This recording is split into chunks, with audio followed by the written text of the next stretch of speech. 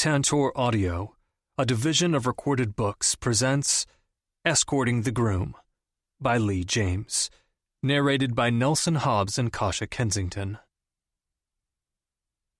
Lucas. Can you interrupt Mr. Preston, please? Tell him it's his cousin, Lucas. It's urgent. I stalked around my townhouse with my cell phone gripped in my hand. The mid-afternoon sun shone brightly into the living room. As soon as I got off the phone, I was going out for a punishing run in the Boston humidity, as if I could outrun what I was about to do. "Lucas," James said, "this is a surprise. When was the last time I saw you? My wedding?" Something like that. I looked out the window, wishing I didn't need to have this conversation. It's been a long time. How are you? How are Audrey and the kids?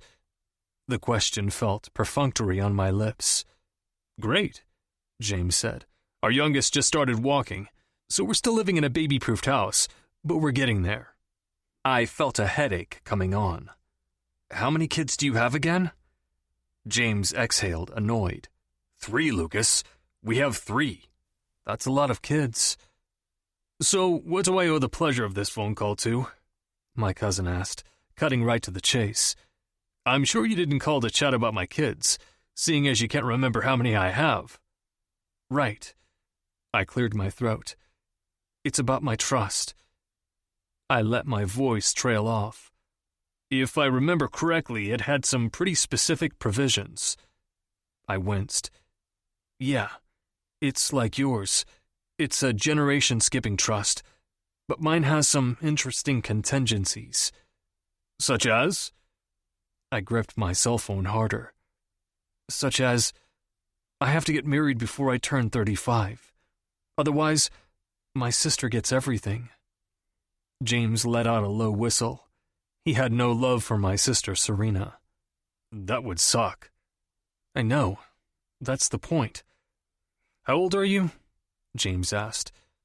34. And I'm not dating anyone. That's why I'm calling you. I took a deep breath. I need the name of that agency. The one Audrey used to, where she worked when you met her. I couldn't bring myself to elaborate any more than that. James's wife, Audrey, was an escort when they'd started dating. It had been the family scandal of the decade, right before the one I had somewhat recently starred in. "You're hiring an escort to marry?" James asked. "You married one," I said, a bit defensively. "That's because I fell in love with her, asshole," he barked. "I didn't get in touch so you could pass judgment." I tried to keep my voice even. "I just need the information." "When's your birthday?" James sounded as though he'd calmed down, and as if he was laughing at me. "In 3 weeks." He stopped laughing. "Are you fucking kidding me?" I stared out the window, taking in my penthouse view. The Boston Common stretched out, picturesque and green, in front of me. "No, I'm not." "Jesus, Lucas. Nothing like the last minute." I pictured my handsome, rugged cousin pacing around his office in Southern California. "I've been going back and forth about this." I took a deep breath. "But I can't let Serena inherit all the money in that trust. It's billions of dollars." I winced as I pictured my sister running off between fundraising luncheons to squeeze in another Botox injection. And I've just run out of time to meet Miss Wright. "I think this is a bad idea," James said. "It's obviously a bad idea." He sighed. "The name of the agency is Accommodating. They're in the south end of Boston. The madam's name is Elena. Tell her I sent you. She always liked me." "Why do I doubt that?" I quipped. "Because you're not as dumb as you're acting right now." James was quiet for a second. "You're not really going through with this, are you?" I coughed. "I really don't think I have a choice. I don't want to ask a friend to do it." "Since when do you have friends?" My cousin knew me and my work-obsessed habits too well. "Right. I'm calling Elena. Wish me luck." "This is a wedding I don't want to miss. You better send out the invite soon. My kids are playing baseball and I'm coaching. We're busy, but I'll fit you in." I promised to keep him posted before I hung up, scratching my head. My cousin, James Preston, had been a bachelor billionaire for as long as I could remember. He was also a real estate mogul and a total prick. The idea of him happily married, with 3 kids and a baby-proofed house, was baffling. And yet, the inscrutability of his situation paled in comparison to what I was about to do. Blake. "I'd like it if you'd stay," Ethan said, trailing his fingers up my arm. I fell back against his Egyptian cotton sheets. Of course I'll stay. Ethan was one of my regular Johns. He was funny and kind, and his apartment in the Leather District next to downtown Boston was gorgeous. He always treated me with a high level of respect, more like a treasured girlfriend than a hired plaything. "Blake, I've been thinking." He waited until I turned to him expectantly. "What if I put you up somewhere, bought you a nice apartment? I'd take care of you, baby. You wouldn't have to work for the service anymore. I'd pay all your bills." I ran my finger along his jawline. "Ah, you're sweet." I smiled at him playfully, trying to lighten my sudden feeling of suffocation. In some ways, it would be lovely to be Ethan's kept woman, to be able to leave hooking behind.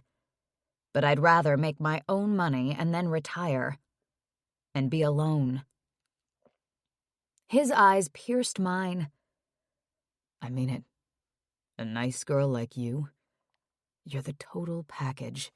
Beautiful, smart." He tucked a lock of my long blonde hair behind my ear. "You don't need to do this anymore. Let me give you a new life." Ethan was handsome, and he had more money than God, but he hadn't been able to find the right woman to settle down with.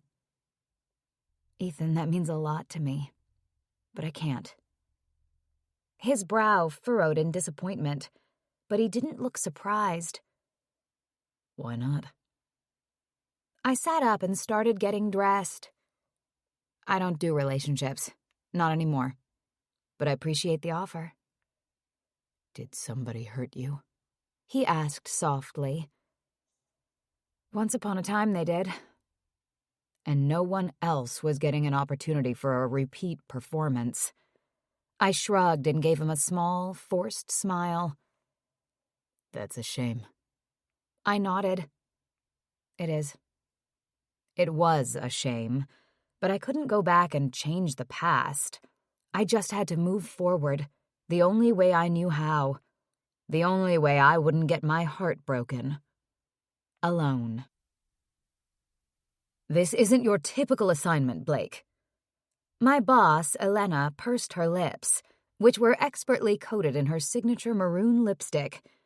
Elena was the madam and CEO of Accommodating Inc., the escort service where I'd worked for about a year. What's ever been a typical assignment? This is the escort business, after all. I raised an eyebrow at her. "You're going to need to be more specific. Way more specific." She adjusted the collar of her sleek, black blazer. "What if I told you he was offering you $1 million?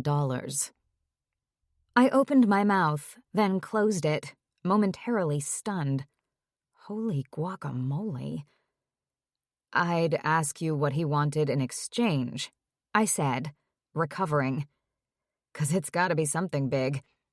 The client is Lucas Ford. Have you ever heard of him?"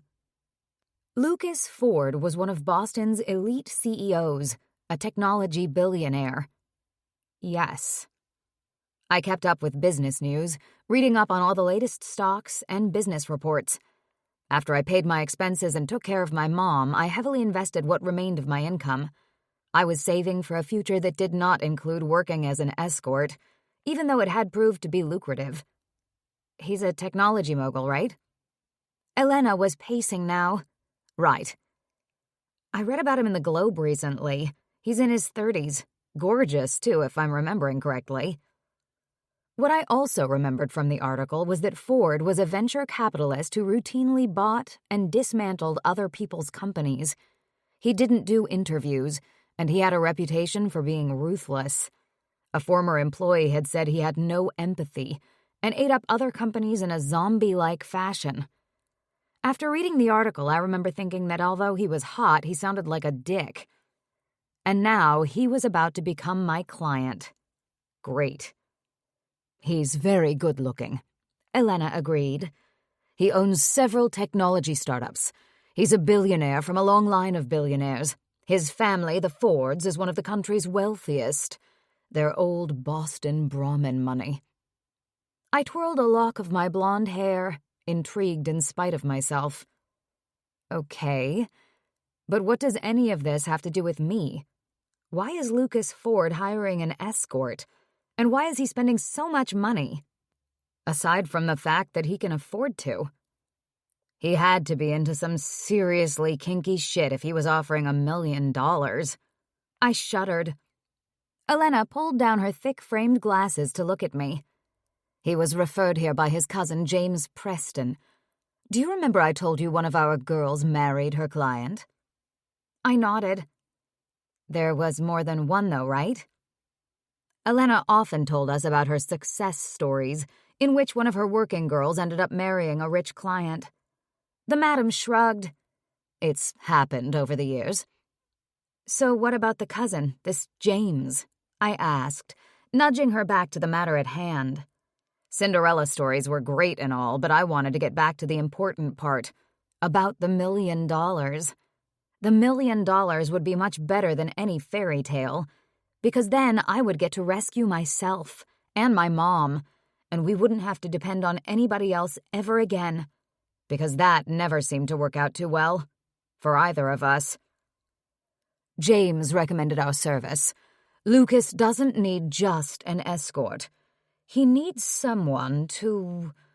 She started pacing again, no longer looking at me. Elena. I was losing patience, and my imagination was running wild. What is it?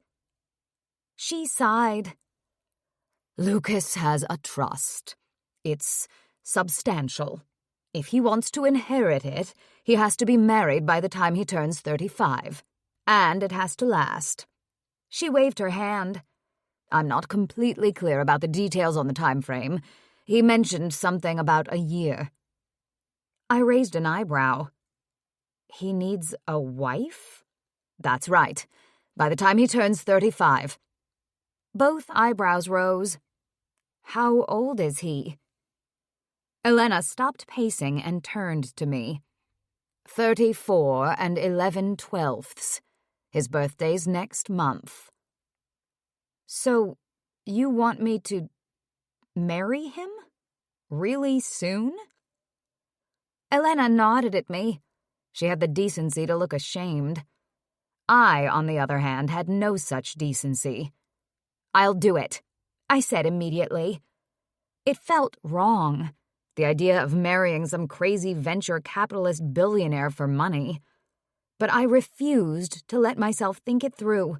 That kind of money would change my life forever, and that was what I needed.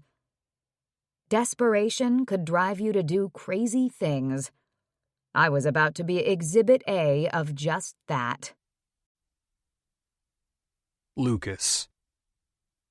I fought my nerves as Ian, my driver, pulled onto Tremont Street in the south end of Boston. I was rarely anxious, but this afternoon was proving to be an exception. I forced myself to focus on my surroundings. The neighborhood was picturesque, with neat rows of brick townhouses. Ian double-parked my Range Rover and let me out. I groaned inwardly before I went to meet Elena and my escort, Blake Maxwell. Elena had sent me her picture. Blake was drop-dead gorgeous. Other than that, I only knew that she was blonde, healthy, and 28 years old. And she'd agreed to marry me in exchange for $1 million. My heart was heavy as I trudged up the steps. My parents had drilled it into our heads from the time Serena and I were children that we had to comply with the terms of the trust in order to inherit the family fortune. Otherwise, the money would go to some distant cousins. Serena had already married. thereby complying with the terms of the trust. She'd known exactly what she was doing when she married Robert and divorced him a few years later. She was officially home free, scheduled to inherit billions of dollars, unless I took half of them from her. My mother had been adamant on her deathbed: get married, inherit the money, and split it with my sister. My mother saw Serena for who she really was, a spoiled, snobbish party girl, interested more in the state of her manicure than the state of the world. I love your sister, but don't let her get all of it. Those were some of my mother's last words to me. That was why I was here, to honor my mother's wishes. Had my sister been a more responsible human being, I would have let her have the trust, all of it. I had plenty of money of my own. But Serena only cared about parties, luxurious vacations, and spending hundreds of thousands of dollars on high-end filler for her face and high-end fashion for her closet. I didn't want her to sink my family fortune into lip plumber, Prada boots, and donations to her beloved college sorority. Serena would completely lose it if she knew that Blake was an escort, which was the only thing about this predicament that was awesome. I walked through the doors of Accommodating's airy, bright office. You must be Mr. Ford. She shook my hand firmly. I'm Elena. We spoke on the phone. Please call me Lucas. I nodded at Elena, who looked more like a high-powered corporate attorney than a madam. I reviewed the contracts you sent over, and everything looks in order. I signed them an hour ago, and I wired the deposit money into the account per your instructions. I know. Elena smiled at me. Please sit. I sat down, warily scanning the office for signs of the escort. After I take my agency fee, the rest of the money will go to Blake directly, Elena said. In the interim, as stated in the contract, you are responsible for all her expenses: food, clothing, housing. Her terms are complete at your 1-year anniversary. I cleared my throat. I had my lawyer add one additional term. If I'm satisfied with her performance, she'll get a bonus of another $1 million at the end of the year. I decided that was one way to avoid any drama or poor behavior over the next 12 months. Offer my escort an additional monetary incentive to behave. Elena looked stunned. She pulled her glasses down on her nose and studied me. I'm sorry? I'll pay her double if she does a good job. It's to encourage good behavior, I explained. That means no excessive partying, no drugs, no boyfriends, or extramarital activity. And she has to be pleasant and appropriate at all times. She can't ever breach the confidentiality agreement. My family has to believe that our relationship is real. If she does all those things for a year, then I'll give her another $1 million. It's worth it to me. This is very important. Elena opened her mouth, then closed it, studying me. I'll tell Blake that, she said after a moment. She'll be thrilled. Is there anything else? I cracked my knuckles, antsy, eager to be on my way. I have meetings this afternoon. I'll make sure Blake's ready. The madam got up, hustled to the front desk, and handed me her card. Please call me if there are any issues. I know that Blake is more than up to the task. She's a true professional, and this kind of money will be life-changing for her. Then it's a win-win, I said confidently. Inside, I felt anything but. This is fucking crazy. What made it even worse? It was all my idea. But once I made a choice, I acted on it. I followed through. That was how I'd gotten ahead in the high-tech industry, becoming a billionaire in my own right before I'd even turned 30. I was a venture capitalist, and I was considered a ruthless one. I bought new companies and sold them at a whim, never letting personal attachment become a factor in my business dealings. I rarely, if ever, doubted myself. And as I sat in the office and waited for my escort, I realized why. Self-doubt was creeping and invasive, a choking weed wrapping itself around my insides. I roughly brushed the doubt off, eradicating it from my mental landscape. This was just an unfortunate circumstance, a blip on the radar. I was hiring this girl for the greater good. She was going to help me, and I was going to help her. and then I was going to get back to what was really important, running my empire alone. Blake. Elena came hustling through the door, her cheeks flushed, as I put the finishing touches on my makeup. "Are you all packed and ready?" she asked. I nodded, gesturing to the luggage I'd neatly assembled over the course of the afternoon. Elena had let me have free range over accommodating's wardrobe. I'd packed gorgeous designer dresses, skimpy bathing suits, expensive jeans and t-shirts, and of course lots of sexy lingerie. I hadn't packed a wedding dress, though. That was the one thing Elena didn't have. Lucas and I were going to have to figure that out. I took a deep breath, trying to calm my nerves. I had no idea what sort of women my new client preferred, or what his tastes were like. My earlier internet search of him had come up largely empty, aside from the Globe article. There were items here and there about his technology empire, his latest startup acquisition, and older photos of his proper-looking parents attending various society events. I'd found lots of pictures of his sister Serena. She was stunning, with long, dark curls and the figure of a Hollywood starlet. She appeared to be a lady who lunched, served on several boards, and attended what seemed to be an endless string of black-tie events. Elena patted my hand, bringing me back to the present. "The clients added some terms to the contract," she said. "What?" I asked, immediately suspicious. This close to so much money, I was waiting for the rug to be yanked out from under me. A learned response. "An additional economic incentive." Elena gave me a reassuring smile. I didn't want to get my hopes up. "Please tell me what you mean." "Mr. Ford just told me that if you follow the terms of the contract to the letter for the next year, he'll give you more money." A nervous flutter went off in my chest. It took me a second, but I finally recognized what the feeling was. Hope. "Go on." "This is big, Blake." Elena's eyes sparkled with excitement. "He said if you pull this off, and the family believes this marriage is real, he'll give you another $1 million at the close of the assignment." I almost fell over. "Seriously?" She nodded. "Seriously. You know I don't joke about money." Wow. Just wow. $2 million. For the first time in my life, I was finally going to rise above the poverty line. Not only that, I was going to get the actual hell away from it. "He's waiting," Elena said. "He seems antsy, and he's definitely all business. Not exactly into small talk, but very handsome." "Works for me," I said, grabbing the oversized designer pocketbook I'd borrowed from the wardrobe and throwing it over my shoulder. The bag was new. I'd taken the tag off of it that afternoon. It had cost more than my monthly rent, which I found utterly ridiculous. But I had to look the part. I had to seem like a billionaire's fiancé, not an escort hired to pretend to be a billionaire's fiancé. My cheap plastic tote from Target wasn't going to cut it. "Are you sure you're okay with this? It's a big commitment."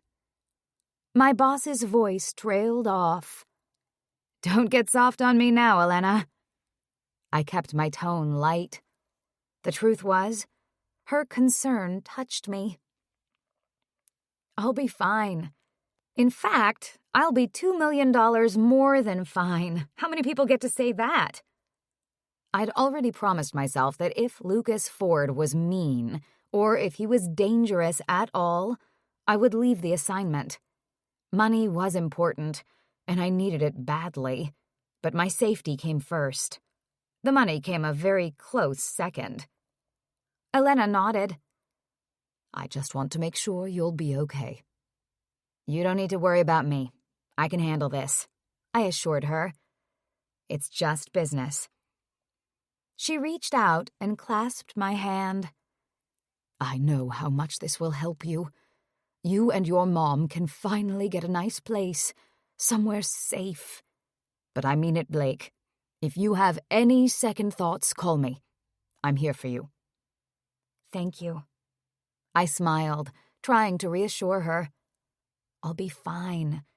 And just wait until my mom hears about the money.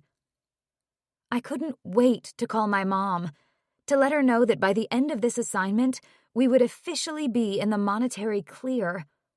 I would just have to get her to swear up and down that she wouldn't tell my leech of a sister. Elena called our bouncer, Ty, and had him collect the luggage. Mr. Ford's car is out front, she instructed him. I watched as Ty grabbed the bags and headed out of the back room, carrying the clothes I would be wearing for the coming months as I lived out my days in a stranger's home. A stranger who was about to become my husband. Lucas. A very bulky, menacing-looking man came out of the back room, carrying 2 suitcases, his biceps popping. He gave me a warning look as he headed outside. "What?" I asked, standing up. "What do you mean, what?" he asked, his voice as strong and heavy as his body. "Why are you giving me a death look?" I prided myself on getting to the point. He stopped and turned to me, not putting the suitcases down. "Blake's my girl," he said. "You hurt her? I'll come and find you. You break her heart? I break your face." I nodded, crossing my arms against my chest so he could see my own biceps, which weren't quite as large as his, but came pretty close. "Well, okay, if that's all." "Yeah, it is," he grunted, then carried the enormous suitcases down the stairs. I cracked my knuckles again, but I decided I wasn't going to fight him. Not right then. More movement extended into my peripheral vision. I turned to see a tall blonde come out, throwing her long hair behind her shoulder and smiling at me prettily. She took my hand firmly. "Blake Maxwell," she said, her voice throaty and pleasant. "Pleasure to meet you." She looked even better than in her photo. I hadn't thought that was possible. I shook her hand, absolutely dumbfounded by her beauty. "Lucas Ford," I said, somewhat stupidly. Her smile broadened, and I caught a glimpse of her white, even teeth. Jesus, she was gorgeous, and nothing about her looked remotely fake. I caught myself wondering what it would be like to touch her skin, to pull her against me. "Down, boy," I warned myself. Jesus. We hadn't even made it through the front door, and I was ogling her. Ogling wasn't part of the deal I'd made with myself. "Well, I'm all packed and ready to go," she said, her voice gentle. I shook my head, as if to clear it. "Great." I turned to lead the way. But there was nothing great about it. My escort was so pretty, it hurt to look at her.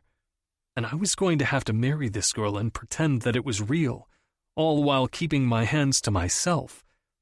Because that was one promise I'd made. In order to keep my exposure, physical, emotional, psychological, to a minimum, I wasn't going to sleep with Blake. Not at all. Not ever.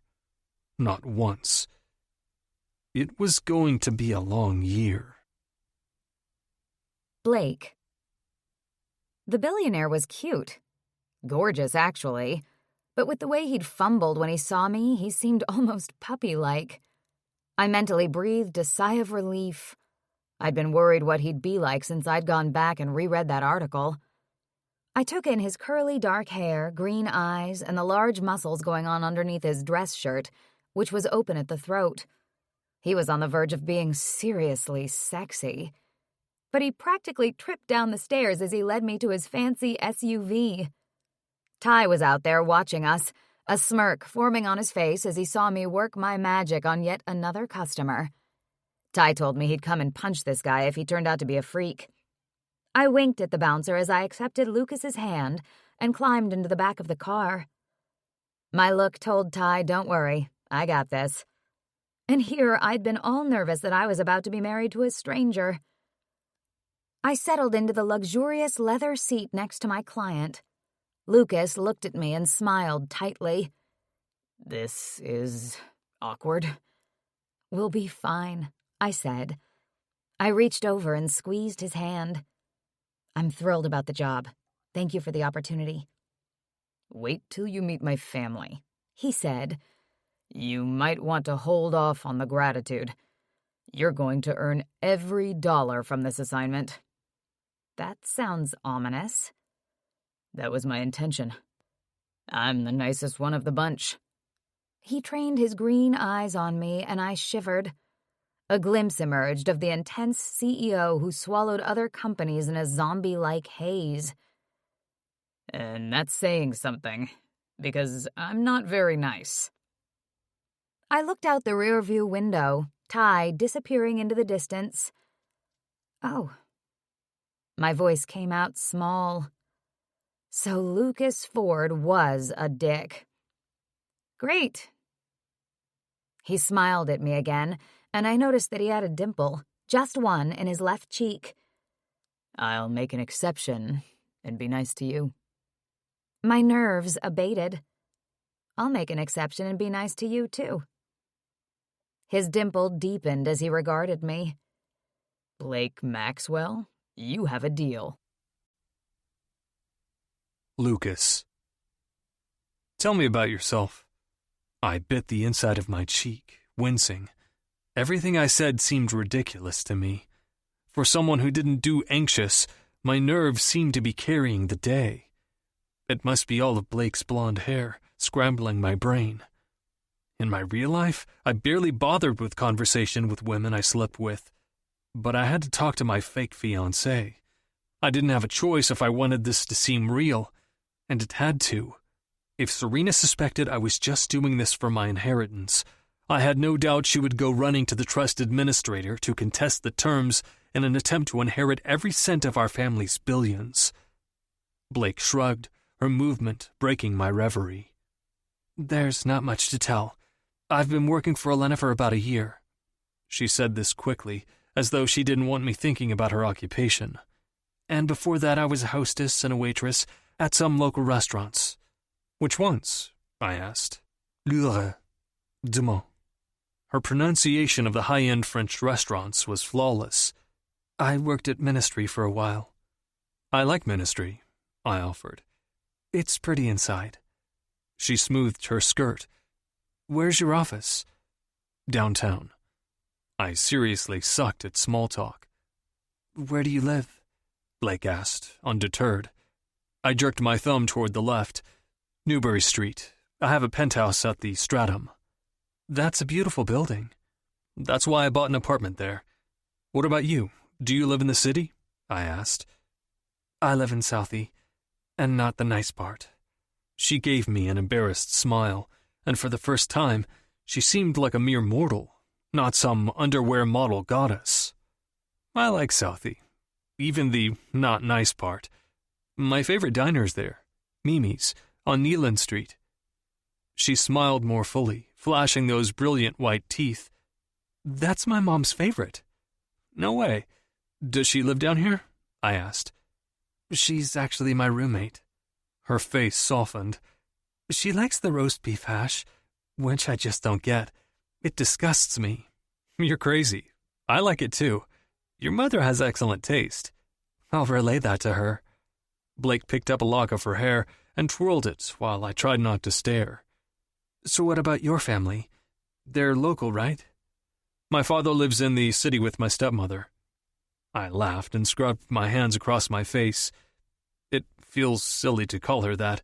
She's 36. Blake raised her eyebrows slightly. How old's your dad? 76.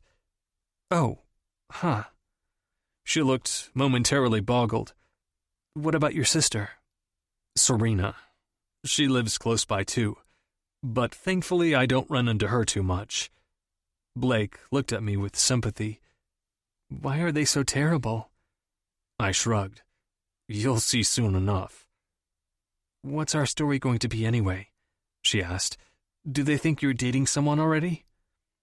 I surprised myself by laughing. I haven't told them a thing. I'm going to introduce you to them this weekend. I was thinking we could plan a dinner. That sounds good. But can you tell me more about your situation? And your trust? Blake asked. Elena mentioned something about it, but she didn't go into much detail. I like specifics. I want to do the best job I can for you. Good. I appreciate that. I stared out the window as the city passed by. There was a lot of traffic on Massachusetts Avenue, commuters heading back to the suburbs from their downtown jobs. The trust is from my mother's side of the family. It's a generation-skipping trust, which means that my mother never inherited any of it. It will pass directly to me and my sister if I comply with its terms. The provisions of the trust stipulate that in order to inherit the corpus, Serena and myself both need to be married by the age of 35, and that the marriage must last for at least 1 year. What's the corpus? She wrinkled her nose. And why would it have terms like that? The corpus is the bulk of the money in the trust instrument. And as for the terms, it's pretty common to have the terms that denote that the grantee is mature enough to handle the inheritance. I scrubbed a hand across my face.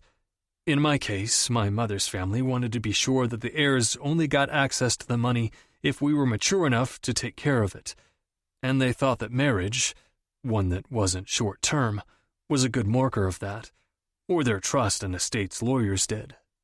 Blake was quiet for a moment, appearing to process what I'd told her. You said Serena was older than you? Blake asked. Is she married? She was. She's divorced now.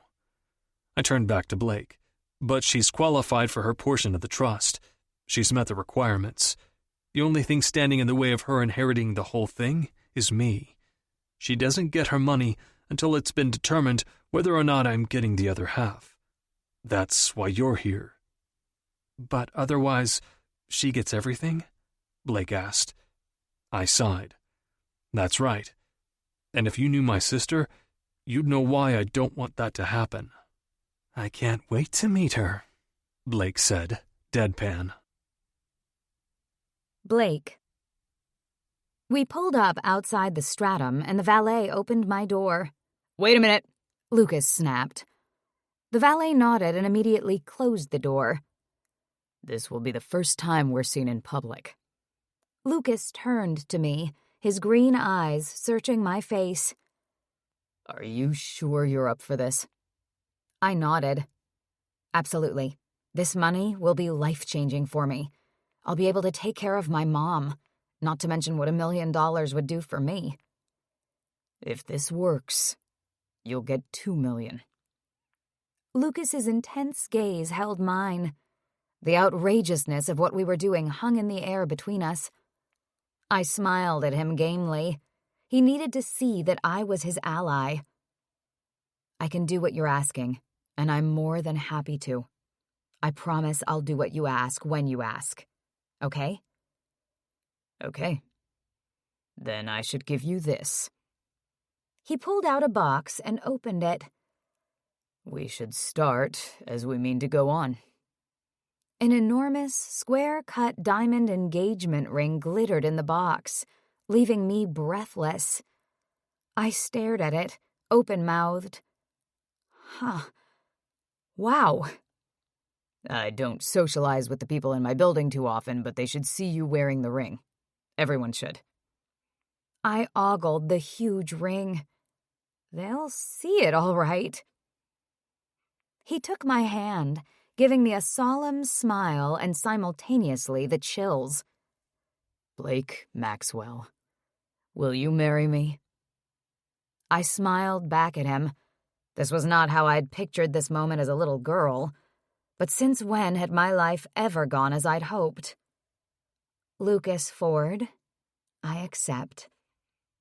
He slid the ring on my finger, and I wondered vaguely whether his driver, who was double-parked and completely silent, thought we were insane. Then the valet opened the door again. I stood on the sidewalk, watching the diamonds sparkle in the late afternoon sun. I remembered the money, and I no longer cared what anyone else thought. The lobby of the hotel was as I remembered it. There were marble floors, marble columns, and teak woodwork. It was very luxurious and a bit severe, sort of like Lucas Ford himself. I didn't tell him that I'd been there before, with other men. I hoped that none of the staff would recognize me. If they did, I prayed they at least had the decency to pretend otherwise. I tentatively put my hand on Lucas's arm as we headed toward the elevator. If people were going to believe that we were a couple, engaged no less, there was no time like the present for us to act like one. Lucas shot me a look, but then took my hand. Even though I was 5'8", I felt positively tiny next to him as he hustled me through the lobby. He pulled me close against his 6'3" frame, nodding curtly at the hotel staff, not stopping to say hello to anyone. Lucas Ford was clearly a lone wolf. It was going to be difficult to convince people that he had finally chosen a mate. He released my hand when he got inside the elevator. "Lucas." I let my voice trail off. "Would it be okay if I ask you some more questions?" His green eyes scanned me, making me shiver again. "Such as?" "Such as, why did you hire me? Why didn't you ask a friend? Or, actually..." I let my voice trail off. "Actually what?" He faced the elevator doors as they opened, then strode through. From what I could see, there was only one door on this floor. We had reached the penthouse suite, occupation 1. Now 2. He opened the door and I momentarily forgot about all of my questions. Holy guacamole! Even though I'd been to the Stratum before, I'd never been in the penthouse suite. It had all the usual touches one would expect: gleaming hardwood floors, gorgeous furniture, original artwork. But the best part was the floor-to-ceiling windows that took up an entire wall overlooking the park. I went over to them and looked out, gaping. Wow. The park stretched out before me, its flowering trees and sparkling ponds glinting in the afternoon light. This might be the best view in the city. Lucas came up beside me. "I've always liked it." He turned to me. "Now, what were you asking me?" "I'm asking why you hired me when you have all of this." I gestured to the view, the apartment, and finally to Lucas himself, which brought a small grin to his face. "It can't exactly be difficult for you to find a date." His eyes sparkled. "It's not that it's difficult, but I need this to be a business transaction. I'm not interested in having a relationship with anyone. I'm certainly not interested in having a wife." I knew I shouldn't ask more because it wasn't my business, but curiosity got the better of me. "Why is that?" "I can see that you're the inquiring type." The small smile still played on his lips. "I'll make you a deal. You can ask me 5 questions and I will answer them honestly. But then I get to ask you 5 questions and you have to answer them honestly. And then we're done with all this getting to know you garbage. Deal?" I crossed my arms against my chest. Deal. I looked toward the kitchen, mentally kicking myself for starting this. I wasn't looking forward to answering his questions.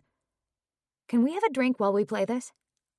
Lucas immediately headed toward his liquor cabinet. "Hell yes, we can. Does that count as one of your questions?"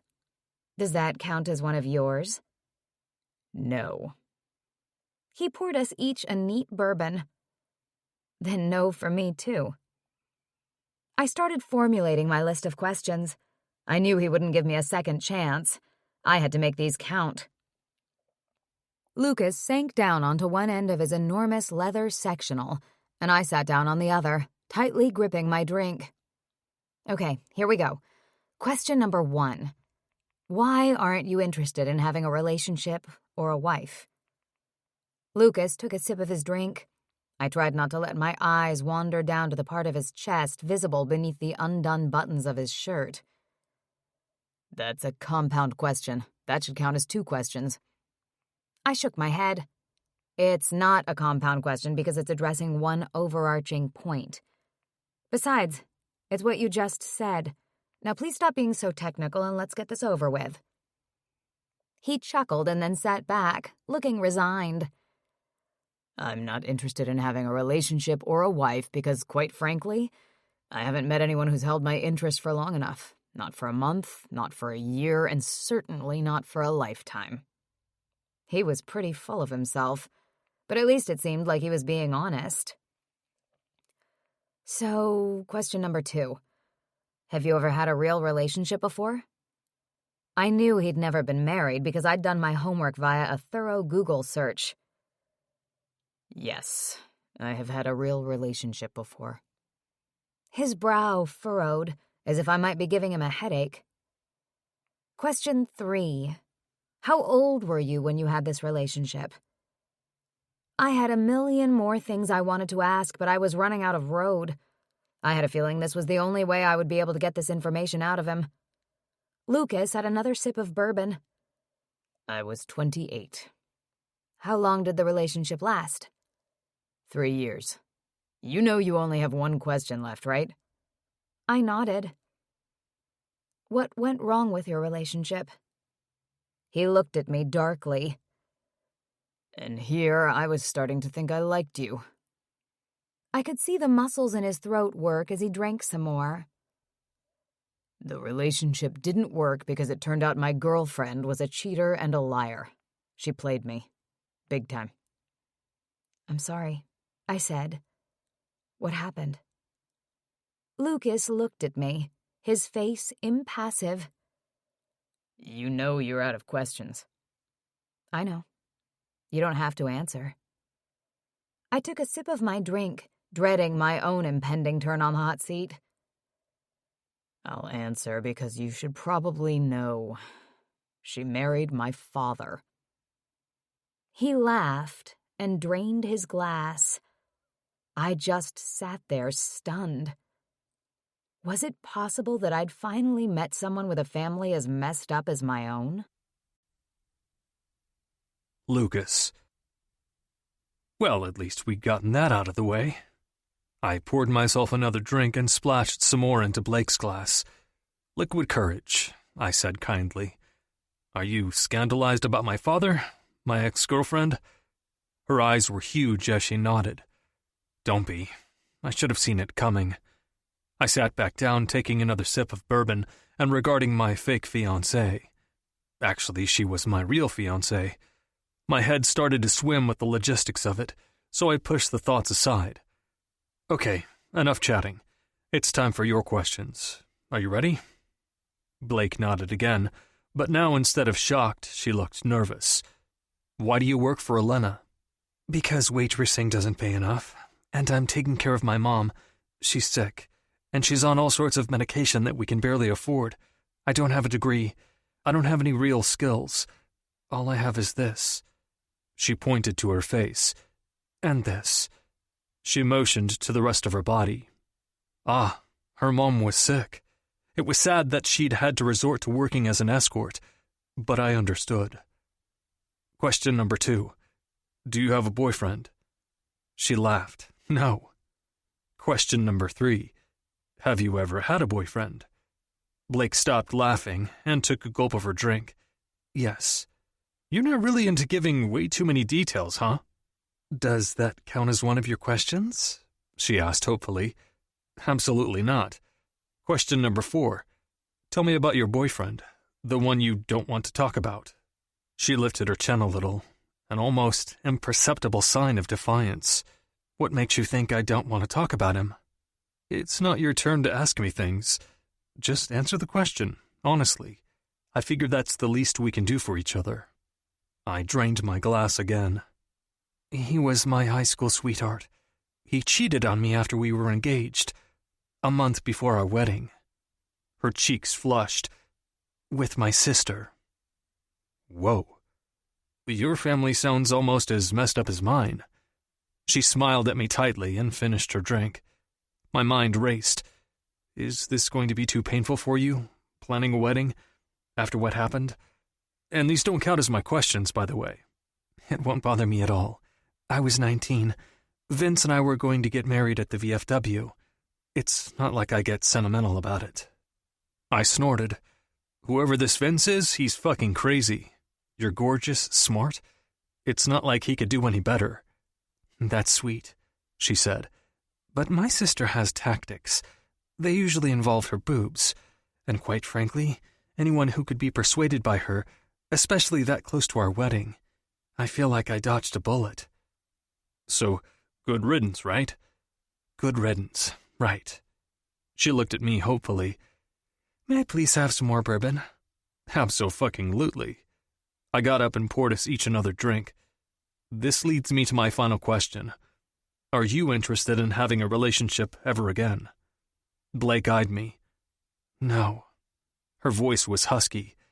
"As in, hell no." I beamed at her. "So, this is going to work out great for both of us." I was starting to feel a lot more optimistic about the whole arrangement. I should have hired a fiancé a long time ago. Blake. It was officially official. Lucas Ford and I were a perfect match. I was glad I knew the truth about him and that he knew the same about me. Now that I'd glimpsed what Lucas was really like, I was relieved. He didn't do messy emotional entanglements, neither did I. We had a contract. There were strict parameters, and that was all he wanted. This was going to work out just fine. Well, now that we've gotten that out of the way, what should we do next? I asked, eyeing the tanned skin peeking through his shirt. Lucas checked his watch. "I'm going to go to the office for a few meetings. You can do whatever you like. Relax. The whole apartment is yours and no one will bother you. You can get settled in. And when I get back, we could go to dinner." He watched my face. "If you'd like." I smiled at my client. "That sounds great." "The other thing we have to do," Lucas continued, looking grim, "which will be infinitely less pleasant than a quiet dinner, is to reach out to my father and my sister. They need to meet you sooner rather than later." "When?" "Tomorrow." Lucas looked as if he was talking about arranging a meetup with the local firing squad. "We need to face this head-on." "You're right. When's your birthday? When do we have to—" I let my voice trail off, uncomfortable saying the actual words. "We have to make it official in 3 weeks." He smiled at me. "Maybe that's another thing you can do this afternoon." "What's that?" "Plan our wedding." I took the liberty of exploring the apartment once Lucas left. It was enormous, with views of the Common and the shops on Newberry Street. I'm sure it had cost millions. I couldn't imagine what it would be like to be able to afford a home like this, to have a life filled not only with beautiful things, but with the security of knowing no one could take it away from you, because you owned it, and because you were free from the vagaries of being poor and worried about it all the time. I went into the master bedroom and trailed my fingers across the sumptuous 4-poster bed. I got to live here for a whole year. Then I would have enough money to buy my own apartment. Nothing like this place, but something nicer than I'd ever lived. Someplace safe for me and my mom. I shivered, not believing my luck. That was because I never had good luck. I called my mother as I sunk down on Lucas's big bed. I had to make sure she was okay and had everything she needed. She was used to me being out on assignment a lot, but this was going to be a much more difficult separation. I wasn't going to be able to see her while I was working for Lucas. Elena had made it clear. No one could know about my family and my real background. It hurt to know that my mother wouldn't be allowed to attend the wedding. But I was being ridiculous. It wasn't a real wedding anyway, so why did it matter? She picked up after the first ring. "Mom," I said cheerfully. "Hi, honey," she exclaimed. "I'm so glad you called. How's everything going? Are you on your new assignment?" "Yep." I kept my tone light. If someone had told me that I would be working as a high-end escort someday, I would have said they were crazy. If someone had told me I would be living with my mother and that she not only knew what I did for a living but also tolerated it, I would have told them they were flat out of their mind. Mom hated what I did. She'd cried when I'd finally broken down and told her the truth about where the money was coming from. She was too sick to work, and her government assistance didn't even cover her medication. We were in between a rock and a hard place. The rock was the streets. The hard place was accommodating. When I told her that we really didn't have a choice, it was the truth. It had taken some adjusting, but she'd finally made some sort of peace with my choice. She never wanted to know specifics, and we rarely talked about what I was doing, which was obviously fine by me. "How are you doing? Did you do your treatment today?" She sometimes forgot to take her medications and do her treatments. That was going to be the hardest part about being away for so long. I would ask my sister to check on her, but I didn't trust Chelsea to follow through and keep an eye on her. "Yes, honey, you left me the daily list, remember? I open up the calendar every day and I do everything on the list just like you said. I'm going to be fine. Don't worry about your mom." "I always worry." "I know you do. That's because you're my little worrywart." She laughed. "So, is this thing you're doing going to work out? Are you going to be gone for as long as you thought?" She gingerly sidestepped any details. "Yes, I'm at the client's house. We signed a contract. He's very nice. He even likes the hash at Mimi's Diner." "Well, I approve of at least that," my mother said. "He's a gentleman. You don't need to worry about anything." I took a deep breath. "He's going to give me even more money," I said. The words came out all in a rush.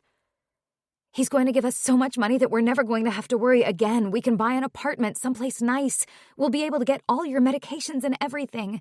From now on, you don't have to worry about anything ever again." "Oh, honey, really?"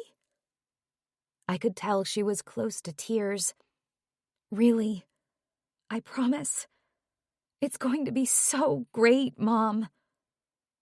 I felt on the verge of tears myself, and I struggled to calm down. Ever since Vince had jilted me, I didn't do emotions, and I certainly didn't do out-of-control ones. I didn't want to completely freak my mother out by crying. "But listen, you can't tell anyone about this.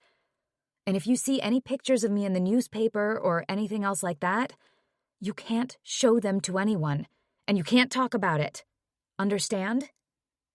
"What pictures in the newspaper?" She sounded alarmed. "Mom, there aren't any pictures yet, but my client is a successful CEO. He comes from a lot of money. There might be pictures of us in the Globe or the Herald." I swallowed hard, not wanting to tell her the whole truth. "I just want you to be prepared." "Blake Walker Maxwell, I can tell you're keeping something from me. You tell me what's going on right now." Oh boy, she meant business. She'd broken out my middle name. That was almost as bad as her asking me for a pinky promise, which was probably coming next. I sighed, not wanting to tell her the truth, but knowing that in the end, she was going to find out anyway. It might as well be now. "I'm going to marry him." She was silent for a beat. "I'm sorry," she finally asked. "What did you just say to your mother?" "I said I'm going to marry him. That's the job." "I don't understand this. What does that even mean?" She sounded bewildered. "It means that he has to get married for financial reasons," I explained, trying to stick to easy talking points. I didn't want my mother to get distressed or upset about all the details, and I knew they would be confusing to her.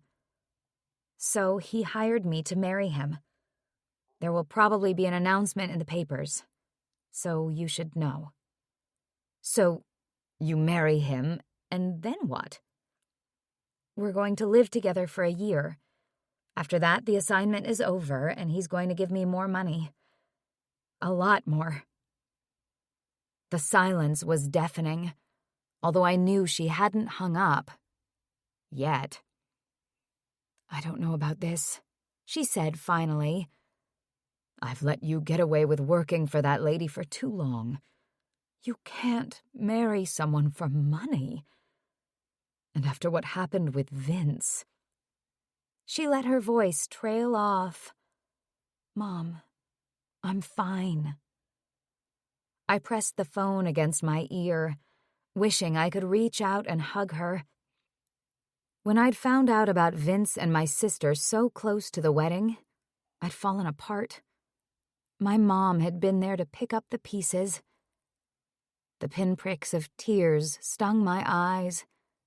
I didn't want her to worry about me anymore. I heard her start crying.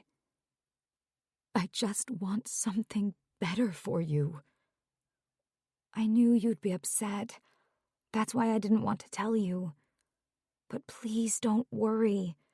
This is going to be huge for us. And it's just a business transaction. My client is a nice guy in a tough situation. I'm helping him out, and he's paying me to do it. And he can pay me so much that you and I never have to worry ever again. Okay? So this is a good thing. A great thing. She sighed. I just want my beautiful daughter to be happy for once. Is that too much to ask? Now it was my turn to sigh. Your beautiful daughter is happy with the money she's making, okay? Can we please just concentrate on that? How much money? She sounded suspicious, but slightly less teary. $2 million, I whispered. Can you believe that? She whooped. Holy guacamole! Right? Now can you stop being so overly emotional? Definitely not! I could hear her crying and laughing on the other end of the phone. My mother held a lot inside, and I knew how worried she always was about our situation, whether we would be able to afford groceries the next week, or which medications she was going to have to give up.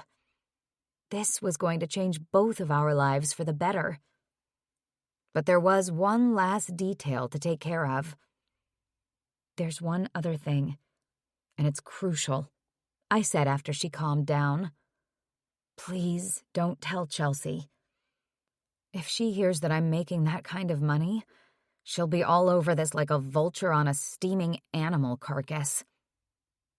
My sister had taken advantage of both me and my mother one too many times. Not to mention that she'd stolen my fiancé, who she'd subsequently taken advantage of by marrying, divorcing, and collecting alimony. Even though I didn't mind what she'd done to Vince, he'd thoroughly deserved it, Chelsea was not my favorite person. She would only get a dime of this money if it was over my dead body. And not even then if I could help it. My mother clucked her tongue. Of course not. You know I wouldn't do that. Okay, but I mean it. Don't let her talk you into anything. My mother and Chelsea weren't close, but my sister still knew how to work her when she needed something. When Chelsea came begging, my mother often gave her a handout, sometimes at the expense of buying her medicine.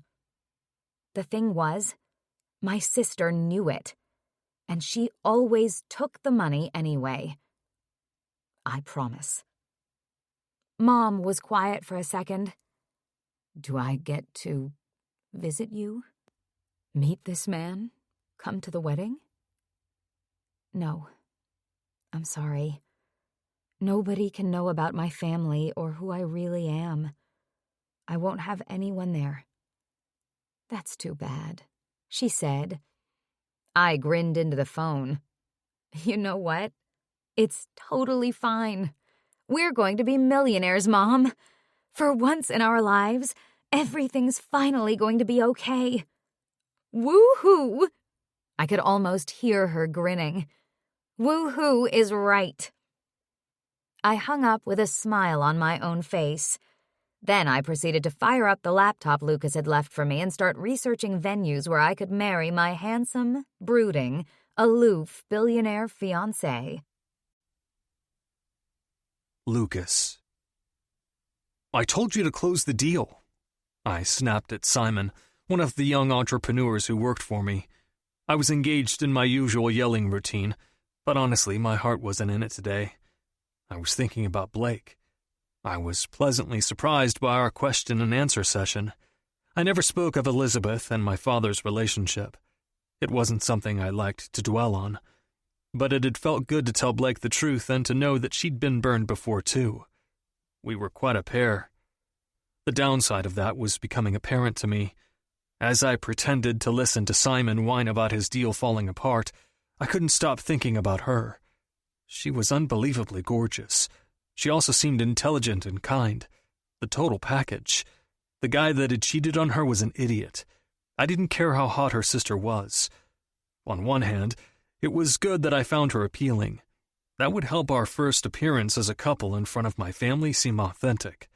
On the other hand, I needed to snap the fuck out of it and get her out of my head. Go ahead, Simon, I'm listening. I left him on speakerphone, jabbering and whining, while I went and jerked off in my office bathroom. My arousal was inconvenient, but it was only an erection. I dealt with it. And if I let myself fantasize about Blake, writhing in ecstasy beneath me, her hair tumbled across the bed, no one had to be the wiser. Afterward, after I'd come hard, I washed my hands and calmly regarded my eyes in the mirror. Don't be a fuck-up.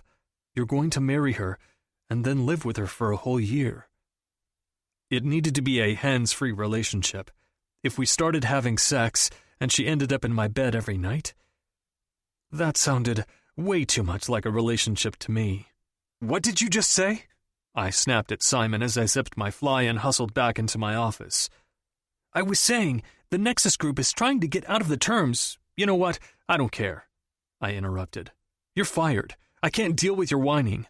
All you're doing is spouting off a bunch of excuses and giving me a headache. I'm not paying you to do that. But sir... I hung up before he could start sniveling. I punched in the number for Shirley, my assistant. Shirley? Yes? You're probably going to get a call soon. From Simon in La Jolla? He's texting me now. She was quiet for a minute, probably reading. He's pretty upset. Said you just fired him for no reason? Oh, there's a reason. I wished I hadn't drunk so much bourbon earlier. My head was starting to throb. He just screwed up another deal. Get him lined up with HR.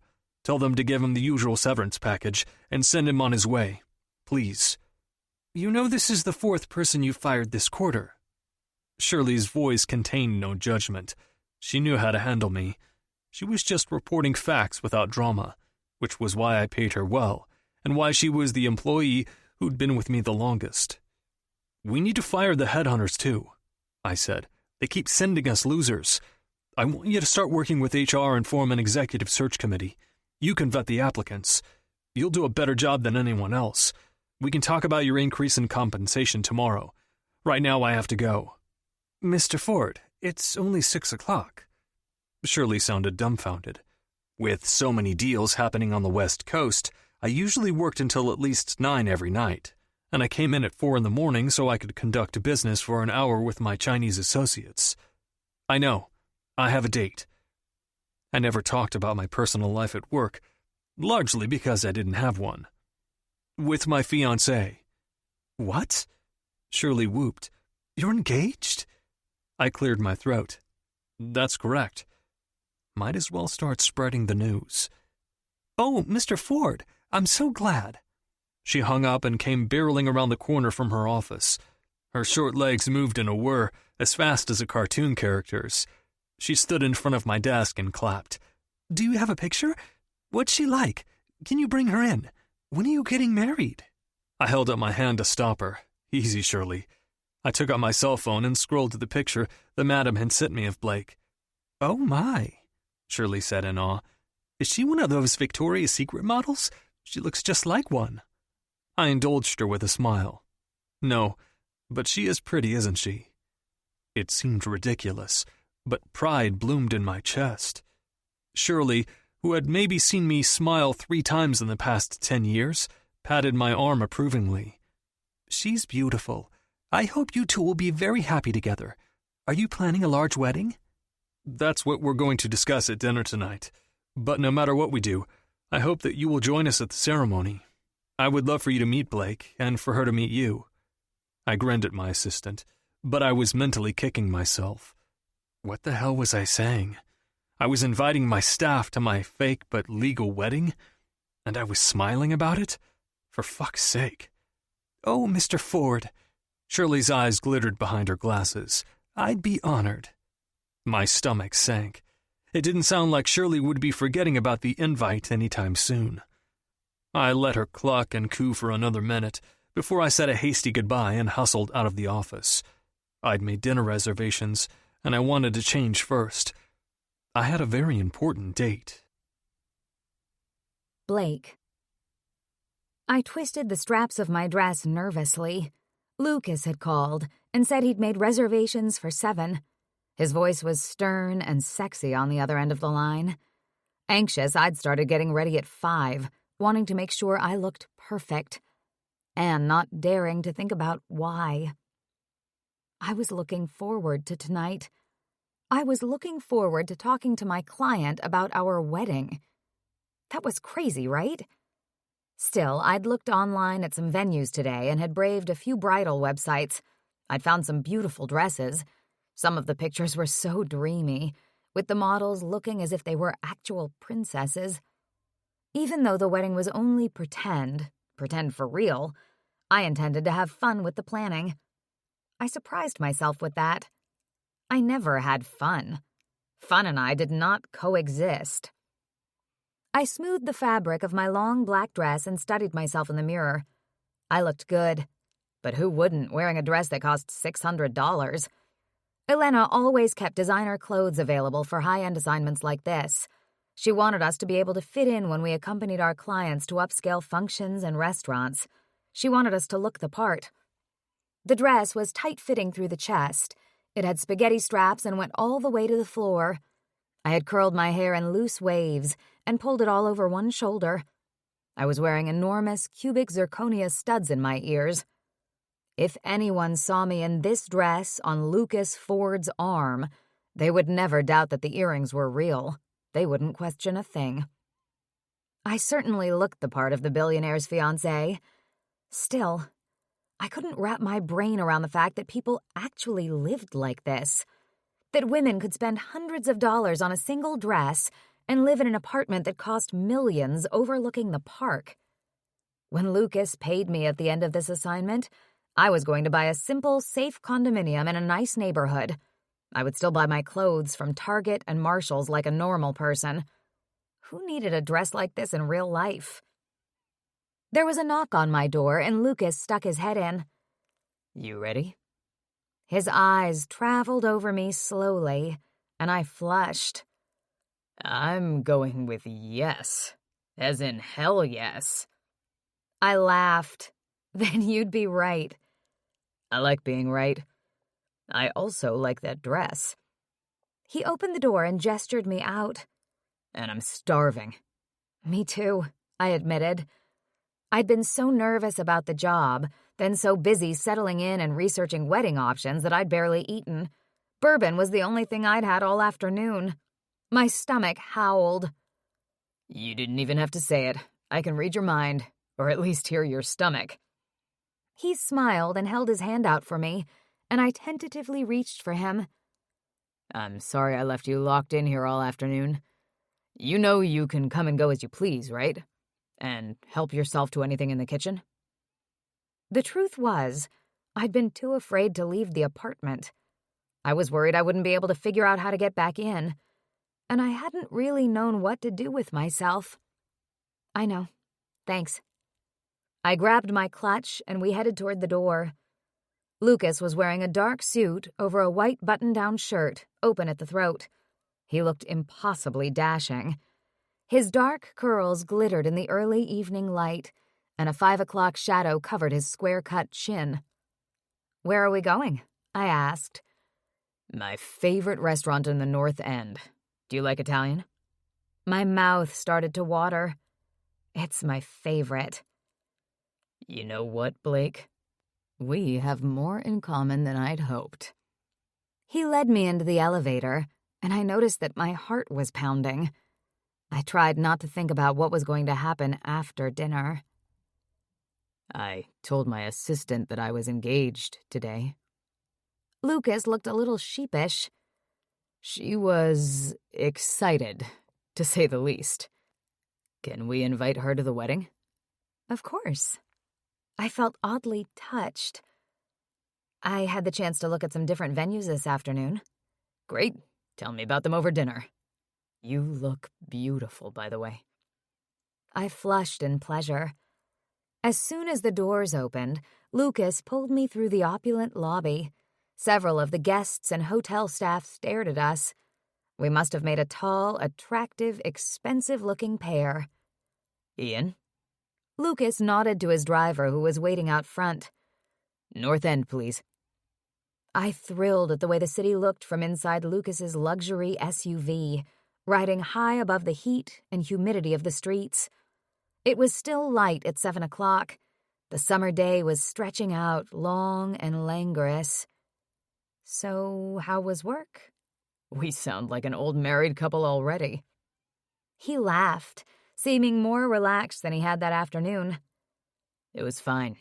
I'll actually have to be going back in soon. He checked his watch. You mean after dinner? Yeah, I have to speak with some of my Chinese colleagues. The time difference makes it necessary to go in at odd hours. He shrugged. It's not a big deal. I'm not much of a sleeper.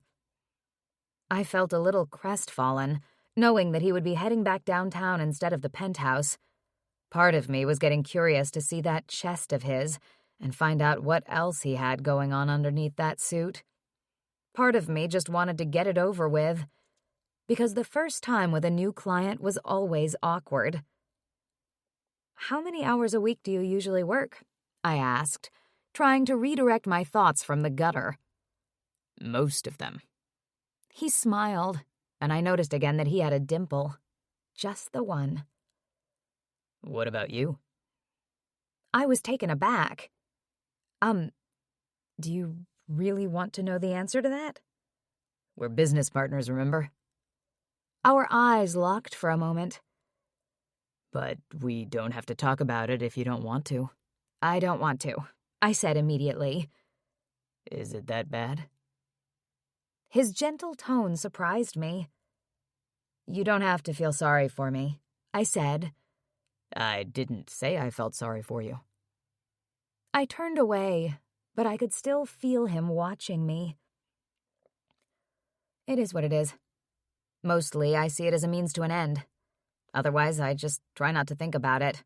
The money's decent. At least I've been able to take care of my mom.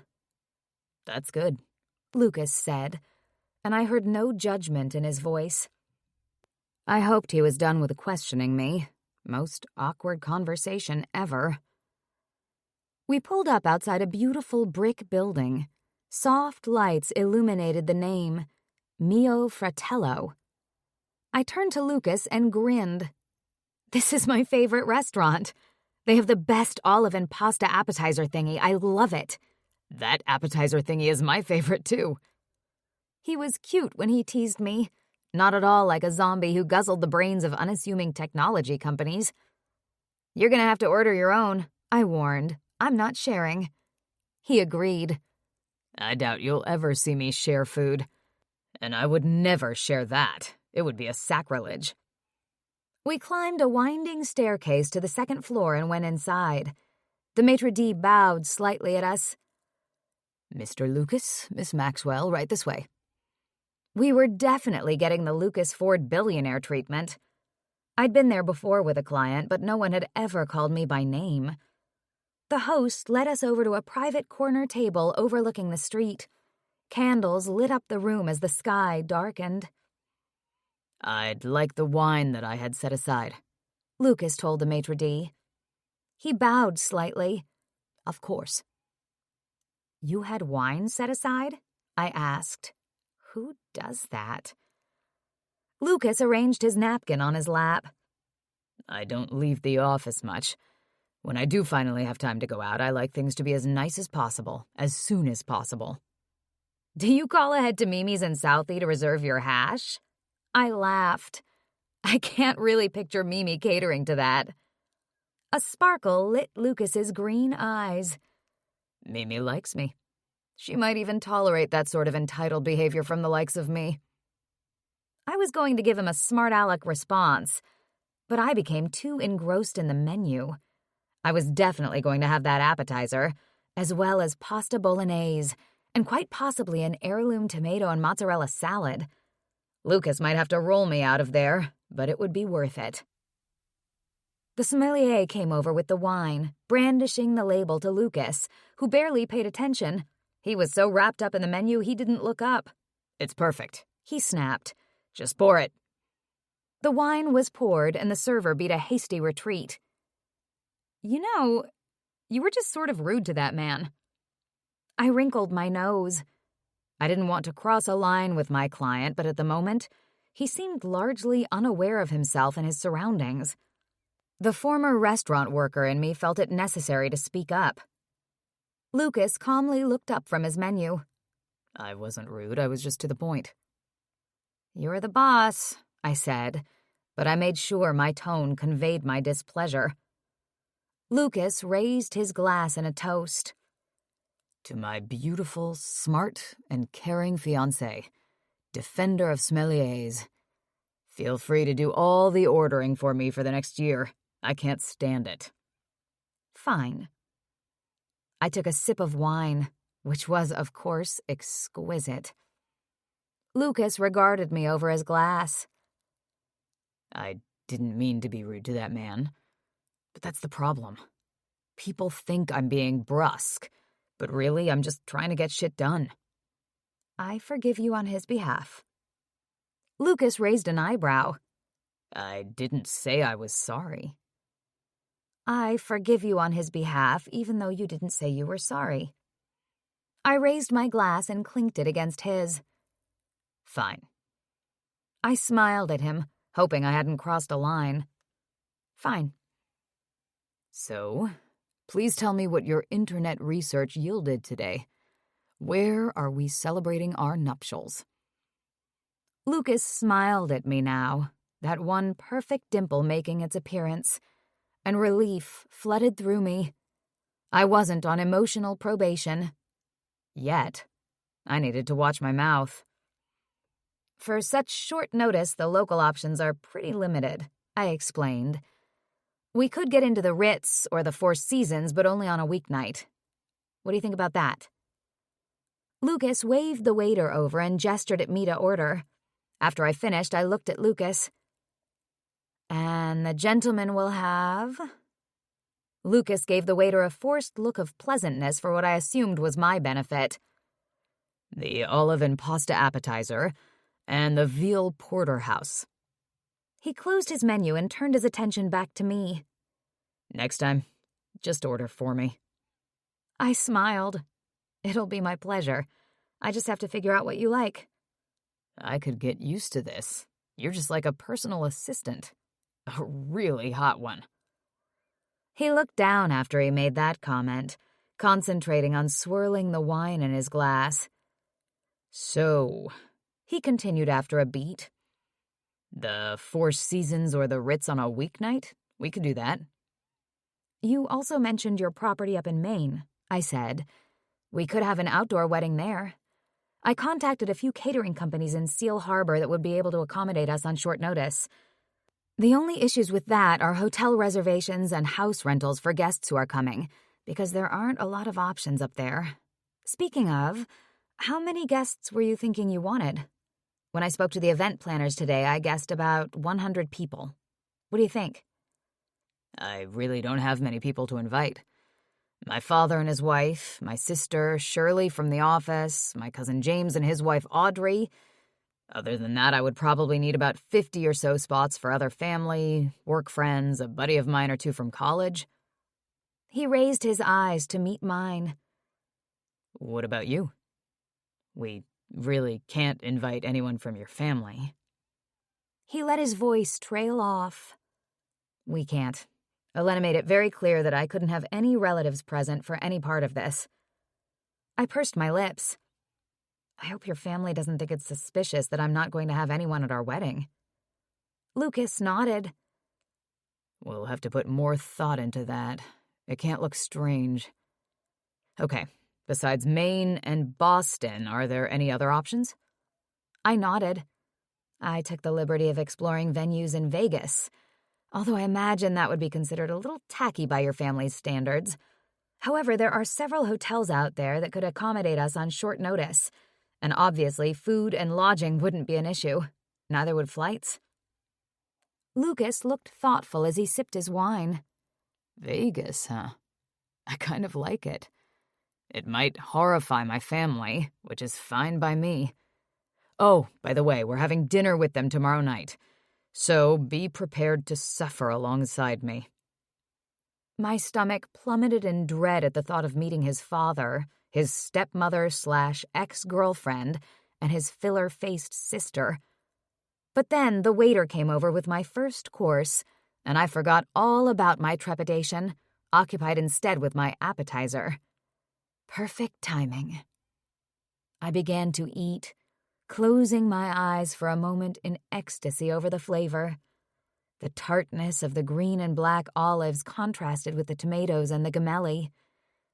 The tastes balanced each other perfectly. That's just as good as I remembered. Better, even. It's perfect. I looked up and realized that Lucas was watching me. He hadn't even had a bite. I shivered in response. You should have some. My voice was chiding, but I felt a slow heat creeping over me as I held his gaze. He looked down at his plate, breaking the moment. Listen, I didn't mention anything about this to Elena, but we should be clear about something. Was this the part where he revealed that he was into BDSM, or that he was a furry? I.e., someone who liked to dress up as an animal before he had sex? Lucas might actually be cute dressed up as a bunny. Blake? Lucas interrupted my train of thought, which was probably a blessing. Sorry, I spaced out for a second. I said, what were you saying? I'm not requiring physical contact as part of our arrangement. I meant it when I said that this was strictly a business arrangement. I thought my hearing might be going. I'm sorry? He looked back up at me, chewing his food thoughtfully. His green eyes glittered in the candlelight. I said that I'm not asking you to have sex with me as part of this deal. That's not what you're here for. I swallowed some wine. Don't take it personally, he cautioned, watching me warily. This is strictly professional for me, I reminded him, and my ego's big enough that I'm not going to take that as a rejection. Good girl.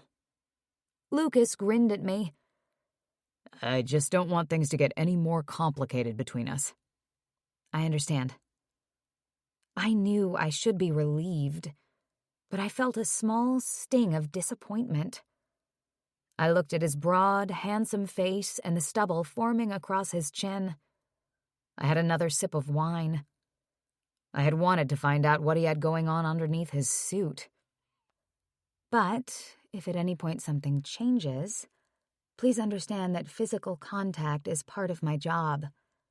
And I'm sure your own ego is big enough that you know it wouldn't be the worst thing that ever happened to me, if you did change your mind. At that, Lucas gulped his wine, and I grinned at him playfully. Because really, at this point, what did I have to lose? Lucas. You flatter me. The truth was, I was more than flattered. I started to get aroused, becoming rigid from her compliment. But I mean it. I think this arrangement is going to be mutually beneficial for both of us. I'd like to keep it as professional as possible. I willed my traitorous cock to fall in line. She nodded. Whatever you say, boss. Can you stop calling me boss? Of course, sir. She smiled at me, teasing. The rest of our meal was subdued, spent discussing the pros and cons of each wedding venue and arguing about who had ordered the better entree. Dinner with Blake was, of all things, pleasant. I patted her hand as we pulled up outside of the stratum. I'll see you at some point tomorrow. Dinner with my family is at 6. Ian's at your disposal, so feel free to go shopping or out to eat, whatever you like. I left a credit card for you and some cash in the kitchen. There's also a gym in the basement of the hotel, which you're free to use. Housekeeping keeps me stocked with food and wine. Please help yourself." "That's really nice of you," Blake said. "I appreciate how generous you're being. The article about you in the Globe didn't do you justice." "What? You don't think I'm a self-serving, ruthless egotist?" I grinned, oddly touched that she'd read up on me. "With a zombie-like appetite?" "That's the one." "See? You do flatter me. Most people take that article as gospel." I reached over and squeezed her hand again, then pulled away quickly. "See you tomorrow." The valet opened Blake's door. "Good night," she said. I'm pretty sure I flattered myself by imagining that her tone was wistful. And with that, Blake headed toward the lobby, alone. I watched her easy stride, her blonde hair flowing past her shoulders. Down boy, I thought, but I only felt my erection thicken. Great. I was going to be jerking off at work again. But that was better than the alternative, sleeping with Blake, because then I would really never get her out of my head. My cock didn't care about all that. It wanted to tell Ian to turn around so that I could go back and take Blake to bed. What the actual fuck of my own making, I thought as we headed back downtown. It was going to be a long year. "What do you mean meet your fiancé?" my father roared. "I mean just what I told your assistant. I'm engaged. You will be meeting Blake, my fiancé, tonight at 6 p.m. Feel free to bring my stepmother. She's included in the reservation. Oh, and Serena will be there as well. Should be fun." I hadn't felt this giddy since I'd made my first billion and considered myself financially independent from my family. "Since when do you have a fiancé? Since when do you have a girlfriend, or even go on a date, for the love of God?" My father sounded exasperated. "As you know, I took some time off from dating after Elizabeth left me for you." It didn't hurt my pride to say it out loud anymore. But seeing as I'm in my mid-30s, I thought it would be the appropriate time for me to settle down and start thinking about a family. My father scoffed. "And to inherit your trust." "And to inherit my trust," I agreed. "The timing's perfect. I'm in love. Blake said yes, and now I finally get the money intended for me. You don't have a problem with that, do you? Seeing as it's not your money in the first place." Franklin Ford was affluent in his own right, but my mother's family's vast wealth far eclipsed his. My father clucked his tongue. "Of course I don't have a problem with it. I just want to make sure that you're doing this for the right reasons." I started laughing. I couldn't help myself. Suddenly you're worried about the right reasons? My father and I had never really discussed what happened with Elizabeth. It was simply that one day she was my girlfriend, and I was happy. At least I thought I was. And the next, she'd moved in with my widowed and extremely wealthy father. The same year my mother died. I'd had to do some soul-searching for the reason she'd done it. I was wealthy in my own right. I was young and attractive, and I'd even been reasonably attentive to Elizabeth. But she always liked to be naughty. She always wanted to do the bad thing. Sex in public places, she wanted me to spank her, stuff like that. I thought it was sort of hot, until I realized after she left me for my father that what my girlfriend had was a classic case of daddy issues. I guessed he did something for her I couldn't. I preferred not to think about it any further. "Son, I know the topic makes you uncomfortable. Oh, please, please don't try to talk to me about it now. It's been years. I resigned myself to the fact that you're a dirty old man who married my ex-girlfriend when my mother, your wife, had just passed away." That was the thing that upset me the most. I hadn't stopped mourning my mother, and my father had moved on at warp speed. Time warp speed. He sighed. "Someday, when you're a lonely old man, you might understand. Besides, I know you don't believe this, but Elizabeth and I love each other. Very much." "Can you excuse me for a moment? I just threw up in my mouth. I need to go rinse it out." My father grunted. "Are we really doing this tonight? And will you be able to be civil to Elizabeth? Yes, we're really doing this. I'm getting married, soon. I surprised myself by actually smiling as I thought of Blake. And I'll be civil. I think I'm actually going to enjoy it. Blake. The day stretched on forever. I went to the gym, I made my bed, I took a shower, I stared out the window, a lot. I called my mom to make sure she was okay.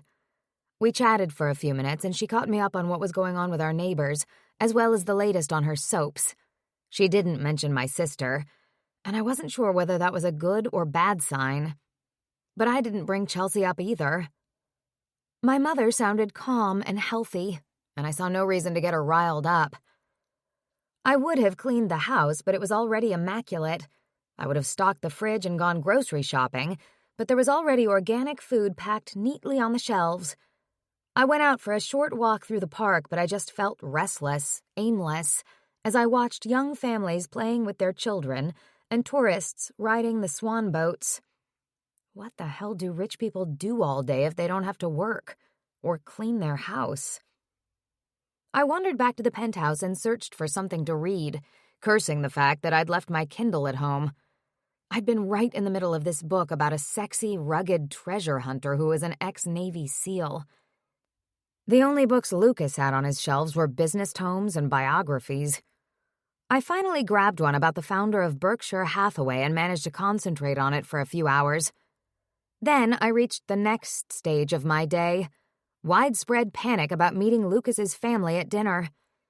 I tore through the outfits I'd packed, looking for something that would be attractive but also appropriate. I didn't want my boobs hanging out as I sat across the table from Lucas's father and ex-girlfriend. I did another internet search on his family, and I ascertained that his father was a silver fox, a handsome and healthy-looking 70-something. His wife, Elizabeth, was stunning. She had long auburn hair and porcelain skin. I pushed aside a twinge of jealousy as I studied her picture. It didn't do me any good to be jealous of my fake fiancé's ex-girlfriend/stepmother. Finally, I looked at pictures of his sister again. Serena Ford was stunning as well. She had Lucas's curls, but she wore them long and loose over her shoulders. Long, dark lashes framed her stunning green eyes, so similar to her brother's. I noticed in each of her pictures that she was dressed meticulously, her designer clothes hugging her curves. Serena appeared to have attended every charitable event in Boston for the past 5 years, always looking flawless. Then I came across her wedding announcement from years before. Serena Ford, Society Princess, weds Robert Heathman, ER doctor. There was a detailed description of her schooling. Miss Porter's, a postgraduate year at Proctor Academy, Sarah Lawrence. Robert's family was wealthy and prominent. Robert was a graduate of Harvard Medical School. I briefly wondered why they'd divorced as I sat down on the bed and let out a shaky breath. I am so out of my league. I quickly ran through my fabricated backstory so I felt somewhat prepared. I'd attended public high school and graduated from the University of New Hampshire. Compared to the Ford family, even my alter ego was a nothing from nothing. But that was at least better than the truth, that I was a hooker pretending to be Lucas's fiancée. Yeah, that'd go over even better. Finally, I calmed down enough to get dressed. I chose a black fitted sheath that was covered in lace. It had cap sleeves and a high neckline. I put it on and checked myself in the mirror. It was perfect. Fitted but not too showy. Classic. I checked the price tag before I removed it. $800. I almost passed out. No wonder it was perfect. I put my hair up in an elegant bun and was very restrained with my makeup. I inspected myself when I was finished and felt impressed. I looked like a gorgeous billionaire CEO's fiancé, which I suppose I was. Sort of. By the time Lucas got home, I was pacing in the living room, trying to resist the urge to either bite my nails or guzzle a bottle of wine. Or both. He let out a low whistle as he came through the door.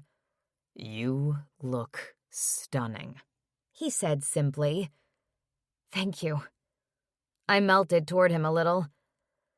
"Of course you know that you look stunning, too." He loosened his tie and shrugged off his jacket. He flashed me a smile, punctuated by that dimple. "Of course I do, but I don't mind hearing it." "Are you ready for tonight?" I could hear the nerves in my own voice. "You've got nothing to worry about." Apparently, Lucas could hear them too. "We'll take care of my family. I'm going to try to enjoy myself." He poured himself a bourbon, and I watched him curiously. "Do you always need liquid courage to prepare yourself for an enjoyable evening?" I asked. "And, can I have some too?" Lucas held out the bottle to me, but I groaned and shook my head, thinking better of it. He knocked his small drink back in one sip. "I always need a drink before I see my family. And I told my father we're engaged." He sounded as though he was about to pop a blood vessel. "Was he okay?" I asked. "Eventually?" He shrugged. "He'll live. I didn't give him any details about the wedding because we still have to finalize that. But I'm going to let them know that it's next week." I stumbled a little. "Next week? I thought you wanted to do it in 3 weeks. I haven't tried to book anything for that soon." Lucas regarded me casually, the way only a billionaire planning last-minute nuptials could. "We'll figure it out. I can still call in some favors from people who owe me if we do it in Maine. Or there's always Vegas. You can do pretty much whatever you want in Vegas as long as you're willing to pay for it. And I am." "I've been thinking about that, about Vegas." "What?" I shrugged. "Don't you think your family would think it was a little, beneath them?" He stalked toward the refrigerator and pulled out a bottle of wine, then poured us each a glass. "Probably." He ran his fingers through his hair, making the curls spring up slightly out of control. "Let's see how they behave tonight. Then we'll decide what we're going to do." "Okay." I was nervous, though, because planning the wedding was my assignment. 1 week was a bogglingly small time frame. "Are you sure you don't want to just elope on an island somewhere?" "I wish we could. Which reminds me, we're taking a 1-week honeymoon after the ceremony. I've already cleared my schedule. I'm taking you to an island where no one will bother us." Okay. Had I been bored this afternoon? I now had to plan a wedding and prepare for a tropical honeymoon in the course of 1 week. I had so many items on my to-do list I was starting to lose track. And why can't we elope again? The same reason we have to go on a honeymoon. The same reason we have to meet my family for dinner tonight. This has to seem completely real. Otherwise, Serena will be sprinting off to the trust administrator to contest my inheritance so fast, you'd think she was trying to qualify for the Olympics. Okay, I sighed. I understand. Lucas's green eyes searched my face. Do you? We have to go soon. Are you really ready for this? I nodded bravely, feeling as though we were indeed about to meet the local firing squad. Of course. I'm a professional, remember? I remember. He came closer, close enough to touch, and electricity crackled between us out of nowhere. My breathing sped up as I inhaled his scent, something masculine and spicy that wasn't cologne. And that's good, because I'm going to have to touch you tonight. Hold your hand and kiss you. Do you think you can handle that? I swallowed hard. Oh, yeah, I could handle that all right. Yes, sir, I said demurely. He cocked an eyebrow at me. So we've gone from boss to sir, huh? I started laughing and the tension broke between us. I have to call you something. Try honey. Or baby. My sister's a stickler for details. He stepped back from me and headed for his room. I'm going to change. Start thinking of pet names. Right away, baby, I said. He wasn't facing me, so I couldn't be sure, but I thought he might have been laughing. Lucas. It was a good thing I'd jerked off properly because Blake looked amazing in that dress. I pushed the thought roughly from my mind, choosing instead to concentrate on the neat row of suits hanging in my walk-in closet. I selected a light gray one, perfect for a hot summer evening. I also had a feeling that things were about to heat up with my family. Keeping my cool was very important. I clasped her hand as we strode through the lobby. People stopped to stare at Blake, and I tightened my grip on her. Keeping my cool indeed. We're going to La Ciel for dinner, I told Blake as Ian navigated the SUV through light traffic. Have you been there? No, but I'm guessing I'm in for a real treat, she said. It's always voted one of Boston's top restaurants. I leaned back against the seat and watched the buildings go by. It's nice. It won't compare to our dinner last night, but it's still serviceable. Nothing can compare to our dinner last night, Blake said dreamily. I keep thinking about that appetizer. Me too. I loved that thingy. I grinned and she grinned back at me. I felt an urge to reach out and touch her, to run my hands down her bare arm. I probably should. We would be at the restaurant in less than 10 minutes, on display for my family to scrutinize and dissect.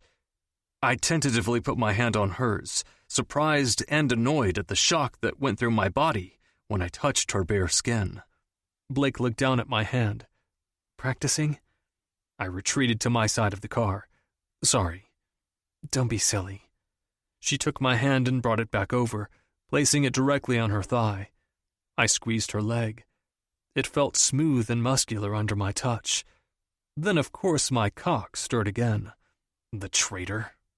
I take it you're not normally demonstrative with your dates, Blake said. I'm physically demonstrative with the women I take home, I offered. But we need to be serious. Would it be okay if I took the lead with our physical contact? I'm comfortable touching you, holding your hand, rubbing your back, kissing you. I think that would be absolutely okay. This was getting better and better, except for the fact that I was going to end up with the bluest of blue balls by the end of the evening. She smiled, pleased with herself. Good. I think it seems in character, and your family would expect that. I appreciate that, I said, and I think it sounds like a good plan. You take the lead with the affection. I'll take the lead explaining how we met. How did we meet again? Blake trailed her finger down my arm and put her hand on top of mine. I had a feeling she was enjoying herself. I wasn't sure if she was teasing me, making me ache for what I told her I had no interest in. If she was, it was working. Good thing I was stoic and stubborn as hell. We met at a cocktail party for one of your new technology launches, remember? She asked. I worked at a design firm that helped with your branding. We started talking and haven't been apart since that night. I squeezed her thigh again, deciding to just go with it. How long ago was that? 6 months, Blake said smoothly. And now we've decided to make it official. I know my sister will be researching you online as soon as we've paid the check tonight. What's she going to find? Elena had assured me she'd taken care of every detail with respect to Blake's identity, but as we got closer to the restaurant, my nerves began to hack into my overall system. Elena put up a fake website for the design firm with my profile on it. It has my picture and everything, including my fake degree. Blake whipped out her phone and pulled up the site. See? The company is fictitious, but it looks completely legit. It says I'm currently on a leave of absence to plan my wedding, and there's no other trace of me online. Accomo Dating has a members-only secure website. All of my information's been taken down, and she had our tech guy make sure you couldn't find residual links online anywhere. Well, good. I scrubbed my free hand across my face, imagining other areas of vulnerability where my sister might strike. What's the story with your family? Blake didn't miss a beat. My mom died of cancer. My parents divorced when I was very small, and I never knew my father. And I'm an only child. So that's it. Just me, and no aunts or uncles to speak of either. No mother-in-law, You really might be the perfect woman, I teased. She just smiled and went back to stroking my arm. I went back to talking my erection down. La Ciel was elegant and crowded, but my surroundings barely registered with me as I gripped Blake's hand and headed for the table where my family was already assembled and waiting. It figured. They probably had a pre-game strategy session. "Are you ready?" I asked Blake lowly. She smiled and nodded. "No," she said under her breath, "but I'm already pretending." I like it. We reached the table and my sister's eyes almost popped out of her head at the sight of the tall, beautiful woman at my side. "Good evening. Serena, Father, Elizabeth." I nodded at them all politely. "This is my fiancé, Blake Maxwell. Blake, this is my family."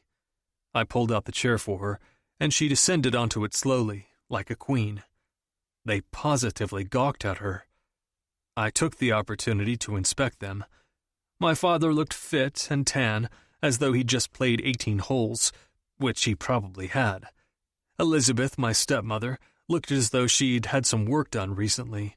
Her skin was pulled more tautly than usual, and her eyes slanted upward almost painfully. She was still attractive, but now her face had an unnatural feline-like appearance underneath her auburn waves. Serena glared at me from beneath her dark tumble of curls. Her perfectly painted red lips contrasted with the light tan she'd acquired during some fundraising weekend on Nantucket. She hadn't told me she'd gone, because I hadn't asked her. I'd seen the picture in the society pages and flipped past them quickly, tired of her endless photo opportunities, her unyielding desire to be the center of attention. "I'm Franklin Ford. It's lovely to meet you," my father said, a bit too enthusiastically. He shoved his hand at Blake across the table and shook hers animatedly. "I'm so thrilled that you and my son are getting married. Wow, just look at you." He proceeded to do just that, his eyes sparkling as they roamed her body. Then he leaned underneath the table to check out her legs. I cleared my throat and shot a knowing look at Elizabeth, who was turning a dull, scary shade of red. "That's enough, Dad. I appreciate you being friendly and all, but you don't need to be quite so enthusiastic." My father popped back up and gave me a sour look. "Jesus, Lucas, you haven't even been here for a minute. Say hello to the family and have some wine before you start complaining." He turned to Blake. "I apologize for my son. He can be a little crass." I had noticed. She smiled at my father. "I'm sorry." I interrupted what was clearly my father's preamble before he started telling Blake all about my flaws. "I know you're just excited for me, Dad." I turned to the ladies. "We're all just excited. Right, Elizabeth? Serena?" "Absolutely," said Elizabeth, her eyes raking over every visible inch of Blake. "It's nice to see that you're finally going to settle down after all this time." Her smug tone was unmistakable. "After all this time without me," it insinuated. I clenched my hands into fists under the table. Blake must have felt me tense because she started to rub my back soothingly. "It's really nice to finally meet you all," she said, her tone friendly and naive. "Lucas has spoken of his family so highly." Serena raised a meticulously waxed eyebrow at Blake. "Really? You're going to pull an aw shucks routine on us? With a body like that?" "Huh?" Blake blinked at my sister, her eyes widening. "I'm being polite, because we're just meeting, and because this is a happy occasion." "Don't bother with the manners." Serena rolled her eyes. She was wearing a tight black dress that showed off her surgically enhanced breasts. An enormous gold Rolex watch glinted against her wrist. "Oh, Serena, what's the matter?" I asked. "Feeling outfoxed?" "Hardly." She scowled at me.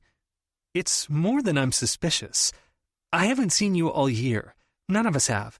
And then 3 weeks before I'm set to inherit the trust, you spring this on us?" She pointed at Blake, as if my fiancé was something ugly and dangerous that had slunk out of a sewer pipe to join us for dinner. I leaned across the table toward my sister. "Are you sad that you're only going to be inheriting half of the family fortune now? I whispered conspiratorially. Or just that Blake's naturally gorgeous and much nicer than you. I don't know what you're talking about. There's no such thing as a real blonde. Serena sniffed, eyeing Blake's roots. And as for the money, you're only getting it after you've been married for a year, and if this is actually real, not some sort of sad attempt at fraud. She turned back to Blake. So, speaking of fraud, how exactly did you meet my brother? I winced at how shrill she sounded. Mother would have hated to see her like this. I looked around the table, from my father to my hired bride-to-be. Mother would probably have hated to see all of us like this. Blake smiled bravely at Serena. I worked at a design firm that helped Lucas with his branding. We met at a launch party. I'd like to say it was love at first sight, but that just sounds so cheesy.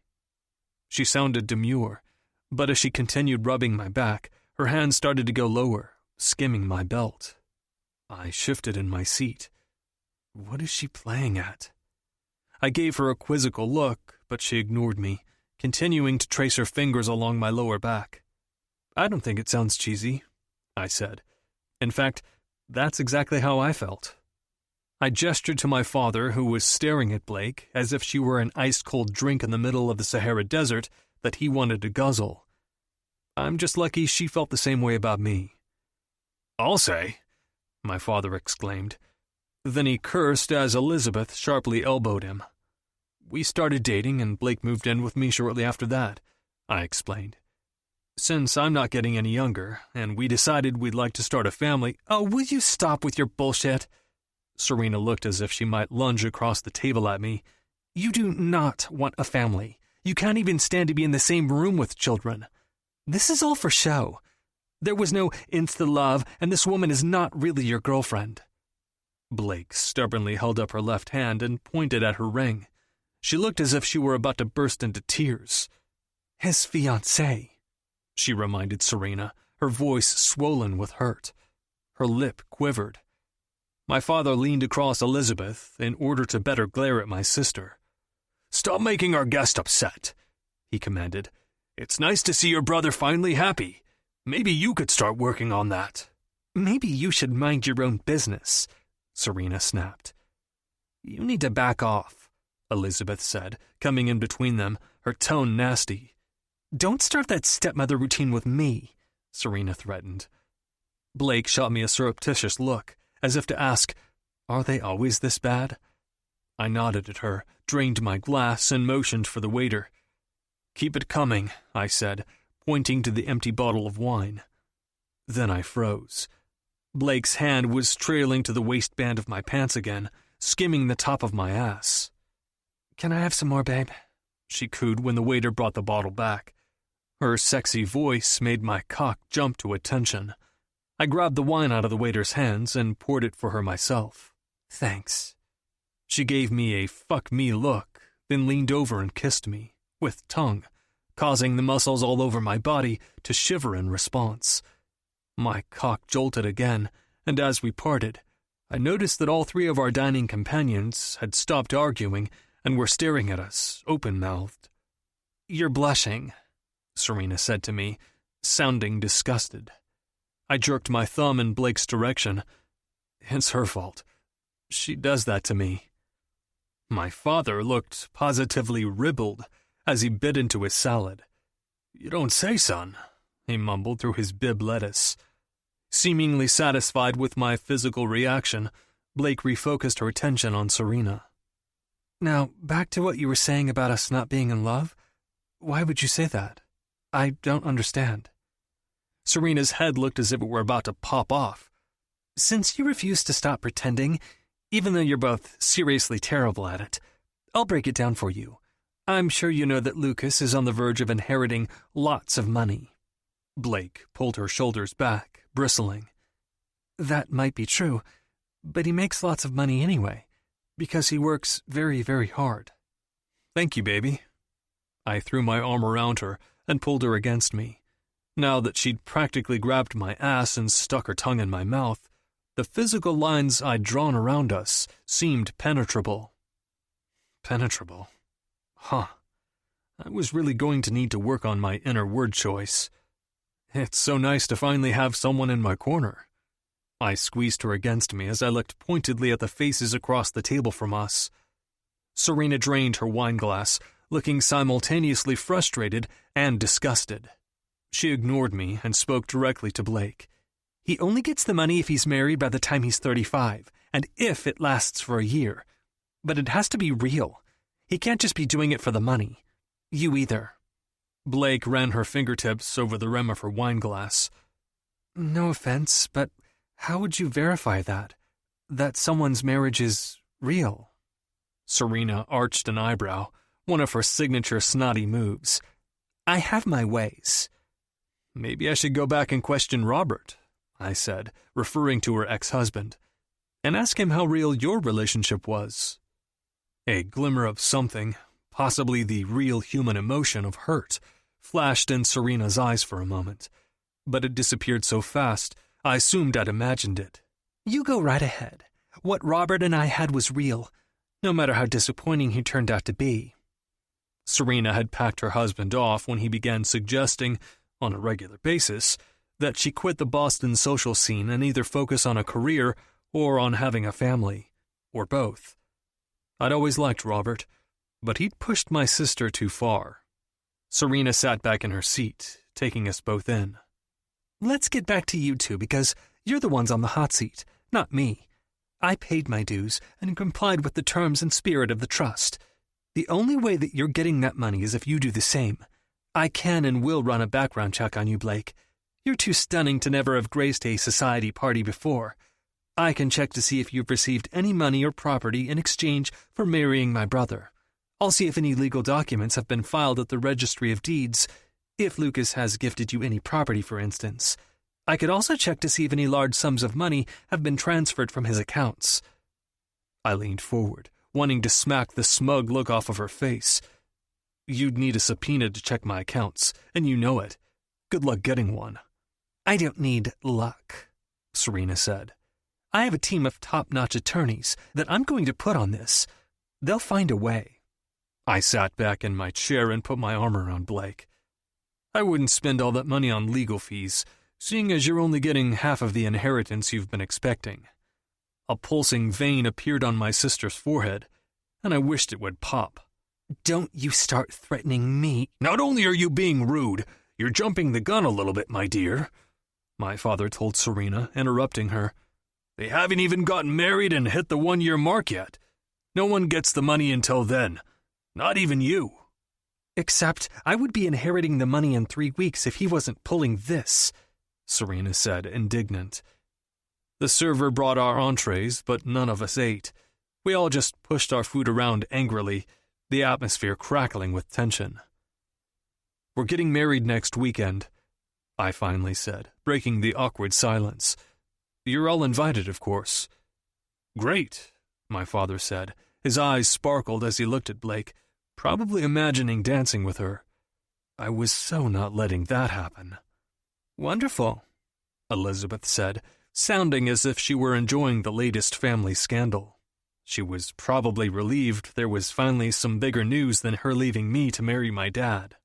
Why bother inviting us? Serena asked. She stood up and angrily shoved her chair against the table. Because I, unlike you, care about this family, and I would like your blessing. I wasn't sure how I managed to keep a straight face, but I did. It was almost impossible for me to care about the family since my mother had died and everyone had shown their true colors. But my sister's blessing, or at least her belief in the truth of the marriage, was exactly what I wanted. What I needed. I'll send you an invite anyway. Do what you want with it.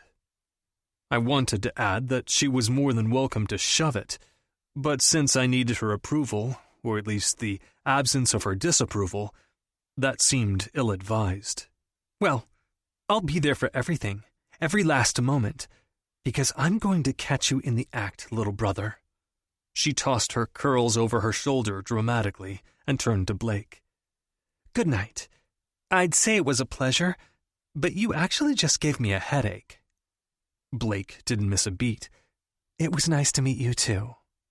After Serena rage-grimaced one last time and hustled out of the restaurant, we engaged in awkward small talk with my father and Elizabeth until the check blissfully arrived. "I've got it," I said, waving them off, "and I'll be in touch soon with the wedding details." Before they left, my father hugged Blake, more than necessary, and Elizabeth's complexion went molten again. When they finally walked out, I drained my wine glass in a silent, thankful gulp. When we were finally alone, I turned to Blake. "See what I mean?" She nodded. "They're tough." "Why were you putting your hand down my pants anyway?" I raised an eyebrow at her. She shrugged demurely. "I wanted you to stay alert, and to seem like you're into me." She looked up at me through her lashes. "You don't mind, do you?" I shook my head. It worked. "Good." Blake smiled. "We need to stay on our toes. Speaking of which, dinner made me think about what you said about the wedding." "Which thing?" She bit her lip, looking guilty. "That your family would hate the idea of a Vegas wedding." I grinned at her. "Are you thinking what I'm thinking?" She nodded, her eyes sparkling. "They deserve a spectacle." I filled our glasses with the rest of the wine and raised mine in a toast. "To Vegas, baby." She clinked her glass against mine. "To Vegas." Blake. Lucas was quiet on the ride home. "That must have been stressful for you," I said, trying to draw him out. He needed an ally against his family, and it looked as though I was all he had. He shrugged, looking out the window. "I wasn't expecting anything different." "Have they always been so—" I searched for a word that was fitting but not too insulting. "Dysfunctional?" He shot me a look. "Yes." He was quiet for a moment. "No, I don't know." I waited to see if he would go on. Lucas scrubbed his hands over his face. "They were all better behaved before my mother died. Elizabeth at least had the decency to wait to jump ship to my father's bed a respectable few months after that." "Oh, wow." He chuckled darkly. "She's a piece of work, all right. But my sister, she was still married when my mother died. Robert was a nice guy." "So why does Serena seem to—" I didn't want to finish the question. "Hate me?" Lucas's eyes twinkled in the dim interior of the SUV. "Because she said that I was our mother's favorite. And once Mom was gone, there was no one to keep her in line. My father was too busy sticking it to my ex to notice that Serena had gone off the deep end. She got her boobs done this year. She does Botox all the time.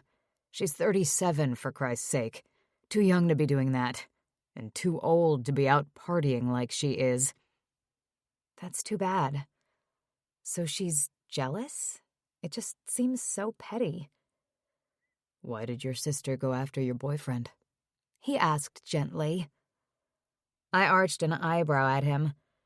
I really wished we were back playing pretend in front of his family so I could run my hands down his backside and put him in his place, under my spell. "Are you analyzing me?" Lucas's gaze held mine. "Aren't you analyzing me?" I shrugged. "Maybe." "So back to your sister. Her motivation was—" "Chelsea. Her name's Chelsea." I swallowed hard. She's pretty easy to analyze. If I had a toy, she always wanted to take it. When it came to Vince, things were no different. "Exactly." Lucas patted my hand. "It's because you're better than her, and deep down she knows it. Same thing with my sister. Serena doesn't want to see me inherit that money because she thinks I've led a charmed life and that I don't deserve any more than I've got. She doesn't understand why I work so hard when I already have so much." "Why do you work so hard when you already have so much?" I blurted the question out, and then I sat there, cheeks reddening, as Lucas gave me a long look. "You're doing it again. Analyzing. I nodded at him meekly, worried I'd gone too far. "Well, doctor, let me lay it all out for you." He gave me another long look, but there was no anger in his eyes, just a glimmer of something I couldn't quite put my finger on. "I work all the time because business is what I'm good at. When I started out, I was surprised at how easily it came to me, seeing a company, assessing it, telling early on if it was a good investment. When something comes naturally to you like that, it feels good. And it's a lot less messy than other things that could occupy my time." "Like people?" I asked. I couldn't help myself. "Exactly, like people. Like my sister." Lucas didn't deny it, and he didn't miss a beat. "I don't want to see her inherit all of the trust because she's never worked. She's completely out of touch with the realities of the world. She'll spend the money on outfits and trips to Dubai. Give money to her sorority so they'll name a wing after her. That's what she thinks is important in life." I wanted to ask more about just him, to dig deeper into why he liked to hide in his downtown office and rule his empire from behind his desktop. But he'd switched gears on me and I had to keep up. "But what's wrong with that?" I asked, focusing on Serena. "I'm not trying to disagree, but it's not like she's spending the money on something terrible, something that's going to hurt someone." "You're right." He shrugged. "There's nothing wrong with it per se, but my mother would have wanted some of that money to help people. She left the discretion to us, to donate as we saw fit. But my sister isn't interested in that. She'll give her money to her pet projects and her alma maters, but she won't do any actual good with it, which is in direct opposition to my mother's wishes." "Why won't Serena honor her wishes?" He scrubbed a hand across his face. "Because she thinks poor people are disgusting, lazy abominations." "Oh," I mumbled. "My sister puts the ass in class." Ha ha. But my stomach was sinking. Lucas looked out the window. "My mother wasn't like that. She believed that we had a responsibility to take care of those less fortunate. I believe that too. Serena simply thinks that poor people or homeless people need to get jobs. She's incapable of seeing the larger picture. In other words, she lacks imagination. She couldn't dream of a scenario where a person might be forced to make choices that are less than ideal." I shivered, his words hitting home. I could only imagine what Serena would think of me if she knew the truth. "I know what you're thinking," Lucas said, his voice low. I bristled. He was starting to get on my nerves with all of his goodwill and insight. That Globe article never mentioned his philanthropic side, which I found disarmingly attractive. Since when did a reclusive, anti-relationship billionaire like you get so intuitive? I preferred to keep my own dysfunction, my own problems below the radar, so I could pretend they didn't exist, like a normal person. "I don't really like to be around people, but understanding them is part of my business." He loosened his tie and unbuttoned the top buttons of his dress shirt, relaxing against the leather seat. "But back to my sister. Talking about her makes me see it clearly. I think we should mess with her. Exploit her weaknesses to our advantage." Now he sounded like the combative CEO I'd come to expect. "How can we do that? And isn't it dangerous? Don't you need her on your side right now, or at least not against you?" "I can accomplish that in part by keeping her off balance. Serena likes things orderly and controlled. She's not going to get that from us. I'm going to call Elena in the morning." "Elena? For what?" He smiled, flashing that dimple. "I'm going to hire some of your co-workers to come out to Vegas." "Really?" I asked, oddly touched. I hadn't let myself think about it, but I'd been sort of dreading being completely alone at the wedding. Really? It'll keep things interesting. And it'll be nice to have some guests on your side of the aisle, and some bridesmaids.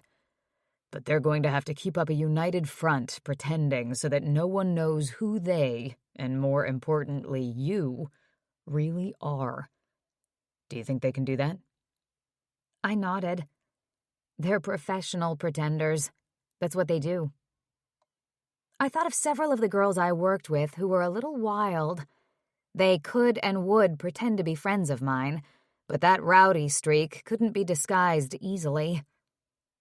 That's really nice of you.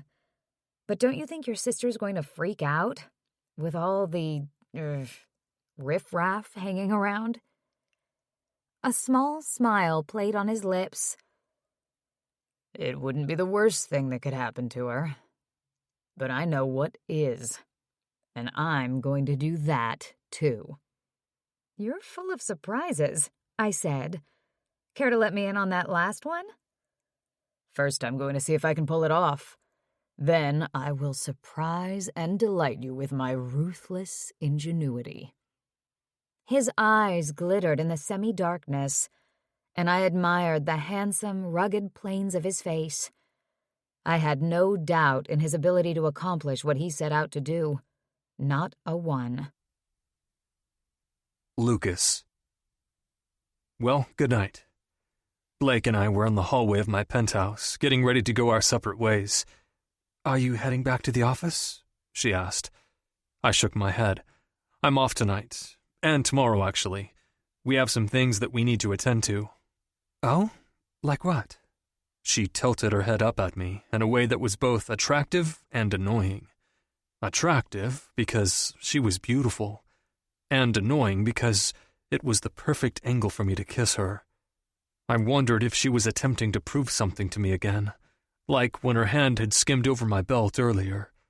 If she was trying to get under my skin or make me want her, she didn't have to work so hard. But this was a business arrangement that I wouldn't allow to fail, and I wasn't going to complicate it by letting things get physical between us. Because if I did that, if I did her, I would push her away afterward. I was a one-and-done sort of fellow, and I didn't know if she had the emotional wherewithal to deal with that, then live with me and pretend everything was great for a whole year afterward. I took a step back from her. Nope. No way. No how. I didn't do self-destruct. I wanted this to work, and I wasn't about to let my dick get in the way. Still, Blake was looking up at me expectantly, with her shiny blonde hair and her perfect pink lips, which were slightly parted. She knew what she was doing, tempting me. Why are you looking at me like that? I finally asked. She tossed her hair and licked her lips. Like what? Yeah, right. You're giving me a fuck me look again. Why? Blake promptly closed her mouth and stood up straight. Sorry. I was trying to see if you wanted to, just get it out of the way. I told you I'm not interested. The lie sounded harsh as it hung in the air between us. A flicker of hurt might have passed over her features, but it was gone before I could be certain. Then I'll stop trying to make it easy for you. She smiled at me as though my rejection had rolled right off her back. I took a step toward her, inhaling her scent. It was her hair. It smelled fantastic. I wanted nothing more than to wind my hands through it, throw her over my shoulder, carry her to my giant bed, and bury myself inside of her. Explore her body.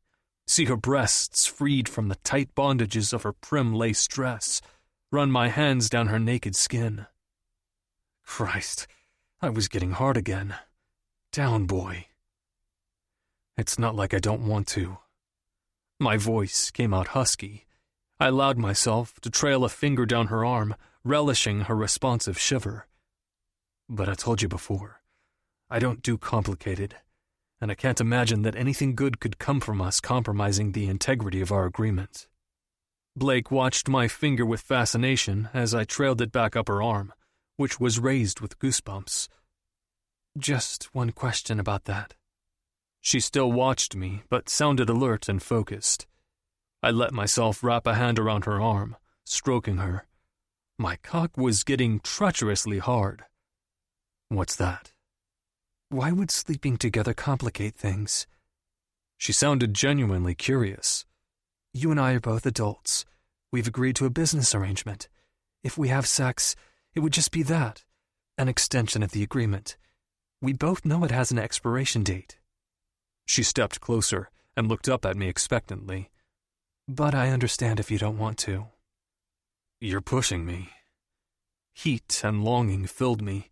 My erection tinted my pants, trying desperately to reach out and touch her. Christ. I let go of her arm and took a step back. I am a breathing human male. Of course I want to. I just don't think it's a good idea. Okay, Blake said simply. She stepped back, dismissed. Do you need an ego boost or something? I asked, annoyed. I wasn't sure what she was playing at, making me ache like this. She let out a surprised bark of laughter. No, it's just that I want you to be happy with the arrangement, and I wanted to make it easy for you in case you changed your mind. I didn't want you to be embarrassed if you had to make the first move after all your proclamations and decrees against it. I laughed in spite of myself. Proclamations and decrees, huh? You have been going on about it, Blake said under her breath. I thought it was like a protest too much kind of thing. I stopped laughing. My cock was still throbbing, irritated as hell that it wasn't going to get what it wanted. Don't worry about me. I can take care of myself. And I don't get embarrassed, babe. Of course not. It was like a veil was lowered over her face. She seemed to shut down her openness and any honest emotion on cue. Well, good night. So I'll be seeing you tomorrow?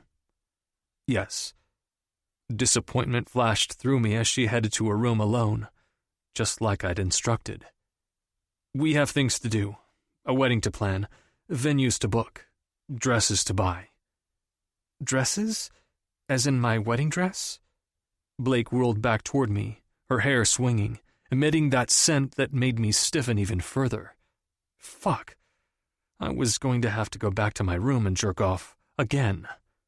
Her eyes were sparkling with excitement, and I noticed, much to my chagrin, that this pleased me a great deal. Yes, Blake, your wedding dress. I made an appointment with a bridal salon tomorrow. Also, we're having our announcement pictures taken in the common. I'd had nothing to do with any of this, of course. I'd gotten a lengthy text from Shirley, who'd made all the arrangements and taken care of all the details. She'd only offered to help, but in her typical fashion, she'd gone above and beyond, hiring Boston's best photographer and making an appointment at an exclusive bridal studio on Newbury Street for first thing in the morning. Blake grinned at me. Well, I'm looking forward to it. Shopping with you, I mean. We'll be having wine at lunch, I assured her. Shopping drives me to drink. Me too. She walked tentatively toward me, then leaned up and gave me a quick kiss on the cheek. What's that for? I put my hand over the spot where she'd kissed me, as if I could preserve it. Jesus, Lucas, get a fucking grip. For being sweet, and for letting me have a graceful exit after I tried to get you to sleep with me. Again. Her smile didn't falter. My pleasure. I nodded toward her door. Get some rest. Tomorrow's going to be a long day. Yes, sir. She winked at me, and before I could object to her word choice, she disappeared into her room. With the scent of her hair still all around me, I went as swiftly as I could down the hall to the privacy of my own room, so that I could relieve myself. Again. Blake. I couldn't sleep. Instead, I tossed and turned, finally giving up and staring at the ceiling. Why am I trying so hard to get Lucas into bed? Is it just because he's handsome and sexy? Nah. He was a prime specimen of male physical beauty and power, all muscle and smoldering good looks. But that usually wasn't enough to get me excited. It took a lot more than that. Not that I was excited. I would never admit to it anyway. Is it because he said no? Maybe. It was certainly a first for me aside from Vince. Maybe Lucas's rejection stung me more than I cared to admit, and I wanted him to see what he was missing. But I didn't think that was the real reason. It's because I like him. I liked Lucas Ford. I liked his brain. I liked his take on the world, and I liked his unflappable confidence. I also liked his green eyes, dimple, and big shoulders. But that wasn't the point. I didn't like guys. I had sex with them. For money. They were all Johns that way, and that was how I preferred it. So if I slept with him, he would no longer be Mr. Special, and I wouldn't be crushed out on him. He would just be a John like all the rest. And that was what I wanted, for too many reasons to scroll through in my tired head. Christ, now I was analyzing myself. I rolled back over, trying to fall asleep and desperately trying to turn my internal psychoanalyst off. I did not like her diagnosis at all. Lucas. I woke up the next morning sporting wood, the kind that wouldn't go down on its own. Unfreaking believable. I hadn't masturbated this much since I was a high school sophomore. That was right before I smartened up and got a girlfriend, one that was just as horny as me, and wasn't interested in talking too much. Blake's hair spilled out all around her on the bed. I stroked it, my naked body covering hers. My erection rubbed against her wetness. She felt slick beneath me. If I didn't watch it, I was going to come before I even got inside her. Or got to the best part of the fantasy.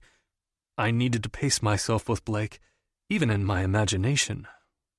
For fuck's sake, I was seriously losing it.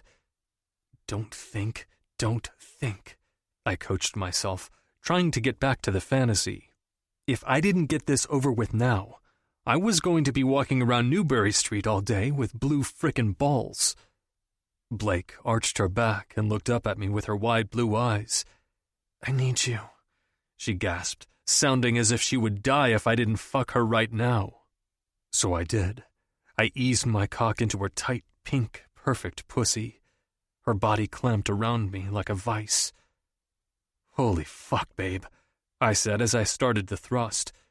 "Lucas," she cried, writhing in pleasure underneath me, her tits bobbing as I fucked her hard.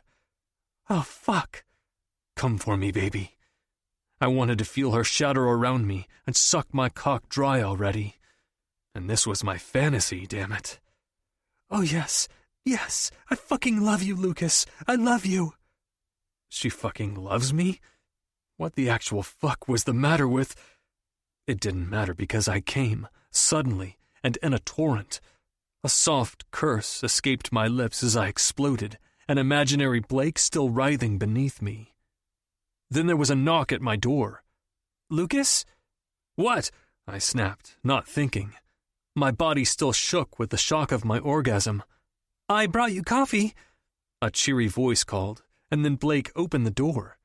"Can I have some fucking privacy?" I roared, my dick still in my hands. Blake took 2 steps in, saw me on the bed, opened her mouth, and then it seemed she couldn't manage to close it. "What? Oh boy, sorry." She looked around in a panic, clutching the mug of coffee she'd brought in. She looked as if she might burst into hysterical laughter or tears. I couldn't tell which. "Just leave it on the dresser," I said disgustedly, my chest still heaving. "Okay," she squeaked, setting it down and shooting out of the room faster than Michael Phelps leaving the blocks. I wiped myself off with the tissue, staring at the ceiling. I was still breathing. My heart was still beating. I was officially living proof that I couldn't die of embarrassment. As I calmed down, the CEO in me decided to take charge. I decided that I was going to think of today as a positive challenge. Or, in an alternative, I was going to need to beat something.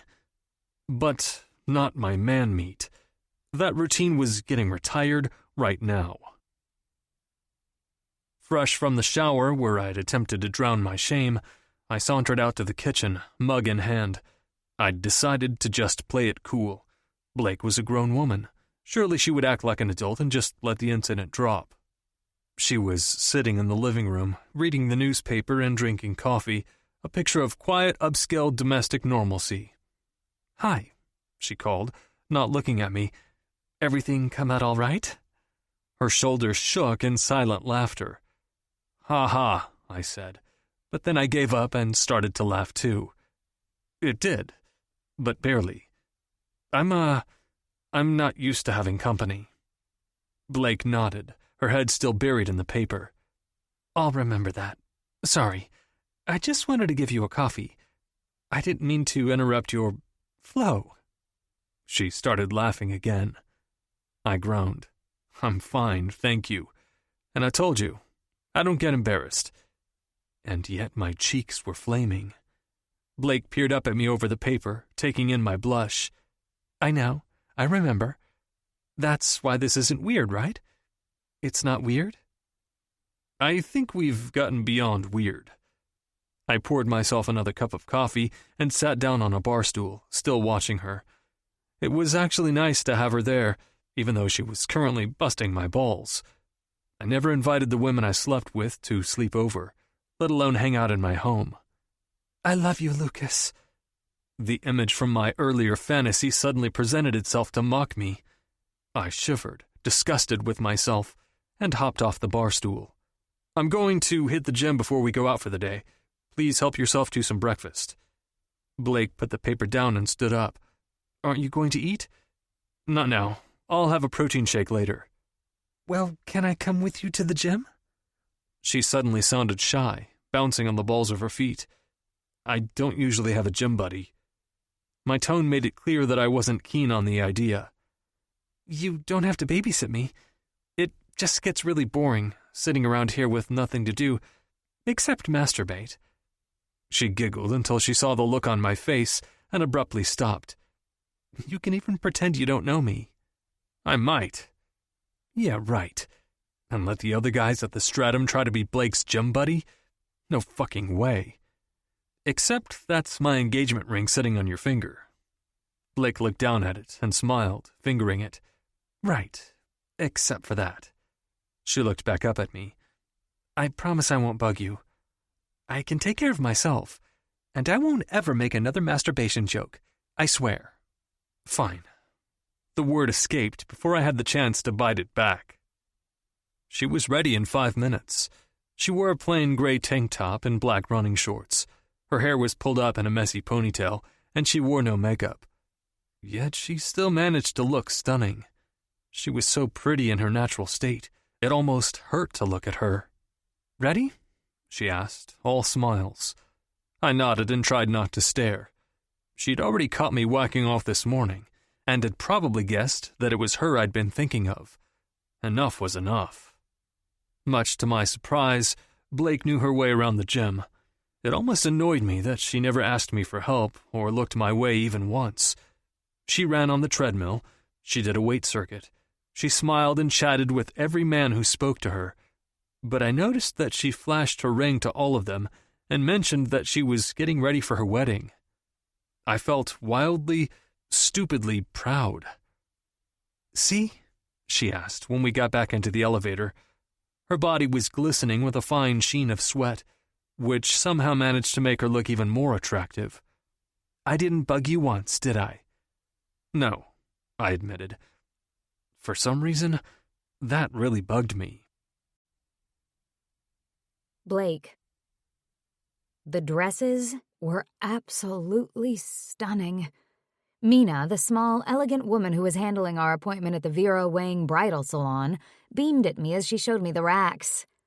"Wow," was all I could manage to say.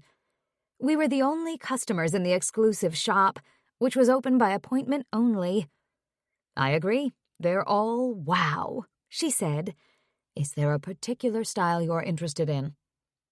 "Honey?" I asked Lucas, who was sitting by the window tapping furiously into his smartphone. "Yes, honey?" he asked, never looking up. I was starting to feel as if we were already an old married couple. "Is there a certain style of dress you like?" "Nothing poofy," he said, still typing. "I want to see that hot body of yours." Men. Mina said conspiratorially. I heard that, Lucas called. She kind of has a point, honey, I called back. But don't mind me, I'm just shopping for a wedding dress. A slutty one. Lucas finally looked up from his phone. I didn't say slutty, babe. He sounded nagged. I just don't want your gorgeous figure hidden inside a poofy dress. Is that okay? I melted toward him a little in spite of myself. Of course, babe. I wanted to wink at him, but I held back. Mina and I assembled about 10 dresses, and she arranged them in a fitting room for me in the back of the store. Lucas stood up, stretched, and started to follow me toward the back. "What are you doing?" I asked, aghast. He looked baffled. Don't you want me to see the dresses? "No, I do not," I said. "It's bad luck for the groom to see the wedding dress before the ceremony. I got your instructions. No poof. I'll deliver." Lucas arched an eyebrow at me. You're really worried about bad luck? I shrugged, trying to play it cool. I just want everything to be perfect. Are you superstitious? Lucas asked. I'm totally superstitious, I admitted. He put his hand over his heart and grinned at me. Well, I am humbled that you care enough about our wedding to be superstitious about it. I grinned back. Lucas Ford, you have never been humbled a day in your life. Except for maybe this morning. I started giggling. The wedding dresses were so shiny and amazing I'd almost forgotten about this morning.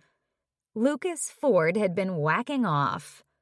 I'd caught a glimpse of him and I'd been seriously impressed, which, as one might imagine, wasn't an easy feat for a working girl. I'd thought I'd seen 'em all. But Lucas had been large, thick, hard. Oh, so hard. I'd watched him stroking himself, coming, and I'd been mesmerized. Blake. His voice interrupted me.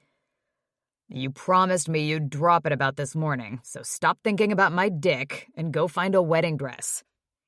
I felt a blush creep up my neck. I wasn't thinking about your dick. I leaned forward and hiss-whispered at him while Mina fluttered somewhere behind me. But yes, sir, I'll go find a wedding dress. He crossed his arms against his massive chest. I told you to stop calling me sir. He sounded as though he was going to come after me, and even though I wouldn't have minded, I hustled to the back to try on the dresses. Mina didn't need to witness our dysfunction, or whatever it was that was growing between us. An unlikely camaraderie, an uneasy alliance, and a growing lust, at least on my part. Why did I have to see his dick? That was all I was going to be thinking about all day. But then I went into the dressing room, and Mina handed me the first dress to try on. And like the good blonde that I was, all other thoughts vanished as I inspected the gorgeous dress. I fingered the fine, beaded material and wondered what it would be like to wear something so elegant and shiny on my wedding day. But it was the third dress I tried on that made my heart stop. I knew it was the one when I saw it. That's it! That's the one! Mina said, clapping her hands together before I'd even said a word. I beamed at her. I think so too! How'd you know? She held the bodice of the dress tighter and turned me back toward the mirror. The long gown was covered in intricate lace that shimmered.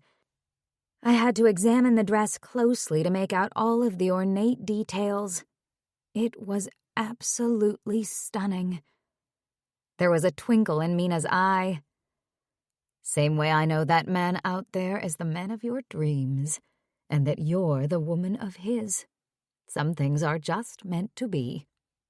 Oh, huh. I smoothed the dress and looked at my reflection in the mirror. I bet you say that to all the girls, I said playfully, but my heart was suddenly racing. No, dear, I don't, she said. I love it when people get divorced. Repeat business. She swooped my hair over one shoulder and adjusted the dress. But I don't think you two will be back. Unless you do a vow renewal someday, and I have some lovely dresses for that. Holy guaca guaca! Nikki pulled out a long, strapless red gown embellished by a fabric rose. Isn't this something? She fingered the flower with her fake nails, practically skewering it. It's lovely. I swallowed hard. Could you maybe put it down? Oh, Blakey, stop your worrying. Nikki snapped her gum and tossed her blonde curls. They love us in here. The fact was, Nikki was right. Lucas had arranged for 3 escorts, Nikki, Helena, and Christy, to meet us at the salon to pick out bridesmaids' dresses. Mina hadn't stopped smiling. Same thing with Lucas, who was tipsy from too much wine at lunch and the attention of excited escort bridesmaids. Nikki was the one I'd spent the most time with. She was the closest thing I had to an actual friend. She was short and curvy, with long, curly blonde hair and pouty lips.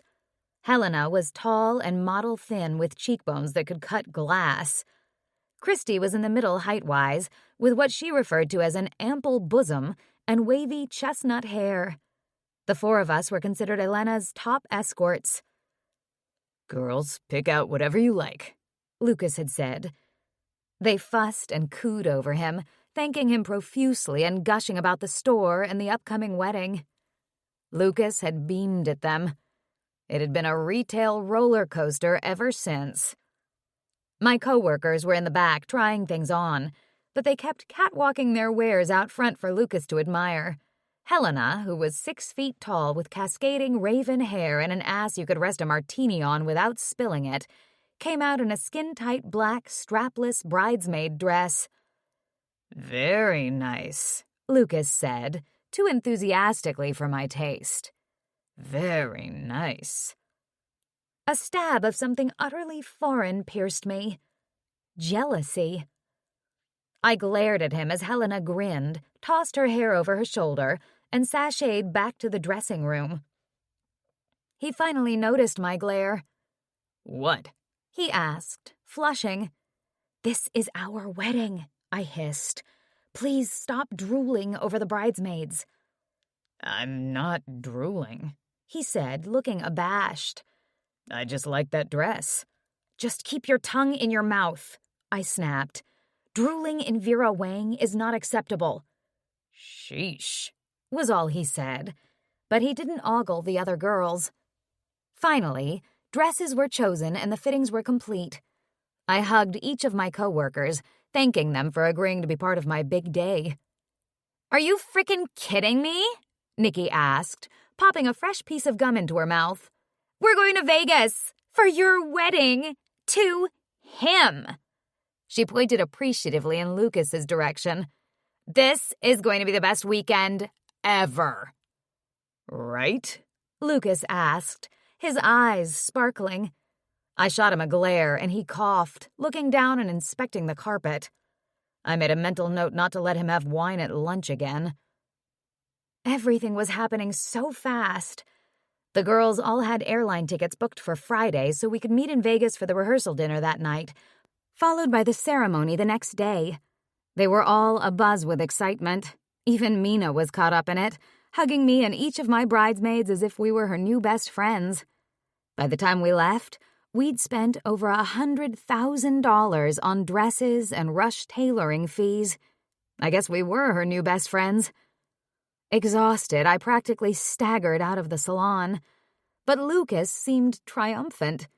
He threw his arms around me as we headed down the sidewalk. "I like your friends," he said. I sniffed.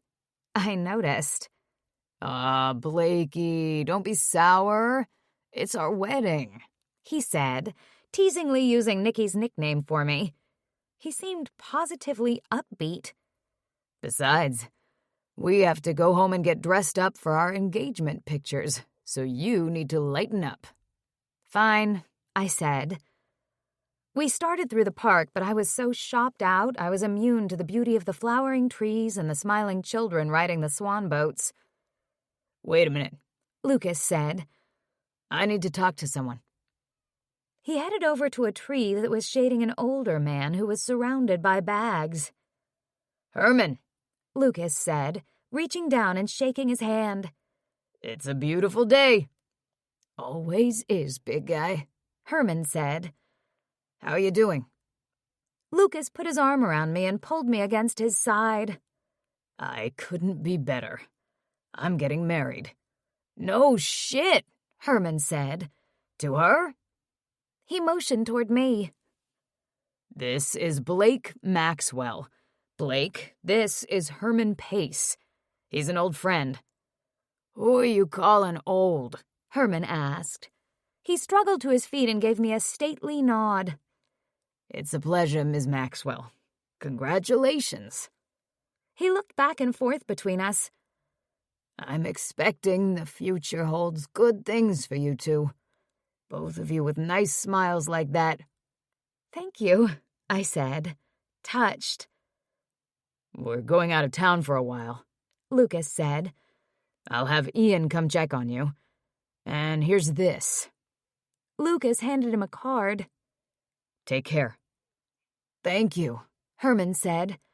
"And congratulations." Lucas kept his arm around me and headed toward the stratum. "Who was that? What did you give him?" "Herman Pace is a retired Air Force captain who now happens to live in the park," Lucas said. "I met him at a function my mother was hosting to raise money for homeless veterans. The man's brilliant." "So you've stayed in touch with him?" I asked, surprised by this side of Lucas. "You visit him?" He shrugged. "I tried to convince him to come work for me, but he likes being retired. Then I tried to buy him a condo, but he prefers the nomadic lifestyle. So I give him credit cards to local restaurants to make sure he eats. In the winter, Ian and I check in and make sure that he goes to the shelter when it's freezing out, even though he hates to." I felt touched. "Why do you do that?" "I like him." Lucas squeezed my hand. "So you see, even though it didn't say so in that Globe article, I'm not a completely heartless bastard with the appetite of a zombie. And I can't let my sister have all that money. She can afford plenty of oxygen facials with just half. The other half's going to charity, like my mother would have wanted." "Why didn't she just say that in her will?" "She wanted to trust us, to act like adults and make the right decision." He checked his watch. "We have to hurry. Are you ready for your close-up?" I nodded. "I'm ready for anything." That might have been a lie, but the more I got to know Lucas, the more I wanted to believe it was true. For once. Lucas. The photography session went well. There was an easy familiarity between me and Blake as we sat in the middle of the park. The photographer had us look into each other's eyes, hold hands, and had me drape my arm over her shoulders. The proofs he sent us afterward looked amazing. We looked like a real-life couple, gorgeous and smiling, all the happiness in the world in front of us. Looking at the photographs, it was hard to believe it was a lie. I had dinner delivered to the penthouse that night. We sat outside on the deck, overlooking the park below. "I'm sorry I gave you a hard time about my friends," Blake said out of the blue. She was trying to get a crouton under control of her fork and struggling. "I was being an ass," I said. The other escorts were hot, but salivating over them in front of her had been insensitive. "You're free to ogle who you like," Blake said, finally skewering the crouton. I smiled at her. "That's not true. I'm spoken for. Engaged." "You know what I mean." I put down my fork. "Blake, I won't be with anyone else while we're together." I hadn't thought this part through, but I meant it. In addition to just being rude, it would be dangerous for me to seek physical release with someone else. If my sister got a hold of something like that, she would be crying fraud immediately. Blake put down her own fork and raised an eyebrow at me. "You're going to be celibate for a whole year?" I coughed. When she said it like that. "Aren't you?" She shrugged. Yes, but I don't mind. Her tone was challenging. I don't mind either. Blake furrowed her brow as she took a sip of wine. She was obviously mulling something. Why are you so against being with me? Do I disgust you? I mean, because of what I do? Her tone wasn't self-deprecating. It was genuinely, intensely curious. Listen to me. I reached for her hand and held it across the table.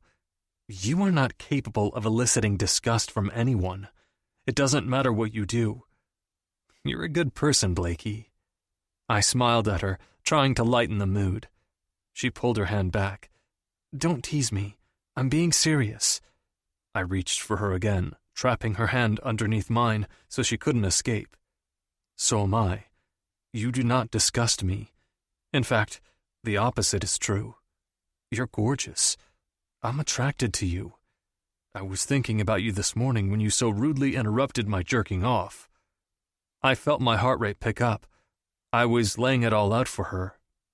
She looked pleased for a moment, but then stifled her reaction. Oh. On top of that, I continued, I think you're a good person. You take care of your mother. You're working as an escort in order to protect the people you love. I admire you. I could feel her knees starting to bounce nervously under the table. Okay. I would sleep with you 6 ways from Sunday if I thought it wouldn't cause a problem between us down the road. But I think it would. And I can't jeopardize my family fortune in order to test that theory.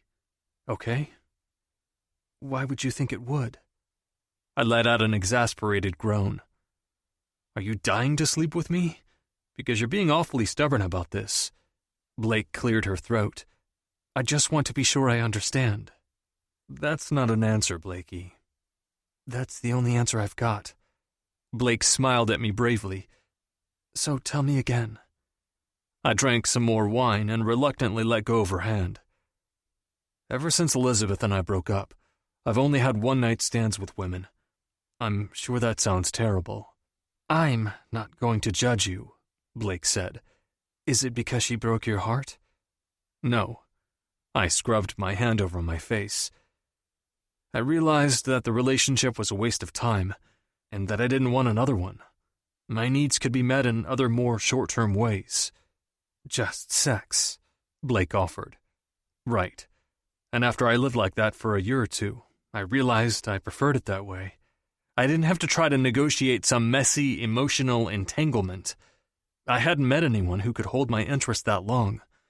And that's true for Elizabeth, too. It had just become routine with her. It's not like I was shattered that she married my father. I just thought it was tacky, like everyone else. But we won't have a messy, emotional entanglement, Blake persisted. Sheesh, maybe she really can't stop thinking about my cock. I smiled smugly to myself. Wouldn't be the first time. And I'm not saying that because I'm desperate to sleep with you. Trust me, I'm not, she said, as though she were reading my thoughts. But I still would like to understand where you're coming from. If we have sex, you're going to want it every night, I warned her. So that's what you're worried about, big boy? I shrugged. I'm just saying. I think I finally met my ego match. Blake laughed, then pointed to herself. You think you wouldn't want this every night? I chuckled. Of course I would. Well, maybe I would.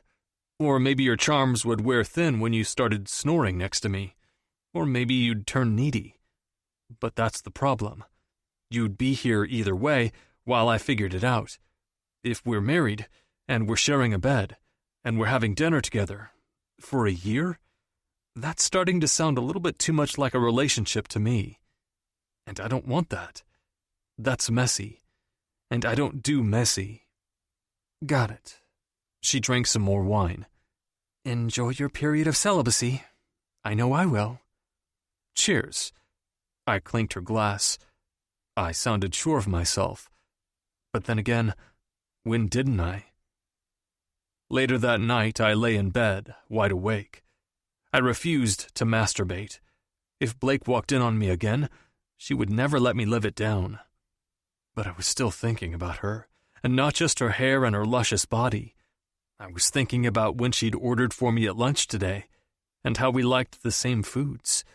I was thinking about her cheeks getting heated when I ogled that other escort. I was thinking about holding her hand and introducing her to Herman Pace. I'm expecting the future holds good things for you two. And the pictures, the goddamned engagement pictures. I lay awake for a long time that night, and I wondered what it would be like if I asked Blake to join me in my bed every night for a year. And I decided it would be anything but a good thing. Blake. The reservations had been made, the menus chosen, and the bags packed. We knew what we had to do to obtain a valid marriage license as soon as we landed in Las Vegas. I couldn't believe it. We'd planned an out-of-state black-tie wedding in less than a week. Having billions of dollars at your disposal sure helped you get shit done. I decided to call my mother one last time before we left.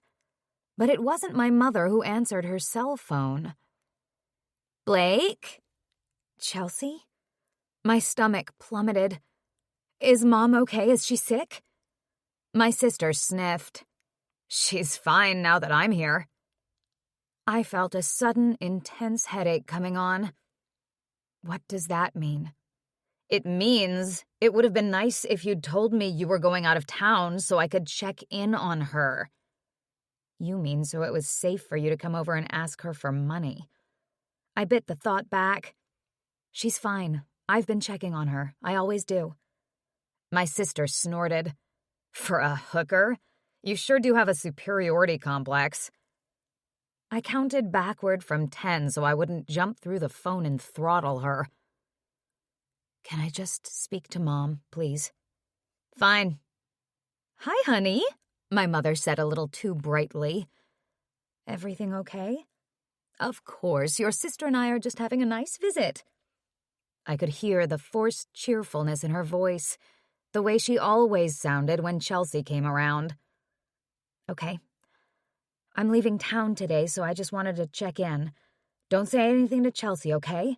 I'll call you soon. Love you, honey, my mom said. Just as she was hanging up, I heard my sister in the background. Don't tell Chelsea what? Then the line went dead. Perfect. Just fucking perfect. I went and checked my bags one last time. I had some amazing lingerie that Elena had purchased just for this assignment. It was all neatly packed in the side of my suitcase just in case. Lucas had been very clear that we weren't going to be needing it. As much as I respected his new vow of celibacy, I'd seen the way he'd looked at me. There was a real heat between us, a kind I'd never felt before. So I decided to pack the lingerie, just in case he changed his mind. I hoped he did. Not only because I wanted to explore that fine body of his, but because I wanted to get him out of my system. I didn't need to be crushed out on my emotionally unavailable billionaire fake fiancé. He seemed like the perfect guy, but I knew the truth. There was no such thing. At least not for me.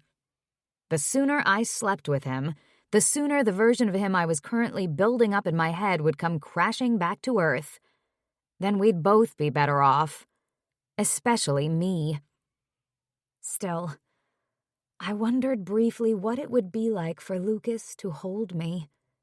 To wake up in his arms, in his bed, every day for a year. I ran my hands over my favorite black lace teddy one final time. Then I zipped the suitcase shut, fluffed my hair, and mentally prepared myself for my impending nuptials in Vegas. Lucas. Don't we have to wait in line? Blake asked, looking curiously around the airport. We're flying private. She just blinked at me. You own a plane? I nodded. And a helicopter. Why do you own a helicopter? She seemed clearly baffled. I shrugged. You don't know? I shrugged again. I fly it sometimes. Lucas Ford, no, you do not. All you do is work. Blake crossed her arms over her chest and looked at me skeptically. When have you flown it? It didn't sound like a question. It sounded like a taunt. Twice. She raised an eyebrow. To my house in Maine. And the second time? She asked. I coughed. I flew it back. I want you to take me out in it, she said immediately. Really? She nodded. I want to go to Maine, and I would like it if my husband flew me there. A knot of desire, or maybe longing, twisted deep in my chest. Her husband. She was talking about me. Because you paid her, you douche, I reminded myself. That's quite the leap of faith, flying with someone so inexperienced. She linked her hand through mine and leaned toward me conspiratorially. It's not much more of a leap than marrying a complete stranger for money, or agreeing to live with him for a whole year. And this seems to be working out all right. I felt a large, stupid grin spread over my face. It does, doesn't it? Oh, will you two get a room? A raucous voice called out from behind us. I realized that Blake and I were holding hands, staring into each other's eyes. Brace yourself, I told her. For what? I groaned. I could practically feel the ground shaking as he approached. For my college roommate, Jake Ryan. The senator? Blake asked, peering over my shoulder. The very same, Jake said, coming up and slapping me on the back with his big meat paw of a hand. He was a former college running back who'd recently leveraged his law degree, bigger-than-life personality, and huge physical presence into a seat as a Massachusetts senator. Ow, I said, brushing him off. And hi. I wasn't sure if you were going to make it, Mr. VIP. I haven't seen you since Christmas. Jake scrunched his handsome face into a mask of incredulity. You think I'd miss your wedding? What kind of best friend do you think I am? The kind who's a politician, too busy screwing others and sucking up to remember the little people? Can you please shut up, little person, and introduce me to this gorgeous, clearly insane woman who's agreed to marry you? He turned to Blake, his eyes sparkling. Come to Jake and give me a hug, girl. We're practically family now. Blake yelped as Jake turned his meat paws loose on her, clamping her and pulling her in for a crushing hug. He kissed the top of her head. She smells good, he said to me, still holding her. I know. Please let go of her. Jake released her and held her out for his inspection. He let out a low wolf whistle. Damn, Lucas, you finally did something right. I karate chopped his hand from Blake and stepped between them.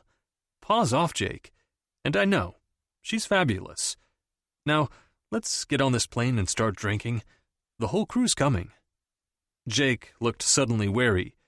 Who do you mean? I straightened myself and took Blake's hand protectively. Serena, my father, Elizabeth, and Blake's bridesmaids. Serena and Elizabeth? Fuck me, Jake said. His face turned hopeful as he looked at Blake. Are any of the bridesmaids as hot as you? No, I said quickly. Besides, they are off limits to you, Mr. Senator. Jake turned back to me. We're going to Vegas, dude. Are you going to be a buzzkill this whole trip? Not if you pour me a bourbon before I have to face the firing squad. Jake nodded solemnly. He understood. He'd known my family for years, and he'd been there for me when my mother died. He'd also been around during the entire shit show that was my father and Elizabeth. Right, let's do this. I'm going to need some liquid courage, too. Your sister scares the piss out of me. We settled in the plane, each with a healthy pour of a drink, and Jake was asking Blake 1,000 questions. He did that with new people. Cross-examination was the one thing he'd liked about practicing law. To my amusement, Blake answered his questions flawlessly, charming my burly best friend, even as she lied to his face. I would tell him the truth about her and the bridesmaids eventually, but I couldn't risk him melting down in disbelief before my family even boarded the plane. Which they did, all too soon. Keep the drinks coming, I told the flight attendant lowly, and make sure you hit the three of us first. Serena, Elizabeth, Mr. Ford. Jake beamed at them like the master politician he was. So wonderful to see you. Jake, Serena wiped herself off after he released her from a bear hug. "I was hoping you couldn't make it." "Aw, Serena, you haven't changed a bit." Jake pinched her cheek until her eyes started to water. "Let's see if we can get you to loosen up a little this weekend, huh? I remember you used to like to party." Serena pulled back and gave Jake a filthy look, her face reddening.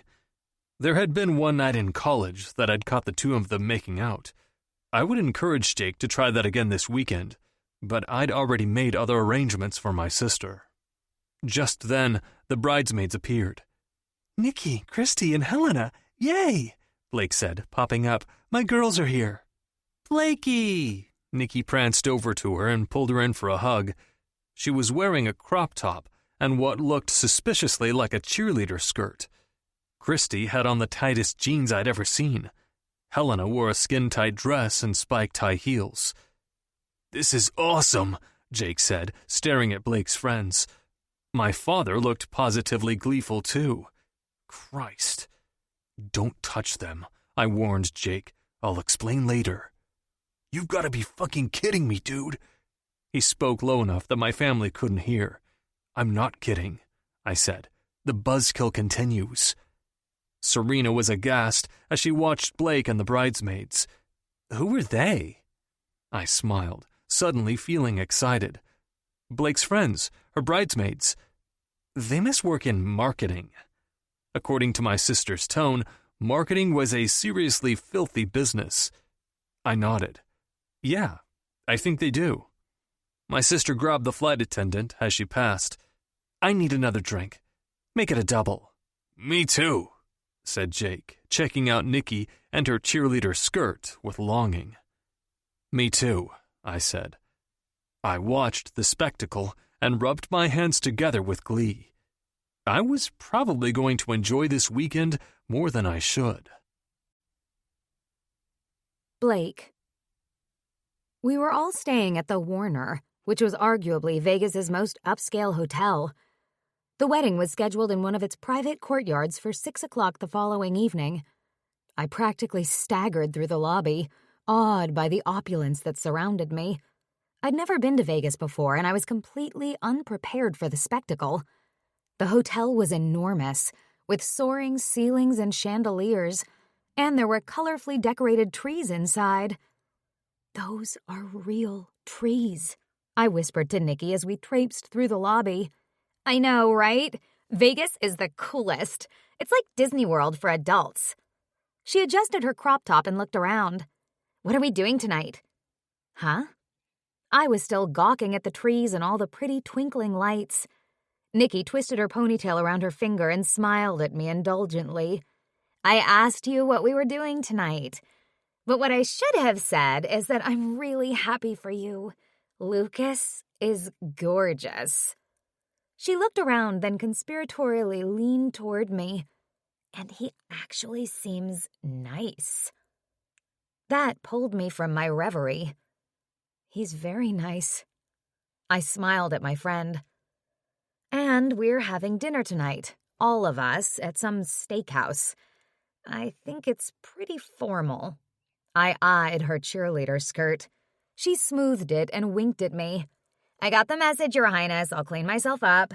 Elena made me promise to be on my best behavior. And I'm sure you will be. What about them?" She jerked her head in the direction of Elizabeth, Franklin, and Serena Ford. They were speaking pointedly to a concierge, seemingly oblivious to the impressive lobby. "They're never on their best behavior as far as I can tell. We need to get them drunk and keep them drunk all weekend so they're at least tolerable, okay? And don't let the dad hit on you. I don't want to start trouble with his wife." "What about the senator?" Nikki asked nonchalantly. "I think he's off limits too, sweetie. Sorry." I patted her arm. "But we'll still have fun, okay?" Nikki nodded. "Sure. I'm gonna go hang out by the pool for a while first." "Okay. Thank you for being here." I gave her a hug. "Aw, Blakey, I wouldn't miss this for the world. And I promise I'll be on my best behavior." Nikki sashayed off, probably to put on the world's smallest bikini and have margaritas by the pool. I was still worried about what she was going to wear to dinner. Lucas finished speaking with the concierge and headed toward me. He looked so handsome, wearing dark rinsed jeans and a white button-down shirt. My pulse quickened as he approached. Easy, girl, I warned myself. I, too, needed to be on my best behavior this weekend. He took my hand. Let's go. What about the others? Jake? I asked. They're fine. Jake, especially. He hit the button for the top floor of the hotel, and I held my breath as we went up. What we were about to do was sinking in, and it was starting to feel surreal. I was getting married to the billionaire next to me tomorrow night. Nothing to worry about. I was just going to be married, for money, in front of 100 guests, a justice of the peace, and God himself. Are you okay? Lucas asked. You look a little pale. I think I need to eat something. Too many cocktails on the plane. Right. He whipped out his phone and tapped something furiously into it. The elevator slowed and he looked up. This is us. He pulled me through the door as soon as it opened. As far as I could see, there was only one door on this level. Lucas pressed his thumb against a scanner, and a moment later the door swung open. They have your thumbprint? I asked, completely baffled. Pretty cool, huh?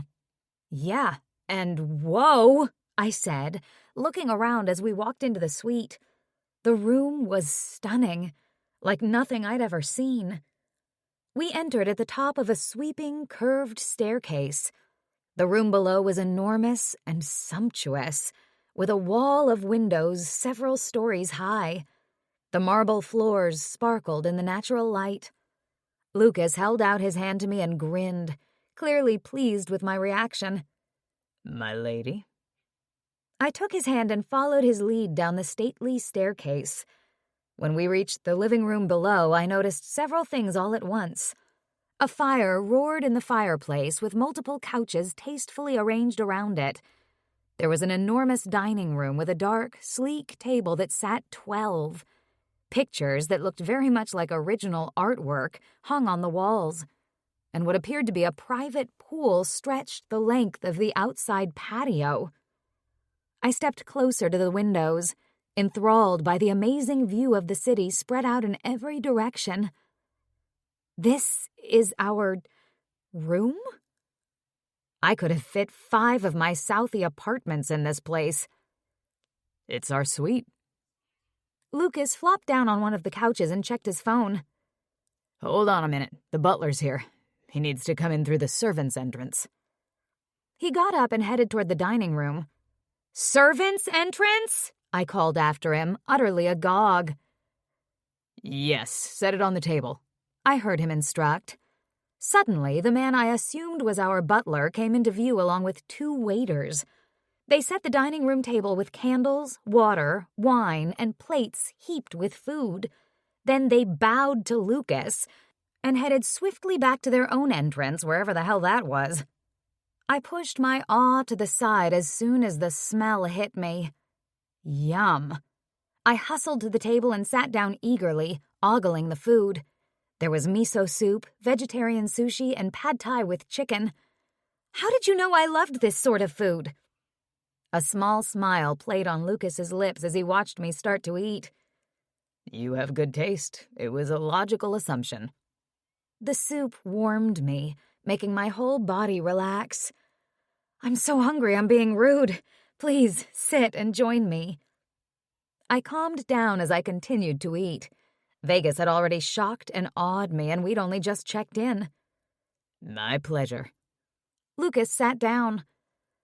We'll go apply for the marriage license after this. We have to go to the county clerk's office. I know. I nodded. We need to present our identification, and then the clerk can issue the license. I'd done my research. I didn't want to come all this way and have technical difficulties derail our plans. Perfect, Lucas said. And then we have a dinner reservation at 9. That should be interesting.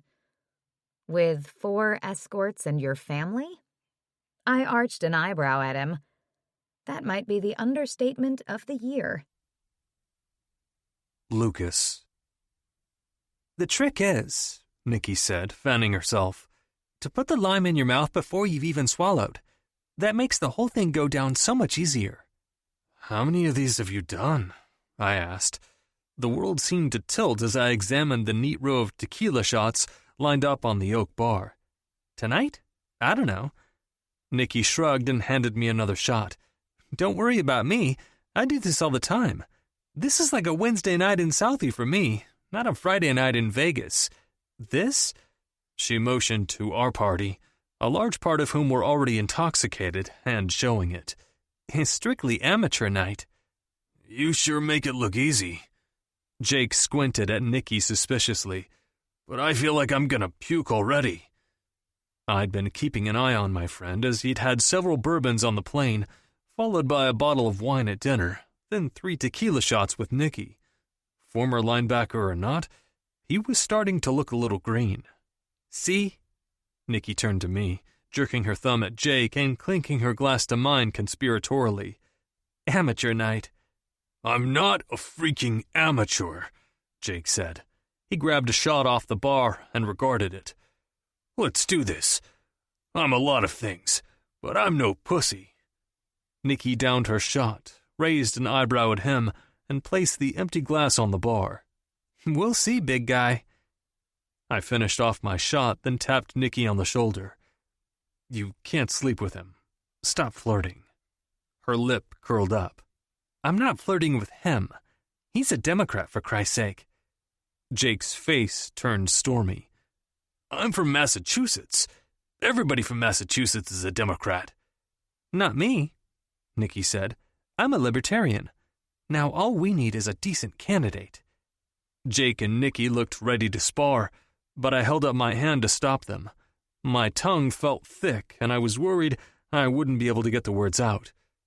Don't even hate fuck him, okay? I begged Nikki. I'll explain later. Nikki nodded and knocked back another shot. Got it, boss. I scrunched my eyes up at her. Did Blake tell you to call me that? No. Nikki adjusted her dress and looked at me as if I were crazy. Where is she anyway? I turned around and looked through the bar with squinted eyes. That had been my 7th shot, plus all the wine I'd guzzled at dinner sitting across from my father, trying to numb my brain. I should have known better, but damn, I couldn't let Nikki drink me under the table. But she was sitting upright, and I was squinting. Epic fail. I saw Blake still sitting at the table with Serena, engrossed in a conversation about God only knew what. She's with your sister. Well, fuck, Jake said. You better go get her. Rescue her and shit. His voice sounded slurry, but maybe my ears were just fuzzy. Okay. I stood up, not at all steadily. Remember, I'm bunking with you tonight. I patted Jake on the chest. Right, he said. But I could tell I'd already lost his attention to Nikki. I headed over toward Blake and my sister. Blakey, I interrupted. Can I talk to you? Blakey? Serena asked. The 2 bottles of wine she'd polished off at dinner had done nothing to help her attitude. Seriously? Seriously, I said. It came out, seriously. My sister furrowed her brow and watched as Blake stood up and walked me out of Serena's earshot, wrapping her arms around me to offer support. Did you do shots with Nikki? A lot of them? She asked, clearly concerned as she struggled underneath my weight. I nodded at her. I didn't want to seem like I couldn't carry my liquor, or worse, tell her I liked her.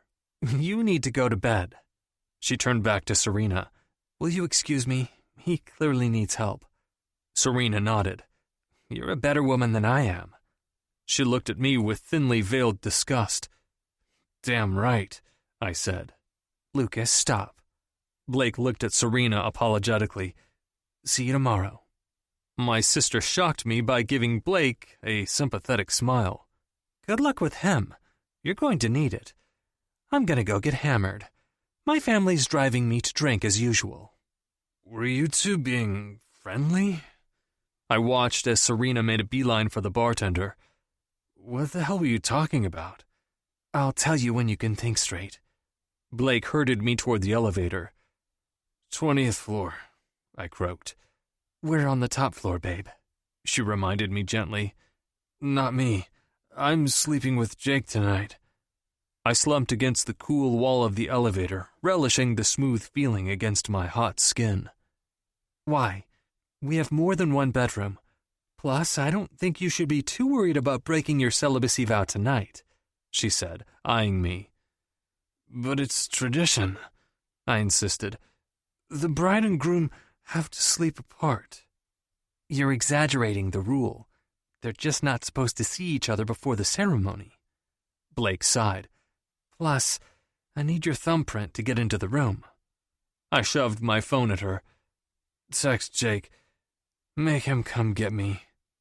Blake groaned. He looked like he was more interested in getting Nikki. Just do it, I begged. Fine. She grabbed my phone, texted quickly, then hauled me out of the elevator. She took my thumb and pressed it against the scanner. The door swung open, and Blake eyed the winding staircase. I can do it. At this point, I was pretty sure that it was my words that were fuzzy rather than my ears. Put your arm around me, Blake snapped. We hobbled down the stairs, and she deposited me, somewhat abruptly, on one of the couches. She hustled off and came back with a glass of water and 2 pills. Ibuprofen, she explained. Take them before you die, or wish you had. I swallowed the pills and looked up at her. She was a little blurry. Does my sister like you? I asked. No. I mean, she likes me more than she likes you, but that's not really saying anything. Blake flopped down across from me. She wanted to talk about Robert. She was just drunk and lonely. Weddings can be hard for people. I perked up. That's good. I'm gonna take care of that. What do you mean? Oh, never mind. Just lie back and close your eyes. You look like you're going to fall over. She came over and adjusted me, putting a pillow behind my head. Immature, she said under her breath. I heard that. Good, Blake said. I can't believe you let Nikki drink you under the table. She's never going to let you live this down. I'll show her. Blake laughed. Oh yeah, big guy. You really look like it right now. I opened one eye and peered at her. This is the most fun I've had in a long time. She nodded. Me too. She was still blurry, but I thought she looked suddenly solemn. I tried to reach for her, but my arm didn't want to move. So why do you look so sad? I'm not. I'm thoughtful. I'm thinking about what my life is going to be like at this time next year. Don't think about that. I closed my eyes. I don't want to think about it either. I like you, Blakey. I like having you around. You flatter me. It's the truth.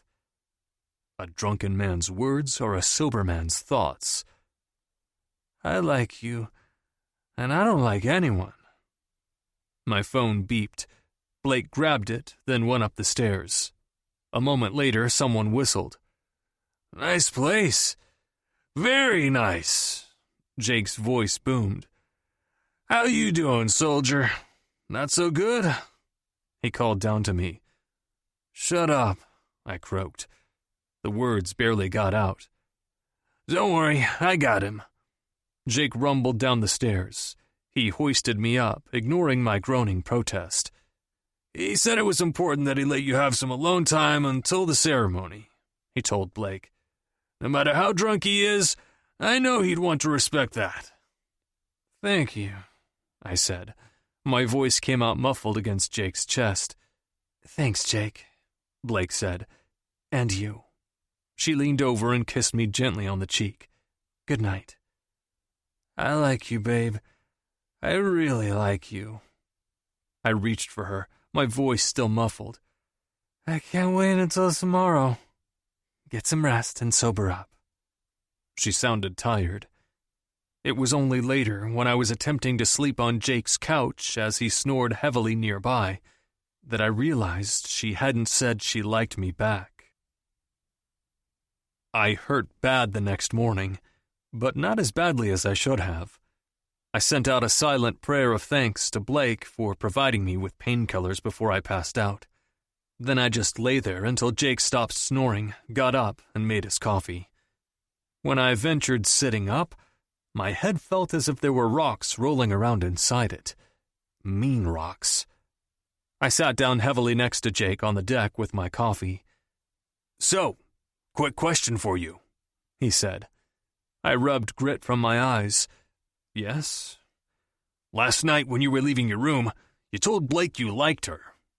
Jake squinted at me, and I noticed how bloodshot his own eyes were. "So?" "So why didn't you tell her you loved her?" My friend looked stymied. "You are marrying her this afternoon and all." I coughed. "Oh, that." Jake took a sip of his coffee. "Just tell me the truth. Don't make me interrogate you. I have a bitch of a headache." I sighed and leaned back against the chair. "I hired her to marry me. She's an escort." "I knew it!" Jake hopped up and started pacing. Then he winced, as if moving hurt, and quickly sat back down. "Well, actually, I didn't think Blake was. I thought her friends were, though. Never met a woman who could outdrink me like that. Nikki didn't even wobble when she got up. I knew she was a professional something. Which is why I told you to stay away from her. You're a senator now. That's a scandal you don't need." Jake shrugged. "She's cute, though." "Stop. You can't. And you have to pretend you don't know. You can't let my sister figure it out, or she'll go nuts and this whole thing will blow up." "Don't worry about it. I work in Washington now. I've got lying down to a science." He sat back down and looked at me. "I thought you and Blake were the real deal, though. I saw the way you were looking at her." "I like her, just like I said. But there's nothing going on with us. We're getting married, and then she has to live with me for a year so I can inherit my share of the trust."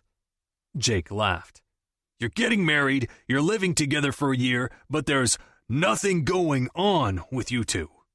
He made air quotes in what I believed was an effort to truly annoy me. "That's classic Lucas Ford right there. My man of steel. Nothing gets to you." "It's a business arrangement," I explained with growing annoyance. "I'm not even sleeping with her." Jake looked stunned. "Are you fucking kidding me? She's gorgeous. And she's an escort." "I know." "So what's your problem?" He sounded dumbfounded. "I don't have a problem." I tried to keep my voice even. "And I don't want any. That's why we're not sleeping together." "You worried about her getting pregnant?" "No, Jesus." The thought hadn't even crossed my mind. "You worried you're not man enough?" My temples were starting to pound. "Shut up, Jake." "Or are you worried that you might like her too much?" Jake sounded smug. Herein lied the problem with spending time with my best friend. He knew me too well. I should have been at my office, where everyone was too afraid to talk to me, and I could fire anyone who tried. You're making my hangover worse. "One thing I will tell you. Practically the only thing I remember from law school," Jake said. That got my attention. "What?" Jake grinned at me. "You have to sleep with her to consummate the marriage. Otherwise, it can be annulled or contested. If Serena's trying to prove it's a fraud, that's an angle she could work." "How would she go about that?" I asked. "How would she ever know?" "No idea, bro. But you know your sister. She's crazy enough to try it. So you better fuck your wife tonight." He put his hands behind his head, smiling and looking satisfied with himself. "What?" I snapped. "What are you smiling about?"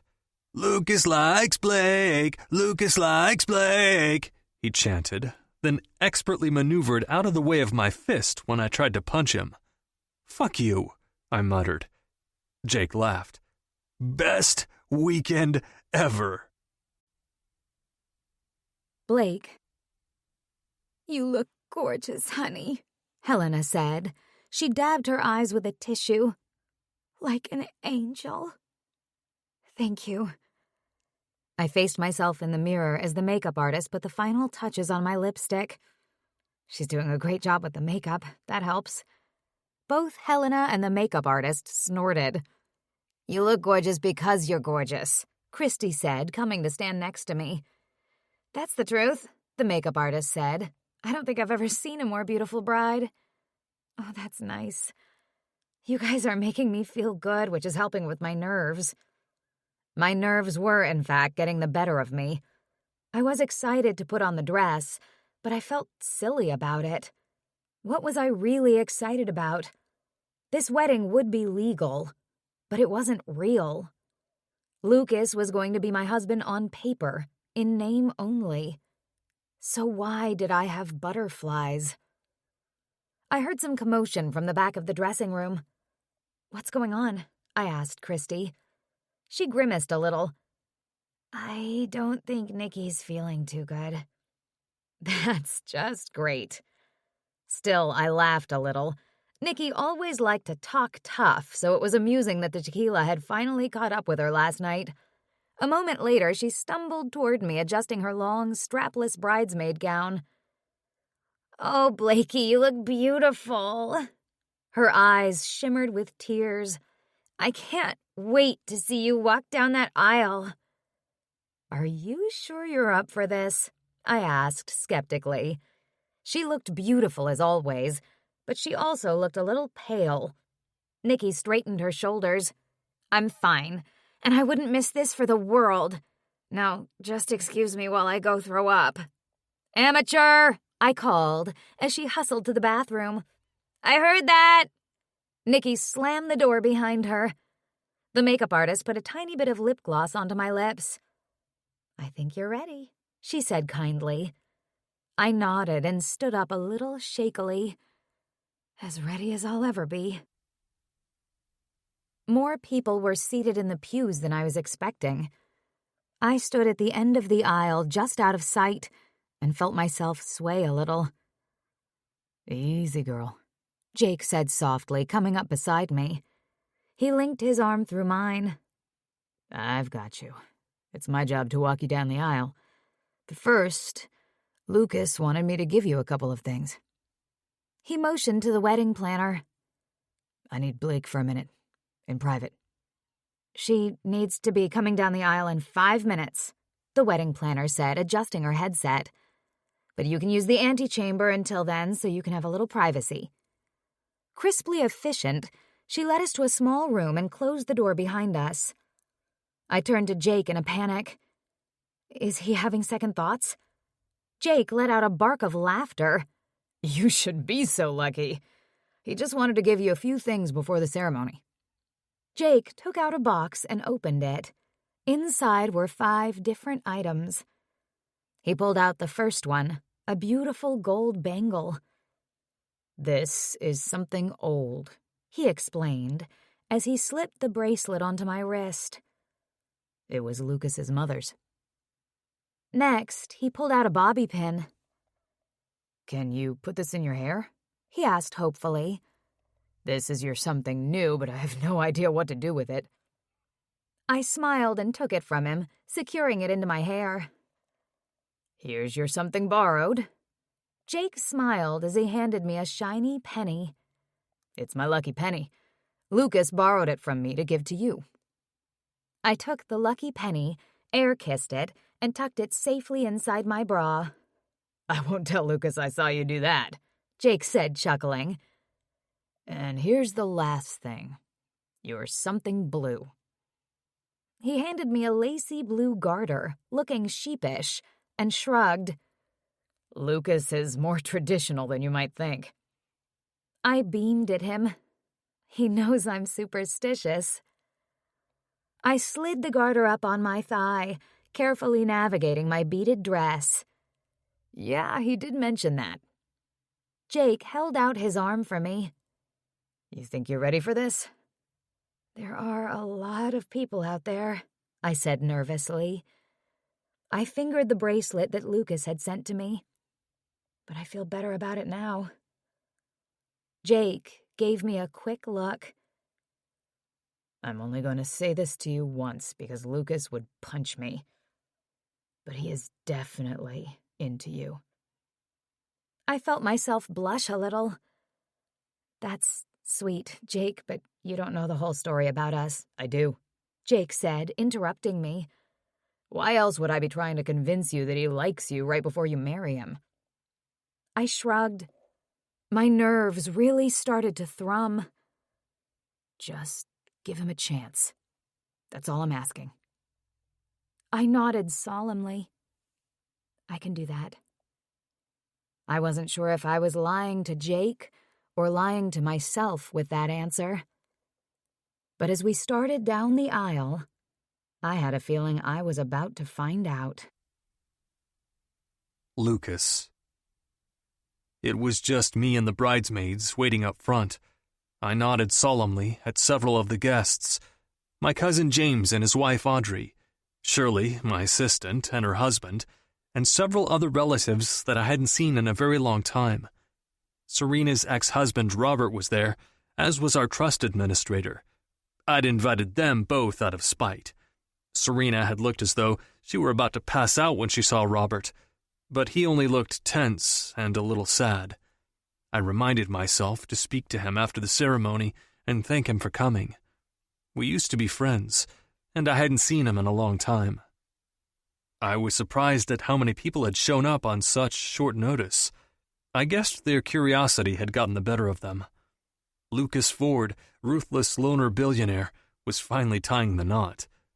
I'd tried to avoid making eye contact with James and Audrey after we'd said our initial hellos.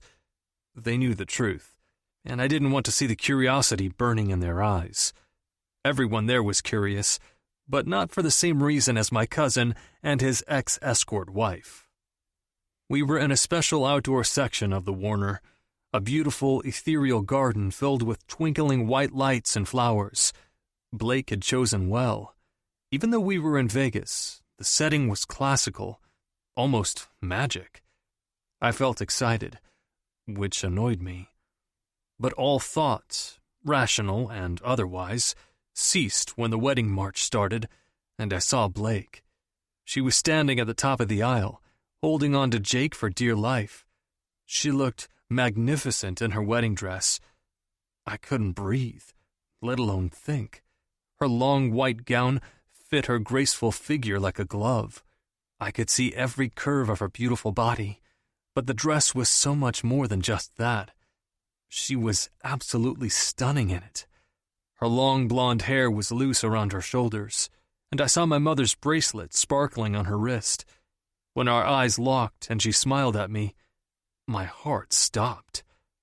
I briefly noticed my sister, who was looking at me with her brow furrowed, as if she couldn't piece something together. But I couldn't concentrate on anyone but Blake. She seemed to glide toward me, that same happy smile on her face as she looked at each of her bridesmaids.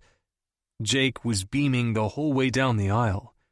I knew what he was thinking, that he was delivering the goods. I pushed my annoyance with him to the side. I was about to get married to the most beautiful woman in the world, and I was a hell of a lot more excited than I should have been. Blake finally reached me and handed her bouquet to Nikki, who was her maid of honor. Then she turned and grabbed my hands, holding on tight. "Hi," I said stupidly. "Hi." Blake's smile was infectious. "Thank you for the gifts. They mean a lot. I know you're superstitious, and I wanted you to have my mother's bracelet. I'm touched, truly," she said softly, squeezing my hands. The justice of the peace came out, and everyone went quiet. "Dearly beloved, we are gathered here today to witness the union of Blake Maxwell and Lucas Ford." Nikki suddenly turned and ran for the bushes behind the altar. She threw up noisily onto one of them. Everyone in the audience groaned. "Amateur," Jake called, laughing. She served him with a quick, fierce glare, wiped her mouth, looked at Blake apologetically, then grabbed the bouquets she'd dropped on the ground. "Well, go on," she said to the officiant. He smiled at her with good humor, his eyes sparkling. "It's Vegas," he said to the crowd, shrugging. There were chuckles as Nikki took a brief, red-faced bow. "Now, let's try this again." Blake and I each listened to the officiant and repeated our vows solemnly, our hands remaining clasped. I didn't take my eyes off of her once.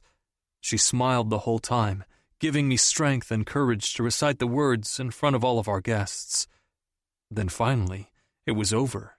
"I now pronounce you husband and wife," the officiant said, beaming. "You may now kiss the bride." I wrapped my arms around Blake, careful of her dress, and pulled her to me. I put my lips against hers gently, but then she threw her arms around my neck and deepened the kiss. The crowd whooped and hollered as our kiss lingered. Blake's hands twined through the hair at the base of my neck. My whole body was on fire for her. I finally pulled back, embarrassed, but she had that same smile on her face. She laced her fingers through mine, and we turned to face our guests together, triumphantly, as husband and wife. "Robert, so glad you could make it." I clapped my ex-brother-in-law on the back. He stood there stiffly. I pulled back and noticed that he had dark circles underneath his eyes. "How've you been?" "Busy," he nodded. "Exhausted." He was an emergency room physician at Boston Medical, one of the biggest inner-city hospitals. "Congratulations, by the way. I never thought I'd see the day." "Me either. But Blake's special." "I'll say. She's even gotten Serena to behave somewhat." We watched as my new wife and his ex briefly chatted about something. Serena actually laughed. Robert turned back to me. "Why did you invite me to your wedding?" I leveled him with a stare. "Why did you come?" He turned back toward my sister. "I think you know why." I clapped him on the shoulder. "Go have a drink with her. You know she's nicer when she's wasted." Robert scrubbed a hand across his face. "Not always." But he headed toward my sister nonetheless. Blake looked up at me then and smiled, making my heart seize. My stupid fucking heart couldn't seem to get this straight. It was a pity that I couldn't fire both it and my cock. They were both giving me a hell of a time. "Wine, please," Blake mouthed, and I nodded, heading to the bar. "Not only are you an amateur, you're a libertarian," Jake was telling Nikki, "and I can't believe you didn't vote for me. Frankly, I'm disappointed in you." Nikki was nursing a ginger ale. "No one's more disappointed than I am," I heard her say. "About the puking, not about the voting. I'm not sorry about that one bit." "You should be ashamed about both." Jake's voice was stubborn. "I still drink you under the table, and I'm ready to prove that right now," Nikki said. "Hair of the dog. Let's get some shots going, Senator. I believe you're all talk. All you Democrats are." "Bring it on," Jake said. He nodded at the bartender. "Start lining up the tequila shots. I have a libertarian I need to school." Nikki tossed her hair. "We'll see." "We all saw you and that bush," Jake taunted. "Do you have to keep bringing that up?" I chuckled as I watched them. Then I signaled to the bartender for 2 glasses of wine. Blake and I had both been taking it easy on the alcohol, but we were still sharing toasts with our guests. Surprisingly, the wedding reception was fun. Being in Vegas had put everyone in a celebratory mood. But now that we'd been drinking for several hours straight, things were starting to get out of hand. Helena and one of my cousins were dirty dancing. It was starting to look like a public sex act. My father and Elizabeth were on the dance floor, glued to each other, whispering, and looking as if they might need a contraceptive device. Serena and Robert were now in a secluded corner, having what looked like a heated argument. Rupert, the administrator of my family trust, approached the bar with a stagger. He'd been my mother's trust attorney and a valued confidant for years before she died. Of course, that wasn't the reason I'd asked him to join us. Lucas, my boy, congratulations. He grasped my hand lightly and shook it. You two make a fine couple. I know your mother would be proud. Thank you, Rupert. I invited you to honor her memory. Rupert looked at me skeptically. Let's be honest. You wanted to nip Serena's impending fraud campaign in the bud. He was slightly unsteady on his feet, looking as though he'd had a few. I smiled at him. I wanted to get out in front of it, yes. He slapped me on the arm. You don't need to worry. He eyed Blake appreciatively across the room. Everything looks good to me. Your mother would be happy to see you settled. I clinked my glass against his. Cheers to that. He staggered back to the bar and I headed toward Blake. I think we should get going soon. This is starting to get messy, and you know how I feel about messy. Blake rolled her eyes good-naturedly. She hadn't stopped smiling all night. Oh yeah, I know all about that. I leaned closer so I could whisper in her ear. I think we should have a brief round of PDA if that's okay with you. The trust administrator's here. Rupert seemed perfectly satisfied with the marriage, but I wanted to be sure. And also, I ran my hands down her arms. Blake's skin felt hot to my touch as she gazed up at me, her lips parted. My cock jumped to attention, and I leaned down, grazing my lips against hers. I put my hand on her back and felt her arch. You need to consummate the marriage. Jake's voice rang in my head. I crushed my lips against hers, and she pressed against me, her tongue meeting and tangling with mine. I pulled back slightly, and she let out a low moan. I dug my fingers into her hair and kissed her again, until I heard a loud wolf whistle and applause all around us. We pulled apart, embarrassed, and found that we were surrounded by our guests, who were whooping and hollering. I saw Shirley wiping her eyes, my cousin Shane with his face buried in Helena's chest, and Serena with her arms crossed, glaring at me. I think we should go, but there's someone we need to speak to first.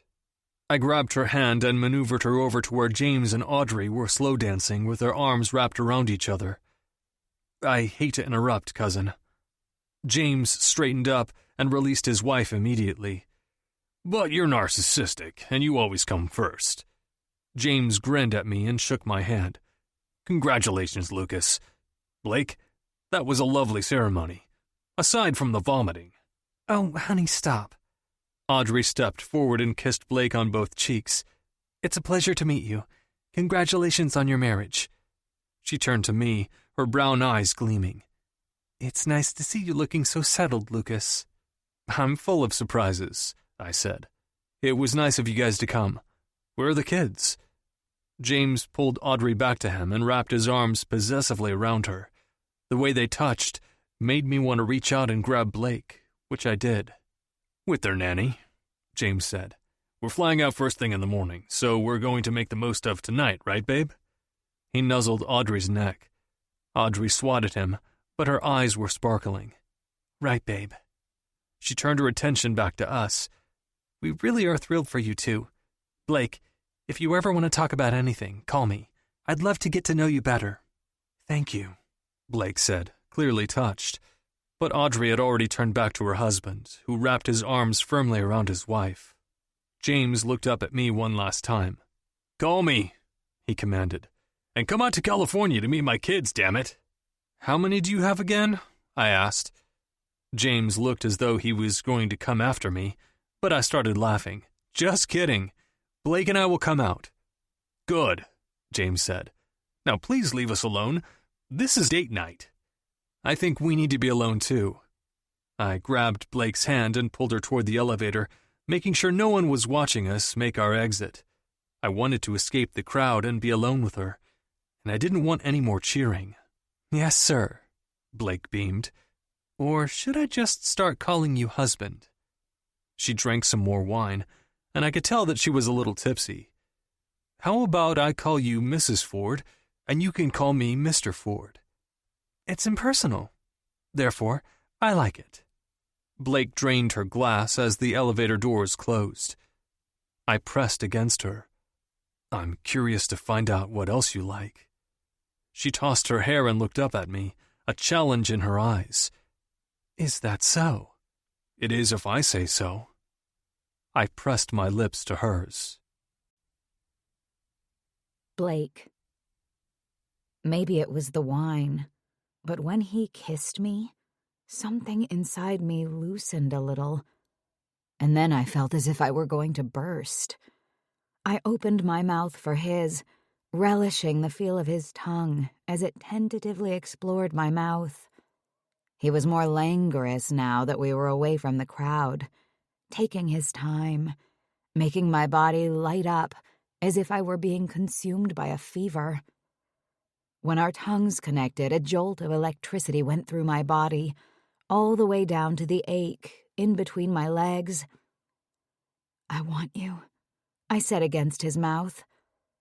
I stopped myself abruptly and pulled back. "I'm sorry. I know we talked about this." Lucas kept his hands on me. "Stop, Mrs. Ford. I'm the one who kissed you, remember? I want to do this. Besides, we have to." I pulled further away from him. "What do you mean, we have to?" He adjusted his tux, his face turning serious. "Jake used to be a lawyer. I told him the truth about us. I hope you don't mind. But he guessed that there was something funny going on anyway." "I don't mind. Jake seems like a good guy. But what were you saying about him being a lawyer?" My head, which had been fuzzy with lust and champagne, was clearing fast. Lucas shrugged, looking sheepish. "He told me that our marriage wouldn't be considered legally valid if we didn't consummate it." "So, are you only kissing me because you have to?" "Yes." He looked at the ceiling, then looked at the floor, the color in his cheeks rising. "No." Lucas seemed abashed, but this was music to my ears. We were really going to do this, and it was for business reasons. No strings, no ties, no crushes. But I got to be with him, and I wanted that, even if I could barely stand to admit it to myself. "Well then, I understand." I kept my voice even and professional. "And if you're asking me if that's acceptable, well, I accept. Let's consummate this thing." A cloud passed over Lucas's handsome features but disappeared quickly. He smiled at me. "I've never thought of consummate as a sexy word, but when you put it that way, I like it. I like it a lot, Mrs. Ford." Excitement rushed through me as I trailed my fingers down his tuxedo. I felt as if I were about to open the shiny Christmas present I'd been hoping for all year. His piercing green eyes became hooded. He ran his fingers through my hair, twisting it and greedily pulling me closer. The elevator stopped at our floor and the door opened. He reached for my hands. "Come on, Blakey." I tilted my head at him questioningly.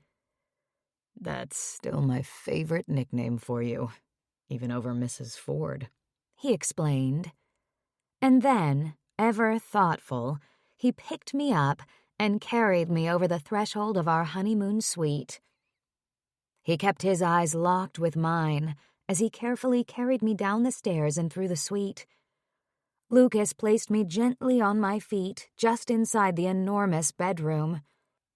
I looked up at him and threw my arms around his neck, thrilling at the feel of him, loving that his gorgeous face was so close to mine. I drank in all the details, his dark curls, his dimple, his green eyes. "Tell me that you want to do this." He ran his hands down my back. "I want to do this," I said eagerly. "I want to do this now." I leaned up and kissed him, hard. He crushed his lips to mine, and our tongues found each other again. He pressed the small of my back and moved me against him so I could feel his rock-hard erection pressing into my belly. "I'd love to rip that dress off of you, but I don't think I can bear to. It's so beautiful." Lucas looked down at me, his eyes shining. "I don't know if I told you how stunning you are tonight. My heart literally stopped when I first saw you coming down the aisle." "Thank you." My voice came out husky, and for some reason I felt the pinpricks of tears. He turned me around and gently unzipped the dress, letting it fall to the floor. Then he carefully hung it up before turning back to me. He grinned and motioned to the garter. "I forgot about that." He rubbed his thumb along it. "We might have to leave it on for now." He kissed me again. Then I took off his jacket, unknotted his bow tie, unbuttoned his shirt, and undid his pants. I ran my hands down his gorgeous, chiseled chest reverently. I wanted to enjoy this moment. I wanted to memorize and save it for later, for when I was alone again. I trailed my kisses lower, tracing his pectoral muscles with my tongue, and he moaned. I shivered with pure female satisfaction. He wanted me. He reached down and undid my bra. The lucky penny fell out and pinged against the floor, making me laugh throatily. "No pockets," I mumbled, as his lips closed over mine again. He gently took my breasts in his hands, rubbing my nipples in circles with his thumbs. I leaned into him, moaning with ecstasy and relief. This feels so right. I've been waiting for this. Lucas ran his hands over my body and pulled me against him. His erection, enormous and thick, pressed against my belly. His tongue searched my mouth, and I gave myself to him, surrendering to the urgency of his touch. He laid me down on the bed, his glorious, naked body above me. Lucas pushed the hair off my face and just watched me for a moment, trailing a finger over my features as though he were memorizing them. Then he leaned in and kissed me again, deep and probing. I spread my legs a little, offering myself to him, yearning for him. He slid a finger inside of me slowly, testing me, and I moaned, bucking against him, wanting more. I grabbed his muscled ass and pulled him closer, running the head of his cock over my sex, getting it slick and wet, arching my back in an attempt to join our bodies. "Please," I whispered. "Like I could wait." Lucas entered me then, his hard length filling me all at once, and I cried out. He buried himself in me, and my body stretched to accommodate his. He moved slowly at first, making sure I was comfortable with how big he was. I moaned, loving how he filled me. I ran my hands greedily down his muscled back. I'd been wanting to touch him more than I'd admitted to myself. He thrust again, groaning, and my pussy quaked around him. I grabbed his ass and pushed him deeper into me, wanting to feel all of him, wanting him to overtake me. His body listened to mine. His long, deep strokes pushed me to the edge almost immediately. He leaned up, and I drank in the sight of his taut, muscled body, the cords standing out on his neck. He didn't take his eyes off of me. I felt like he was trying to devour me with his body, and I was all for it. I was on the edge, my vision blurring around the edges as his thrusts got deeper and more urgent. I felt my orgasm circling me, large and powerful. "Come in me," I pleaded. "I want to feel you." Oh, fuck. Blake. And then he did come. Hard, filling me as my body clenched around him and I cried out. He cursed as his body shuddered on top of me. After we stilled, Lucas rolled to the side and pulled me into his arms, cradling me against his chest. His breathing became rhythmic and shallow as he held me.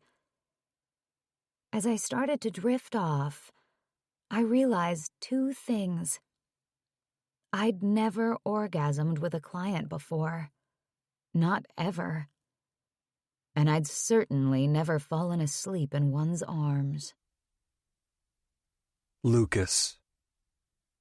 I woke up with Blake in my arms. It was the strangest feeling. I was wearing a wedding band, and I had my arms wrapped around a beautiful woman, who happened to be my wife. We'd consummated the marriage. Thank God I'd had a proper excuse, because now that we'd done it, I could finally admit to myself how much I'd wanted to. Since I'd met her, Blake had been all I could think about. When I'd seen her in her wedding dress last night, heading toward me, there was only one thing I'd wanted. Her. I watched her as she slept, her hair tumbling over the sheets. She looked beautiful and innocent. I looked at the engagement ring and wedding band on her hand, my mother's bangle still on her wrist. This seemed so real. And if it seemed real to me, I probably didn't have to worry about Serena. Or anyone else. I slid out of bed and grabbed my phone, shooting off a quick text to Jake. "Please tell everyone thanks for coming last night. My bride and I are staying in today, so we won't see you all off. Give everyone our love." Jake responded immediately. "Did you give Blakey your love last night?" Much to my chagrin, he included a winking emoji. With a frown, I tapped out a reply. "Fuck off. Go back to Washington." I could practically see Jake leering as I read his next message. "Love you too, bro. Congratulations. You win. You have the hottest wife I've ever met." I smiled a little at that. Then I ordered room service. When it arrived, I made sure everything was meticulously arranged before I headed back to the bedroom. Blake was lying in bed, staring at her rings as if mesmerized. She jumped when I came in and stuck her hands back under the blankets. "Good morning." She sounded as if she were trying to play it cool. "Good morning." I smiled at her. "Sorry to interrupt you." "You didn't." "Oh, well, yes you did. I was staring at how my rings sparkled." She sat up, smiling at me sheepishly, and I felt a rush just from looking at her. "Are you hungry?" She nodded. "I'm starving." "Well, when you've finished admiring all available shiny objects, come out and join me in the dining room." Blake sat up and looked at me skeptically. "You cooked?" "Don't be crazy. I ordered room service, and I set it up on the table." "Well, in that case," she said, smiling, "I'll be out in a minute." She joined me exactly 1 minute later, wearing a t-shirt and a pair of leggings. Her hair was mussed. She sat down at the table and smiled at me shyly. "Hi." "Hi." I tried to ignore the chills that shot through me when she smiled at me like that. It's sort of awkward, right? We're newly married and newly consummated, all at once. It's totally sort of awkward. And awesome. Blake nodded, still smiling, and dug into her fruit cup. "Wouldn't it be nice to live at a hotel like this? You could always order whatever you want, whenever you want." "That's why I live at the Stratum. Room service 24 hours a day, and housekeeping." Blake shook her head. "That's so not the real world, and neither is this." She looked around at the suite and the view beyond. It's your world now, I thought. Blake deserved all the good things in life, and I was determined to give them to her this year. After that, the money I was paying her would help her have a bright, secure future. One that didn't include me. But I didn't want to think about that, so I pushed the thought roughly from my mind. If it's all right with you, I'd like us to stay in today. I think I've had enough company for one weekend. Blake nodded. Of course. When are we leaving for our trip? Tomorrow morning. I couldn't wait to whisk her away to the beauty and peace of the islands. So, we have the day to ourselves to relax. I scheduled massages. Is there anything else you'd like to do? I just want to check out that pool. She motioned to the deck outside. It looks amazing.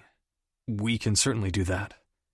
I pictured her in a bikini, and I felt a strong pull of desire in my belly. Anything else? Do you like to gamble? No, Blake said. I don't like to take chances with money. I smiled at her. Me either. But how about we make plans to go to dinner?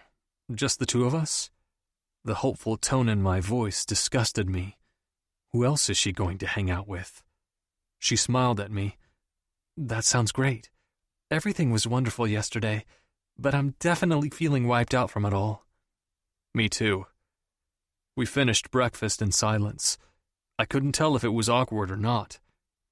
You want to hit the pool? I asked. Blake flashed another smile at me, putting me at ease. That sounds great. She headed off to change, and I mentally kicked myself. I was acting like a crushed-out schoolboy, for Christ's sake. We met outside on the private deck, which overlooked the strip. The sun was climbing in the sky, but the temperature was still perfect, warm without being overbearing. This is so amazing, Blake said. I never even knew that a hotel room could have its own pool. She stripped off her cover-up to reveal a black string bikini, and any response I might have been formulating froze on my lips. She noticed me watching her and tossed her hair over her shoulder. What? She asked nonchalantly as she stepped into the pool. Her nipples immediately hardened underneath the scraps of fabric covering them. I felt myself getting hard again. Is it cold? Blake went all the way into the water, splashing a little. No, it's amazing. You should come in. She didn't need to ask me twice. I stripped out of my t-shirt and headed into the water, hoping it was calm enough to calm Manland. Blake went under and then sat on one side of the pool. I climbed in and sat on the other. So, this is still awkward, right? She asked. Seems to be. Another silence ensued. This one was definitely awkward. Blake watched me from her side. So, here's the state of our union as I see it. We got married, and we had sex last night, and you said that we only had to consummate once in order for the marriage to be legal. So, where does that leave us? In a pool designed for sin, in Vegas, and you in that sexy bikini, I said, deadpan. She tossed her hair again. I don't own any other kind. It's not like I'm trying to tempt you, I swear. I groaned and leaned back against the edge of the pool. She didn't have to try. My cock was already rock hard, pointing straight in her direction, as if in salute. So, what are you asking me? I'm just trying to understand the parameters, she said simply. I like to know where I stand. Then come here. I'll show you where to stand, I growled. Blake arched an eyebrow, but complied, moving slowly across the pool until she was standing closer. Yes, sir? My dick was throbbing as I watched her tits bob in the water, so tantalizingly close. What if I changed the rules? I watched her throat work as she swallowed. To what? I stood up and closed the distance between us, fingering the delicate strap of her bikini. What if I asked you to share my bed for the next week, while we're on our honeymoon? Blake looked up at me expectantly, her lips slightly parted, her cheeks flushing. And then? And then we'll revisit the situation, I said smoothly. The assurance in my voice was false. I had no idea what I was doing. What I did know was that I needed to be inside her again, right now, and that maybe, if I let myself have her for this next week, I could get my fill of her body. That sounds reasonable. Her voice was even, but her pupils were dilated and her nipples were hard, She wanted me too. And it wasn't an act for my benefit. It wasn't an ego boost for a client. I could see her trembling slightly, and it filled me with satisfaction. I was going to make her scream my name all day, every day, for a whole week. Once I was done with her, she was never going to forget about me. This was, for better or for worse, after all. I reached for her, running my thumb along her bottom lip. She bit it softly, and then came to me, pressing herself against my body. I leaned down and kissed her, my hands roving hungrily over her skin. I didn't know if I would be able to get enough of this, of her. There was an urgency in her kiss, too. She rubbed her breasts against me, arching her back and moaning. I couldn't wait. I reached down, stripped off her bikini bottom, and lifted her up. She instinctively wrapped her legs around me, and I moved us back to the edge of the pool. I lifted her out of the water and sat her on the edge, delicately spreading her legs apart. Then I sunk lower in the water until her naked sex was level with my face. I ran my tongue along her perfect pink slit, and she cried out, throwing her head back. Her taste was mesmerizing, sweet and musky. I buried my face in her, licking and tonguing her clitoris. "Lucas," she said, breathless, as I took her clit in between my teeth, biting her a little. Then I slid 2 fingers inside her. Her pussy quaked around them. "Oh, fuck," she moaned. I drew my fingers out and plunged them back in. She was slick with wetness, and not just from the pool. Her body moved to meet my hand. I smiled into her pussy and teased her with my tongue some more. "You like that?" "I like your cock better," she panted. Still, she came hard, the next time I stroked her insides with my fingers and planted my mouth on her clit. "You can have it now, babe." I pulled my swim trunks off and positioned one leg up on the side of the pool. Then I slid my throbbing dick toward her entrance. She watched me, her eyes huge in her face. "Lucas, I need you." Her voice was thick. She arched her back, spread her pussy open, and started fingering her clit. For some reason, that almost undid me. I eased myself into her, feeling her body stretch for me. I thrust slowly at first, but soon Blake was grabbing my ass, pulling me in deeper, begging me to give it to her harder. She was driving me abso-fucking-lutely wild. The horizon tipped as she moaned and rode my cock, calling my name, her pussy spasming around me. "Blake. Oh, fuck, Blake. What are you doing to me?" I heard myself ask lowly as my orgasm built all around me. Our bodies slammed together, hard, until I pulled back and we did it again, and again. I was in deep, so deep, and my thrusts were becoming longer now. I was almost there. I fingered Blake's clit hard, almost crudely, and her body erupted in spasms against mine. And then I came in her, hot and hard.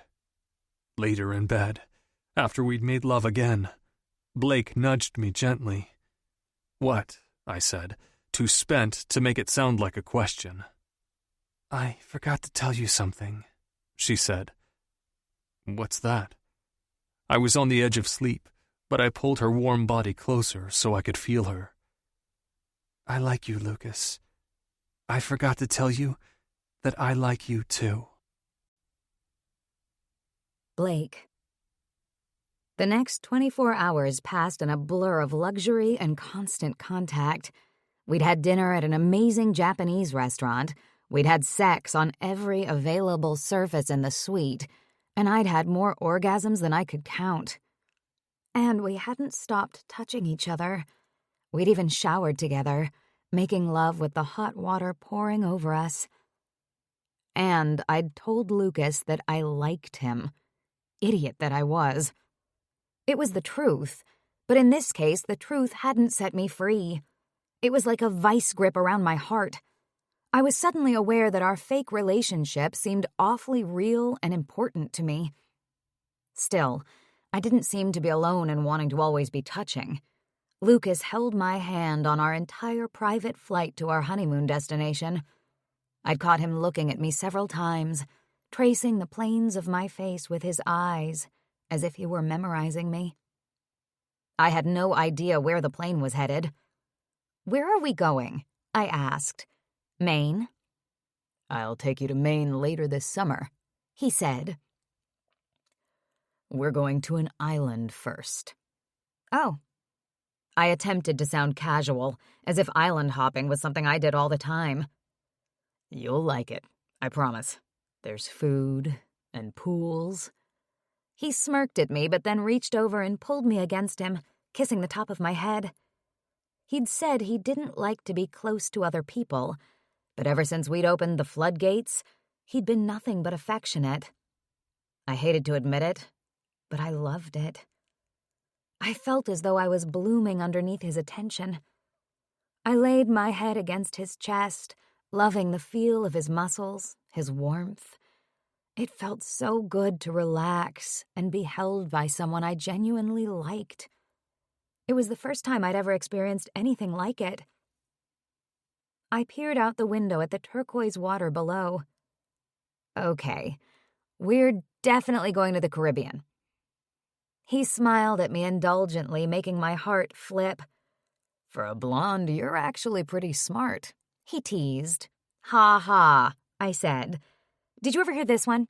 What's black, blue, and brown and lying in a ditch?" "No." "A brunette who's told too many blonde jokes," I said. "You do well to remember that." Lucas smiled at me, his dimple flashing. "I like it when you're feisty." "That's probably good. You seem to bring it out in me. Now will you please tell me where we're going?" "No." He playfully pulled me onto his lap. "Do you need me to say that more slowly because you're a natural blonde?" This could be a very long trip, I deadpanned. Eventually, the flight attendant came out.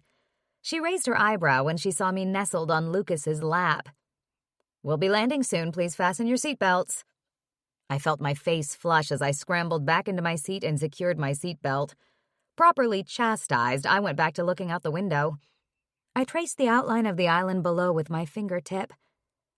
"Turks and Caicos," I finally said, triumphant.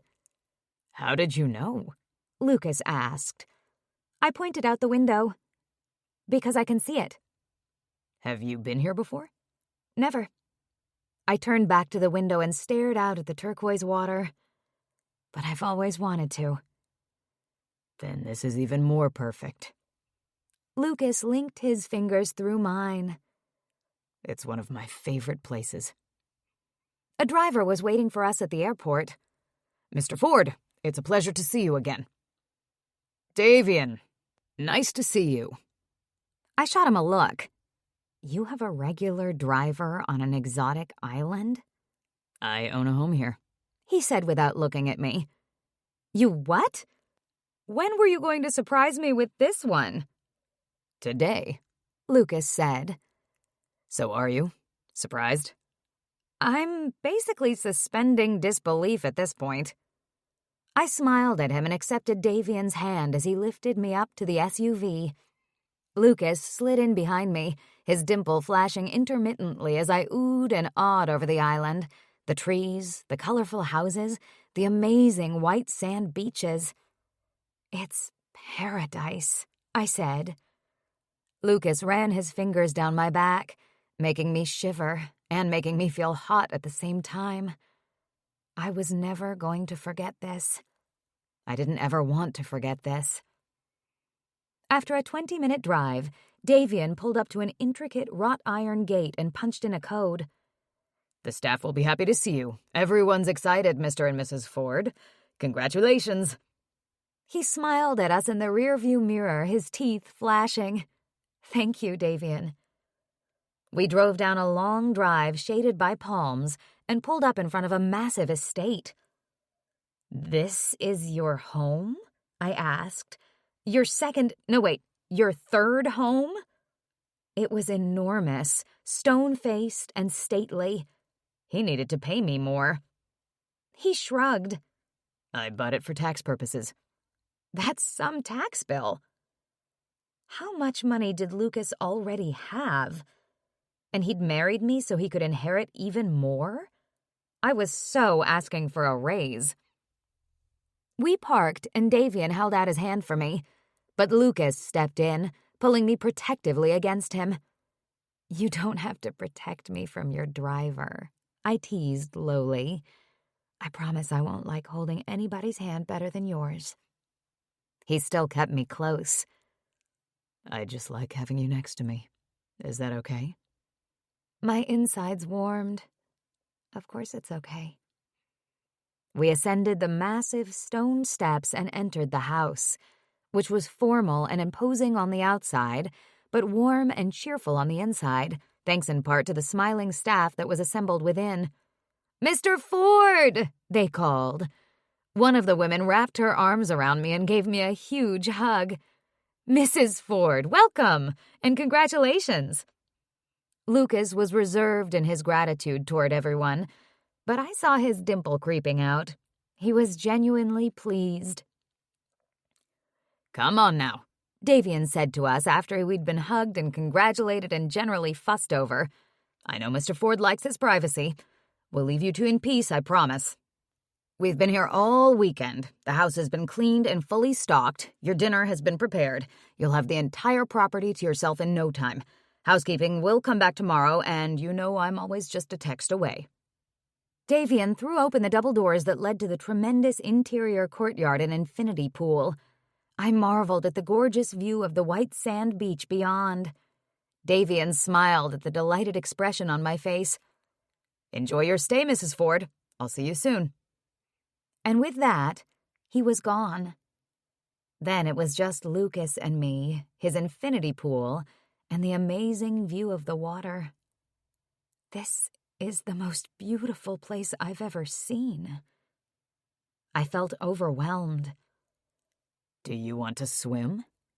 Lucas sounded excited. He was already stripping out of his clothes. I'm going to live in this water, I said. Are you kidding me? The ocean back east was freezing, even in August. I'd never even seen a pool like this before, not to mention the aqua waters beyond, except in magazines and movies.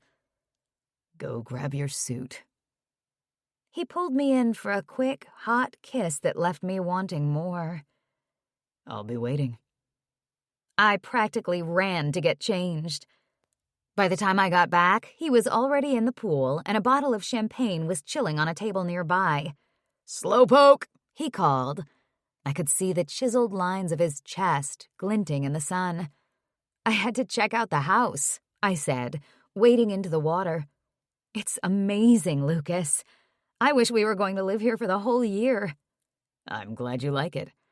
We can come back whenever I can get away from work.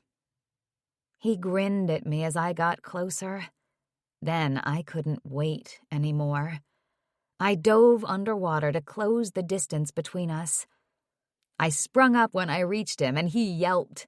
Then I threw my arms around his neck and kissed him, unrestrained. The strange and overwhelming feeling of unbridled happiness filled my heart. My heart was so full just from being next to him. He pulled me into his arms and we waded through the pool. Then he picked me up and carried me to the beach, where I swam in the warm, turquoise waters of the Caribbean for the first time in my life. Lucas. We had sex in the pool, sex in the hot tub, sex on the beach, sex in my bed. But the best part was having dinner outside, under the stars, with no city noise, no lights, and no distractions. Just me and Blake, with delicious jerk-flavored grouper and a grilled papaya salad. And then we tumbled into bed together, our limbs entangled. The addictive, brain-addling smell of her hair washed over me, and her soft, warm body pressed against mine. Fuck. I was falling for her. I fucking knew it. "Lucas?" she asked, breaking my reverie. "What, baby?" I stroked her back. I couldn't help myself. I had to touch her. I had to have her next to me all the time. Do you bring lots of women here? She asked in a husky voice. No. The question bothered me. I'd never brought anyone else here in the 2 years I'd owned the place. I felt exposed. I usually just come down alone, to unwind. Were you lonely?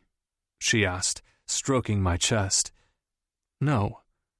I was quiet for a moment. Yes. I don't know. I've been alone my whole life. She rolled away from me and pulled my arm over her shoulder so I was still holding her close. But I never thought I was lonely. She nestled against me, yawning. Now I know that I was. She fell asleep then, but I stayed up for a long time, just thinking about her words. I didn't want to let go of her, and I didn't want her to be lonely. And those were 2 things I couldn't afford to want. Maybe the only 2 things in the world I couldn't afford. Would you like to go snorkeling? I asked Blake after breakfast the next morning. I don't know. I've never been, she said. You can do it, I assured her. We'll take the boat out, and I can show you. Is it your... As the notes fade gently, let your mind feel lighter, ready to re-enter the world of the story.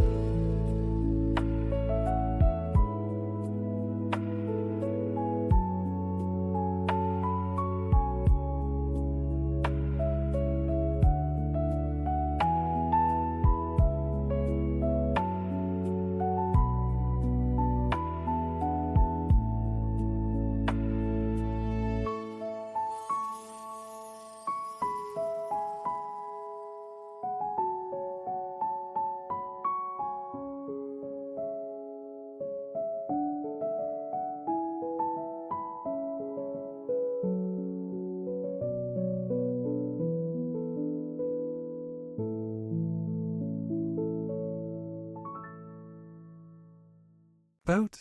Oh, never mind, she said. Of course it's your boat. It's totally my boat. I held out my hand for her. Come. She looked at me coyly and took my hand. Yes, sir. You're going to pay for that. Later. She tossed her hair. Don't mind if I do. I had a private dock for my boat. I texted the captain I sometimes hired to meet us there. We grabbed the picnic lunch that housekeeping had prepared for us, as well as several bottles of wine and sunscreen, and headed over to the boat. It was a perfect day. The sun shone brightly, there was a slight breeze, and I was holding Blake's hand. Jesus, I couldn't believe the turn my thoughts were taking. I was turning into such a girl. I should have packed a bra and a box of tampons for this trip. My crew of 2 were waiting for us at the boat. "Where do you want to go today, Mr. Ford?" the captain asked. I was thinking French Key. My wife's never been snorkeling before. My gut twisted with pride at the word wife. "You'll love it," both men said, nodding solemnly at Blake. "French Key is the most beautiful spot. No construction. We might even see dolphins on the way." "Really?" Blake clapped her hands, looking as excited as a small child. The captain grinned at her. "Really? Now you two relax and enjoy your honeymoon. We'll take care of you." Even though I'd been out on the water many times, seeing Blake's odd expression made the scenery come alive to me again. She stayed pressed against me, her hand clutching mine, as she watched the lush island disappear from view and the translucent turquoise water surround us. "So beautiful," she said. "I know." But I was only looking at her. "There they are," the captain called, pointing behind us. "A whole pod." There was a group of dolphins behind us, jumping out of the water every so often. "Oh my God," Blake said, watching them with delight. "They're showing off for you," I said. She pulled up her sunglasses, and I could see that her eyes were sparkling. "I can't believe it. They're so cool." I couldn't help but smile. Her unabashed enthusiasm was infectious. The dolphins followed us for a while, and we parted ways when we reached French Key. It was a small, low-lying, uninhabited island. The captain motored the boat expertly toward the inlet. We were out in open water, but we would be safe snorkeling close to the boat. "Are you ready?" I asked Blake. I'd helped her assemble her mask and snorkel, and the captain had talked her through the basics. 2 hectic spots of color dotted her cheeks. "I think so." "You'll be fine, babe. It's fun." She nodded at me. "I'm excited." But she looked nervous as she followed me down the ladder to the water. I waited for her, treading water patiently. The wind had picked up a little bit, and the typically calm water had a bit of a roll to it, but it wasn't too bad. Blake seemed reluctant to let go of the ladder, but she finally did, paddling out to me cautiously. "You okay?" I asked. She nodded and adjusted her mask. "Just follow me." I fit the snorkel into my mouth and swam over to her, making sure hers fit comfortably. She just nodded and gave me the thumbs up. "Let's do it." I put my face in the water and swam calmly toward the reef with Blake beside me. Colorful fish swam past in groups. More were feasting on the bright, almost fluorescent coral. I pointed out a parrotfish, an angelfish, and a turtle. Blake nodded each time, keeping pace. We swam farther out, and I took out my mouthpiece in order to dive down. I was examining some sort of triangular-looking fish when I heard what sounded like Blake screaming. I turned around in a panic. She'd come underwater, but she was struggling to get back to the top. Her mouth was open, and I could hear her shrieking, even though it was muffled. I headed toward her, then saw what she was upset about. A large barracuda, silver and sparkling in the sunlight, swam very close to her. Its spiky, needle-sharp teeth poked out of its mouth menacingly. It wouldn't likely go after her, but I could see why she was afraid of it. I broke the surface of the water, and she was next to me, arms flailing. "Blake!" She went under, then popped back up a moment later, barely catching her breath before disappearing again. "Blake!" I swam to her swiftly, my arms cutting through the water, and grabbed her just before she went under again. I held her up and swam back to the boat. The captain and his first mate were shouting at me. The captain jumped in the water and helped me pull Blake up the ladder. She was sputtering and crying. I managed to get the mask off her, then checked her vitals. "I'm fine," she said, crying. "That fish just scared me, and then I panicked. Once I was sure she wasn't in any physical danger, I wrapped her in a towel and brought her to the back of the boat, cradling her in my arms. She clung to me, still crying. "I'm sorry." She wiped her eyes. I felt as if my heart was being squeezed. "Are you hurt?" Her eyes were red, spilling over with fresh tears. "No, I'm just embarrassed." I wiped the tears from her cheeks. "You've got nothing to be embarrassed about. I forgot to warn you that we might see a barracuda. And diving in open water like this on a windy day, that was a stupid idea. A selfish one. I'm so sorry." I pulled her closer, and she clung to me. She let out a bark of laughter. 5-year-old snorkel, babe. I'm the one who should be sorry." She buried herself in my chest. "Just don't let that thing near me ever again. Did you see its teeth? Did you see its eyes? They were flat and shiny, like deadly nickels." "Shh." I rocked her back and forth. "I saw it. I'm going to come back later and put a spear through it." "Not without me." She shuddered. "I'm going to be the one to do it." "No." I stroked her hair. "I'm keeping you safe from now on. Till death do us part." It hadn't even been a week, and I was falling. Hard. She leaned up and kissed my cheek, and I wrapped my arms even tighter around her, still cursing myself for ever putting her at risk. Blake. That barracuda had scared the bejeebles out of me. But what was even worse?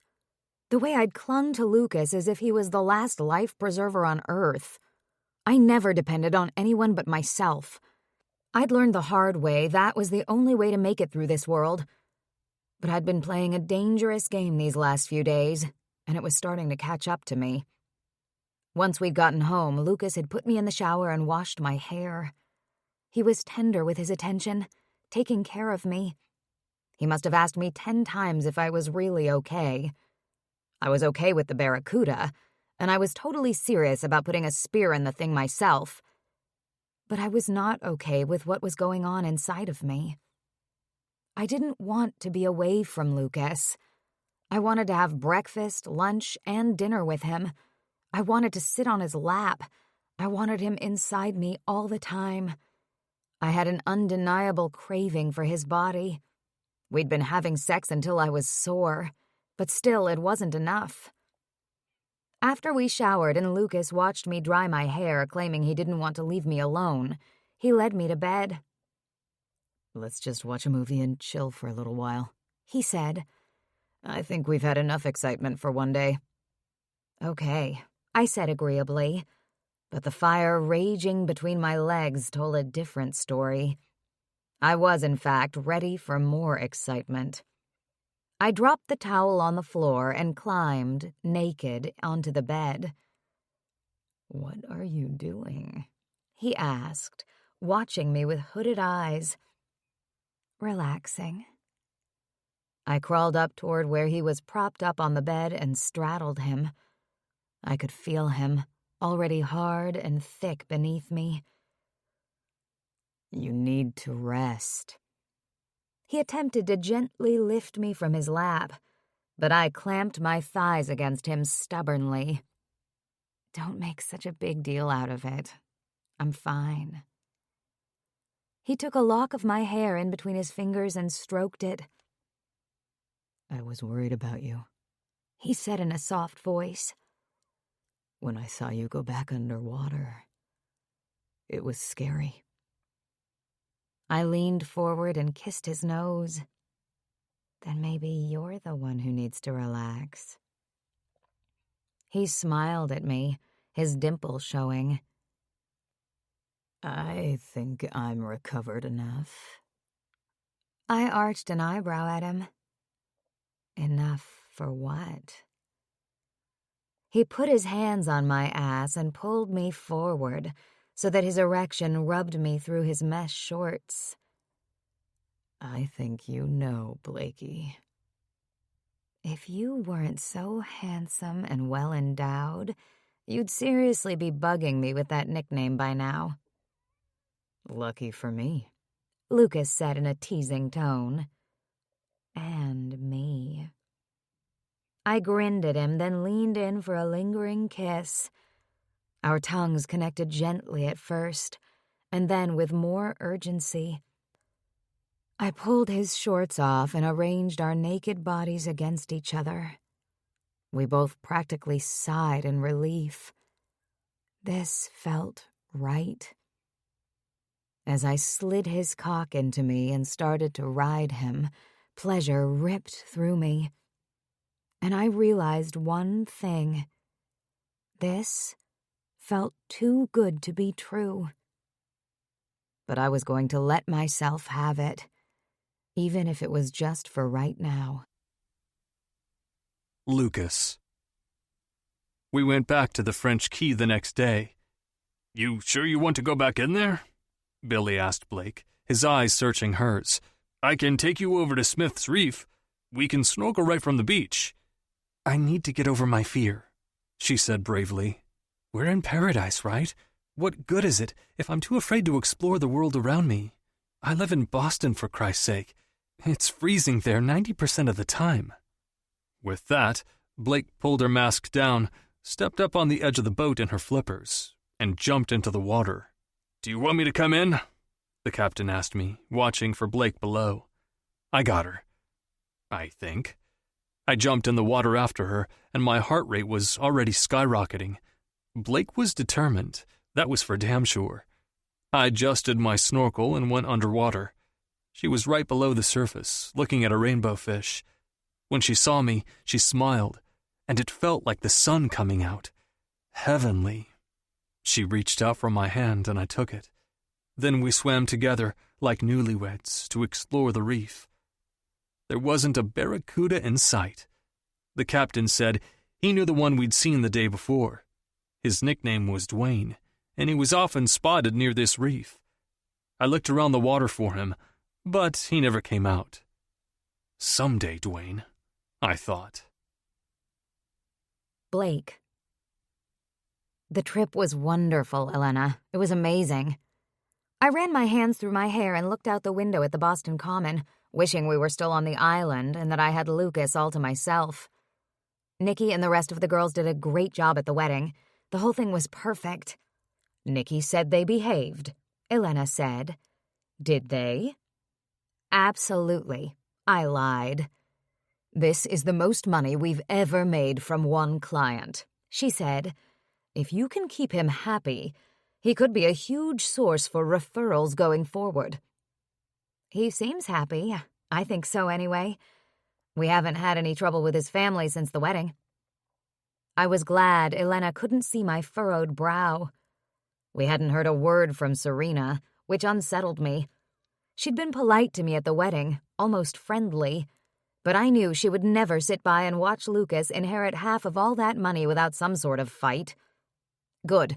Let's stay in touch. Check in with me if you need anything. Otherwise, I'll call you in a few weeks. We hung up, and I called my mother next. I looked at my rings, feeling guilty. I couldn't even send her a picture without breaching my confidentiality clause. She would never see me in that wedding dress or see the happy smile that had graced my lips. Maybe it was better that way. She answered on the first ring. "Honey, hi. I'm so glad you called. I missed you so much." She paused to cough for a moment, a deep, congested sound. "Are you okay?" She waited until her coughing subsided to speak. "I've just been a little off-kilter this week, but I'm fine. I'm taking my medicine. I'm doing all the right things. It's just the humidity, I think." New England summers were notoriously humid, but that wasn't why she sounded so congested. "You need to call the doctor." "I don't need to do any such thing. Your sister's here taking care of me." Her cheerfulness sounded forced. "What the fuck is Chelsea still doing there?" I hissed, the words tumbling out before I could stop them. My mother hated it when I cursed, and she hated it even worse when I cursed about my sister. "Blake, stop it." "What's Her Highness saying about me now?" I heard Chelsea ask sharply from the background. I could just picture them sitting in my dingy kitchen, the cheerful drapes from Target failing to mask the moldy window frames and the view of the paint-peeling multifamily housing unit smack dab next door. "We saw your picture in the paper," my mother said tightly. "You look beautiful." My heart sank at the word we. I glimpsed at the Globe, lying open to our wedding announcement, which displayed a gorgeous picture of Lucas and me from our photo shoot in the park. The article listed all of Lucas's accolades and was packed with lies about me. "Oh, thanks." "Let me talk to her," my sister snapped, grabbing the phone. "You're married? To a billionaire?" Yep." I had no idea what my mother had told her. "Since when?" I could almost see the look of complete indignity warping my sister's pretty face. "Since Lucas asked me to marry him and we got married last week." "Why didn't you invite Mom?" "I couldn't," I said quickly. What had my mother told her?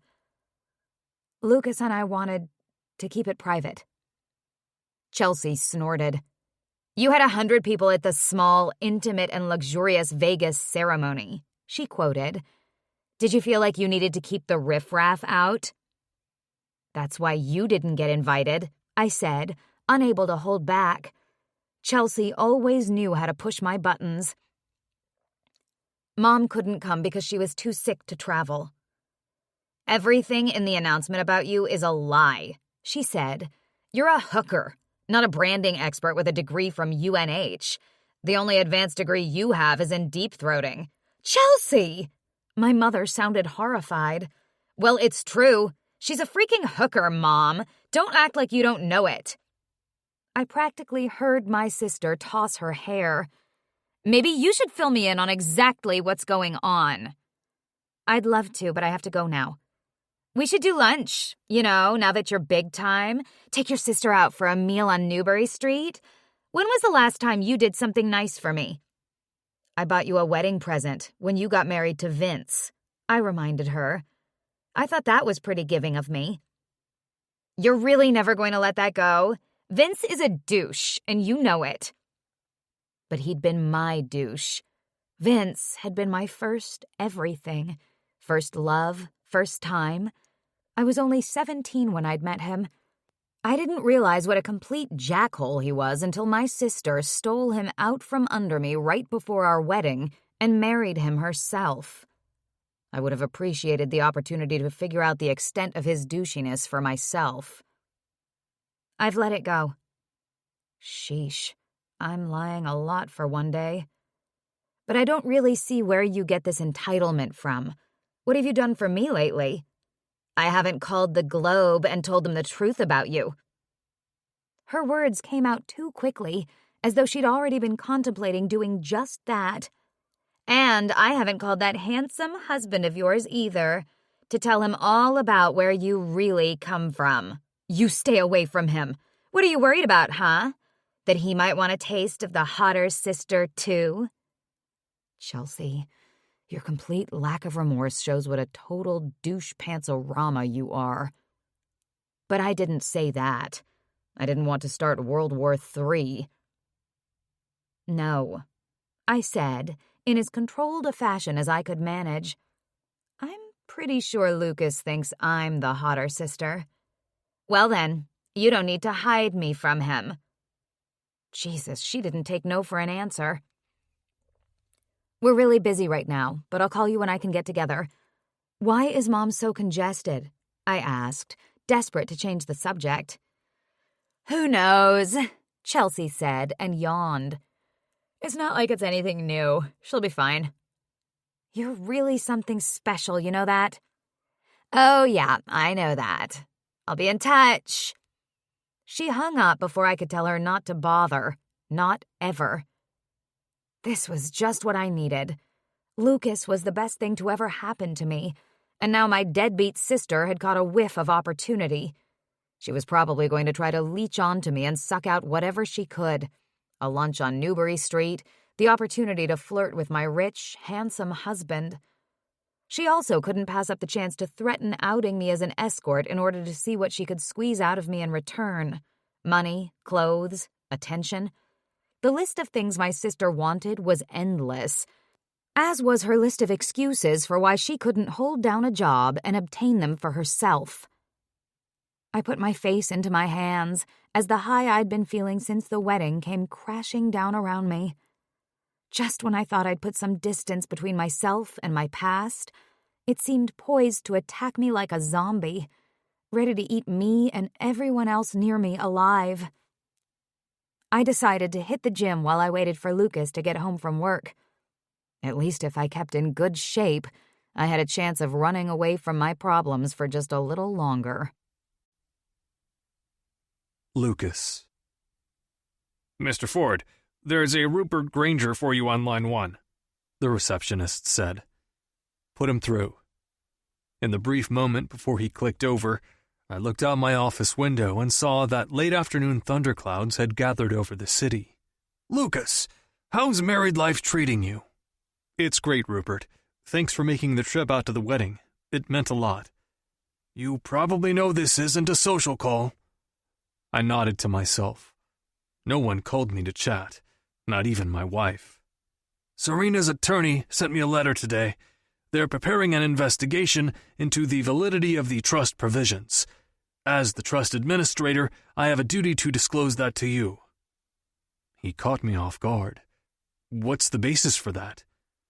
They're not contesting the validity of your marriage, Rupert explained. They're contesting the validity of the trust provisions themselves. Her attorney said he found a recent case that might make the provisions void in the state of Massachusetts. For some reason, my stomach sank. But this is just a preliminary investigation. Yes, but this could have ramifications for both of you. Soon. The attorney said they were going to look into other jurisdictions and see if there are any similar precedents. I'm just calling you as a courtesy, but also to let you know that if these provisions are deemed void or voidable, you and Serena will immediately inherit the trust. I won't use trust funds to put up a legal fight, but your mother wouldn't have wanted that, and as her executor, it's my duty to carry out her wishes. Let me get this straight. If the courts are ruling that provisions like these are no longer enforceable, ours are considered void? I asked. Right. And if the social provisions of the trust are deemed void, and there won't be any threshold to meet, Rupert explained. In other words, Serena's previous marriage doesn't affect her ability to inherit the money, and it won't matter if you and Blake stay married for a year, although I certainly hope you do. I scrubbed my hand across my face. This didn't make sense. Serena was already free and clear to inherit. Why would Serena want to do this, especially since she's already complied with the terms? Rupert cleared his throat. I'm not at liberty to discuss that. You'll have to ask her directly. Okay. I paused for a beat, my mind racing. Serena wouldn't be forthcoming with me about her reasons, and I knew it. You know my mother didn't like family secrets. The least you could do is give me some sort of idea to honor her memory. I have a fiduciary duty to protect the grantee's best interests, and in this instance, I mean your sister's.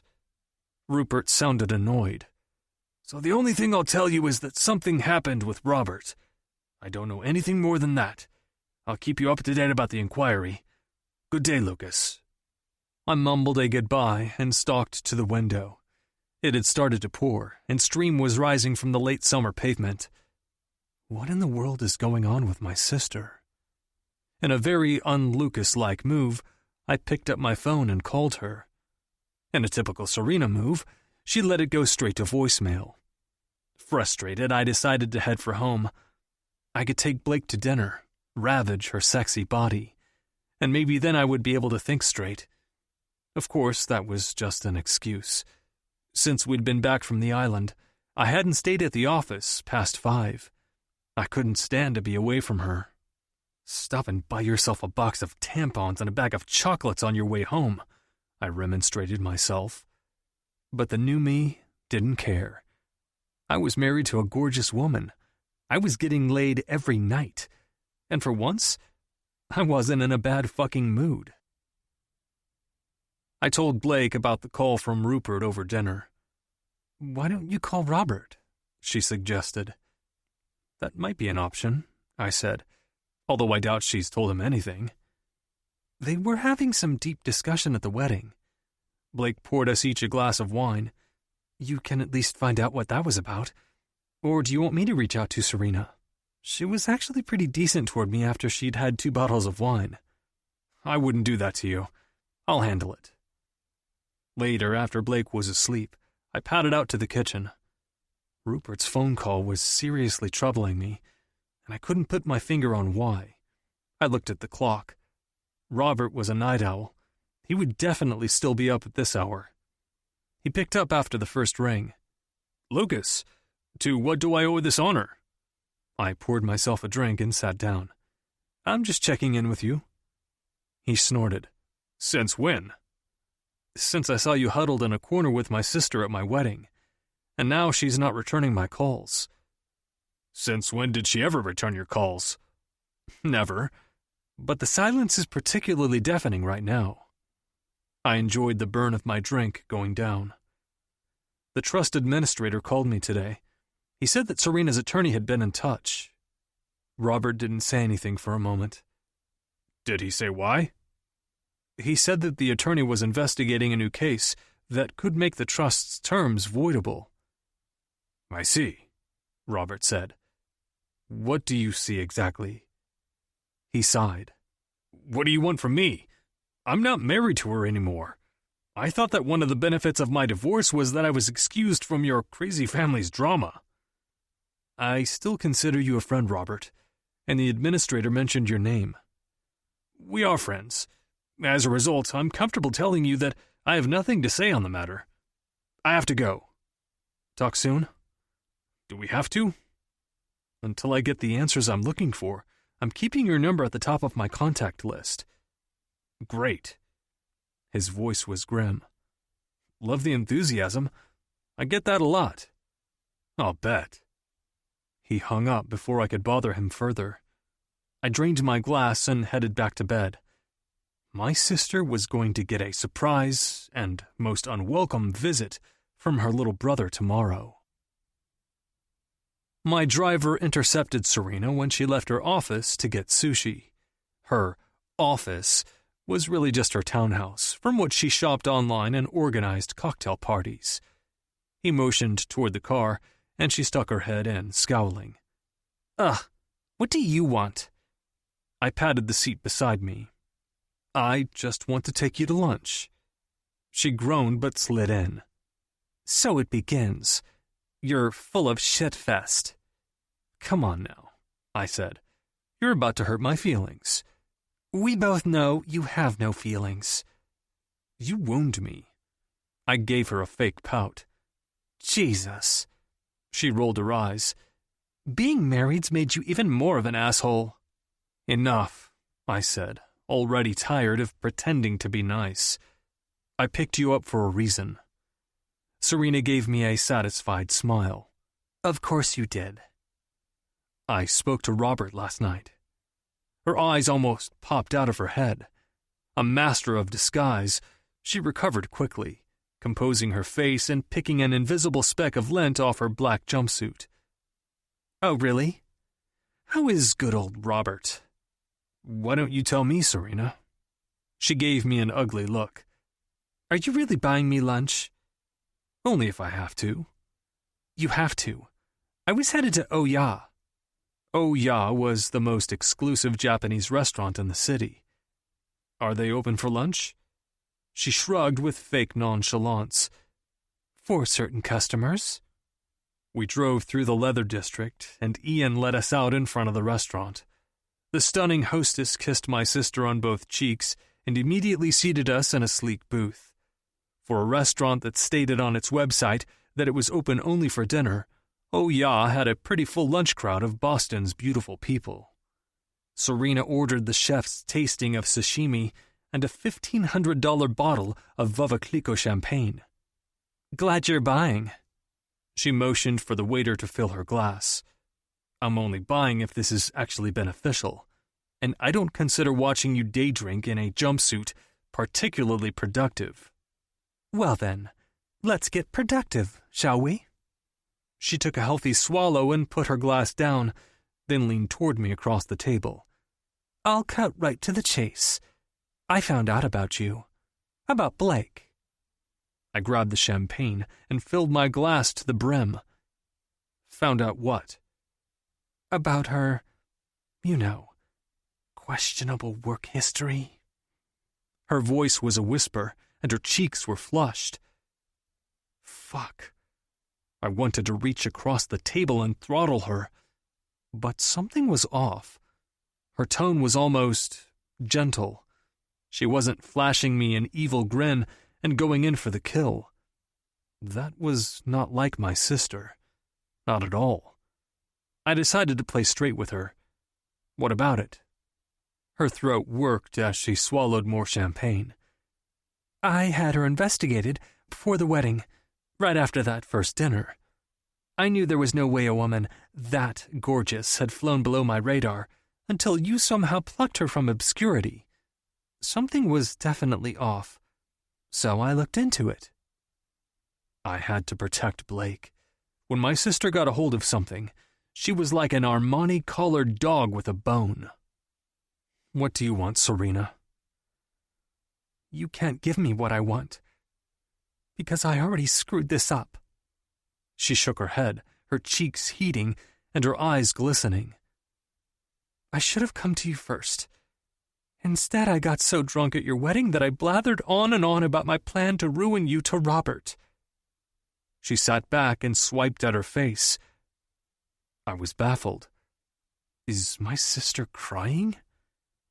And? Serena carefully wiped her face again, keeping her makeup intact, and drained her glass. And? He said that you looked happy. So? Serena sniffled. He said he'd never seen you look happy before. I wasn't sure where this was going. So? He said he'd out me if I went after you, for marrying him and staying married to him because I had to. Serena didn't wait for the waiter to come back.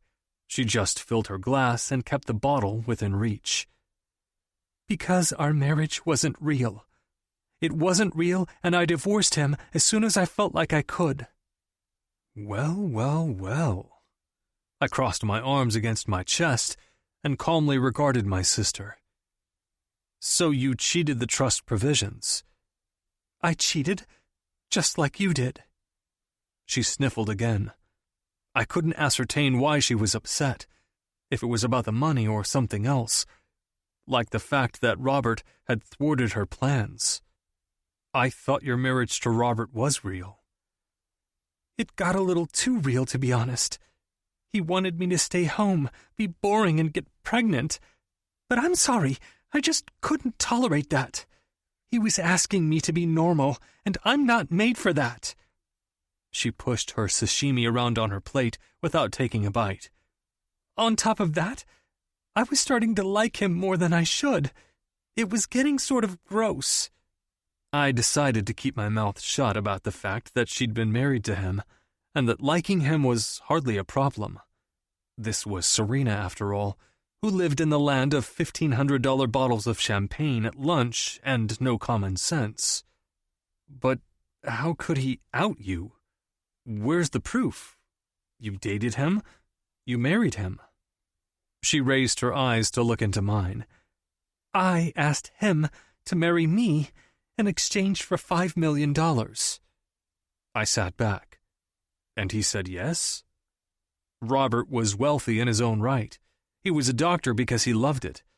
But he had his own family money. And I'd never seen him act as though he loved money or the spotlight. He'd acted as if he loved Serena, though. Had he fooled me for all these years? She shook her head. He said no. But then he proposed because he said he loved me.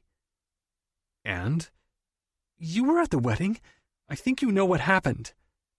But you stayed married for more than a year, I said. She nodded. I stayed married for longer so it looked real. and so you and Mother couldn't give me a hard time, and so that Robert would think I gave it an actual shot." "You played the poor bastard." Serena shrugged. "He knew what he was getting into. He went to Harvard, you know. It's not like he can claim ignorance as a defense." I poured myself some more champagne. This lunch wasn't going how I'd planned. Forgive me for being ignorant, but what does this little tragic comedy have to do with Blake and her questionable work background? "At your wedding, I drank my face off, and then confided in Robert. You know how when I get drunk, my stupid conscience tends to show up." That elicited a small smile from me. Actually, I had no idea it ever showed up. "Ha ha. Anyway, I told him what I'd found out about Blake. I said I was considering exposing her in order to inherit the whole trust. But then Robert said if I did, he'd go public with the whole story about me offering to pay him to marry me." She looked sad again, and her throat worked as she had another gulp of vova. "He said I deserved it, for being such a hypocrite. He said he'd hire a legal team to keep me from my inheritance." "Why would he get so involved?" "He said that you looked happy, and that Blake seemed nice, and that no matter what your actual arrangement was, it was none of my business because I'd cheated the terms of the trust, too." "That's a pretty strong stance." Serena nodded, looking defeated. "I'm pretty sure he hates me." "He doesn't hate you," I said. "He probably just wants to see you grow up at some point." That sparked some interest in her eyes. "So what exactly did Robert say when you talked to him last night?" I shrugged. "Nothing." "Don't be such a guy." Her face regained some of its usual agitated animation. "So, why don't you think he hates me? He obviously hates me." I sighed. "He didn't say anything specific, but he's obviously trying to keep you in line." "I don't know why. We've been done for a long time." Serena pursed her red lips. I couldn't believe that I had to spell this out to her. I, who had the emotional intelligence of a Neanderthal. "Newsflash, it means Robert hasn't totally given up on you yet, although I'm not sure why." She appeared slightly mollified. "Oh. Huh. So let's get back to the trust. I want to be clear about this. You're going after the trust provisions themselves so that you can inherit the money no matter what Robert does. And you're going to leave Blake and her situation out of it, right?" I looked at her menacingly. She nodded. "I won't say a word about Blake. I actually like her. I'm kind of psyched I don't have to ruin her life." "So why don't you just let it be? Why go after the provisions at all?" "It's a safety net," Serena said. "Robert said he wouldn't do anything unless I contested your inheritance. But that's not good enough for me. I need a guarantee that I'm getting that money. I totally need to renovate my townhouse. It's so out of date." Talking about the money and renovations seemed to restore her, as did another sip of champagne. "The good news is, you're in the clear. My hands are tied, so I won't say a word about Blake. And if it turns out the trust provisions are void, you don't have to stay married to her either." Serena watched my face, which I hoped remained impassive. "Not that you mind being married to her." She was fishing, but I didn't take the bait. I motioned to the waiter for what was surely an outrageous lunch check. "You should know. It was nothing personal against Blake," Serena said. "She gave me some good advice about how to deal with Robert. I'm a little bummed I have to split the trust with you, but I figure Mom would have wanted it that way." A flutter of something I didn't recognize flashed in my chest. Was there actual hope for my sister? I decided to get out of there before this got too touch-feely. I rose from the table. "Keep me posted." "Aren't you giving me a ride home?" she called. "I think you need to walk. That bottle of champagne was about 600 calories. I wasn't sure, but I thought she might have given me the finger as I left. I stared out the car window, unseeing, as Ian brought me back to my office. I should be relieved by the conversation with Serena, but instead I felt ill at ease. She'd basically told me that I was going to inherit my share of the trust no matter what, and that I didn't need to stay married for the rest of the year. A few short weeks ago, I would have been thrilled with the news. It would have made all the difference in the world to me, because then I wouldn't have had to pay an escort $2 million to marry me. But that was then. This was now. If the trust terms were deemed voidable, I would inherit the money soon. I wouldn't have to stay married to Blake for the rest of the year. We wouldn't have to pretend to be madly in love, and I wouldn't conscientiously consummate our marriage every single night, often several times a night. In other words, I wouldn't need her anymore. She could go. The thought made me physically ill. So I went home to the one person who could make it all better. The one I was also beginning to see as the root of my problem. Blake. Lucas had texted me from the car to tell me he was on his way home. He told me he wanted me in bed, ready for him. I did as I was told, anxious to be with him. I tried to quiet that part of myself that was aching for him. I needed to get my shit together. Because there is only one way this is ending, and that is in tears. But I had a whole year before I had to cry, I reminded myself. A smile played on my lips as I took a quick shower and waited for him. Even though it had only been a few short weeks, my attachment to Lucas had grown strong. I missed him when he left for work, and I couldn't wait for him to come through the door and take me into his arms at the end of the day. I was waiting for him on the bed when he came in. His dark eyes were stormy. "Hey," I said, sitting up. "Is everything okay?" I don't want to talk. Lucas stripped off his coat and tie and began unbuttoning his shirt. That bad, huh? I caught a brief flash of pain on his face, but it disappeared quickly. He came to me and buried his face against my chest. I ran my fingers through his thick curls, relishing the feel of his naked body on mine. But I could also feel waves of worry rolling off of him. Maybe a deal had gone sour at work.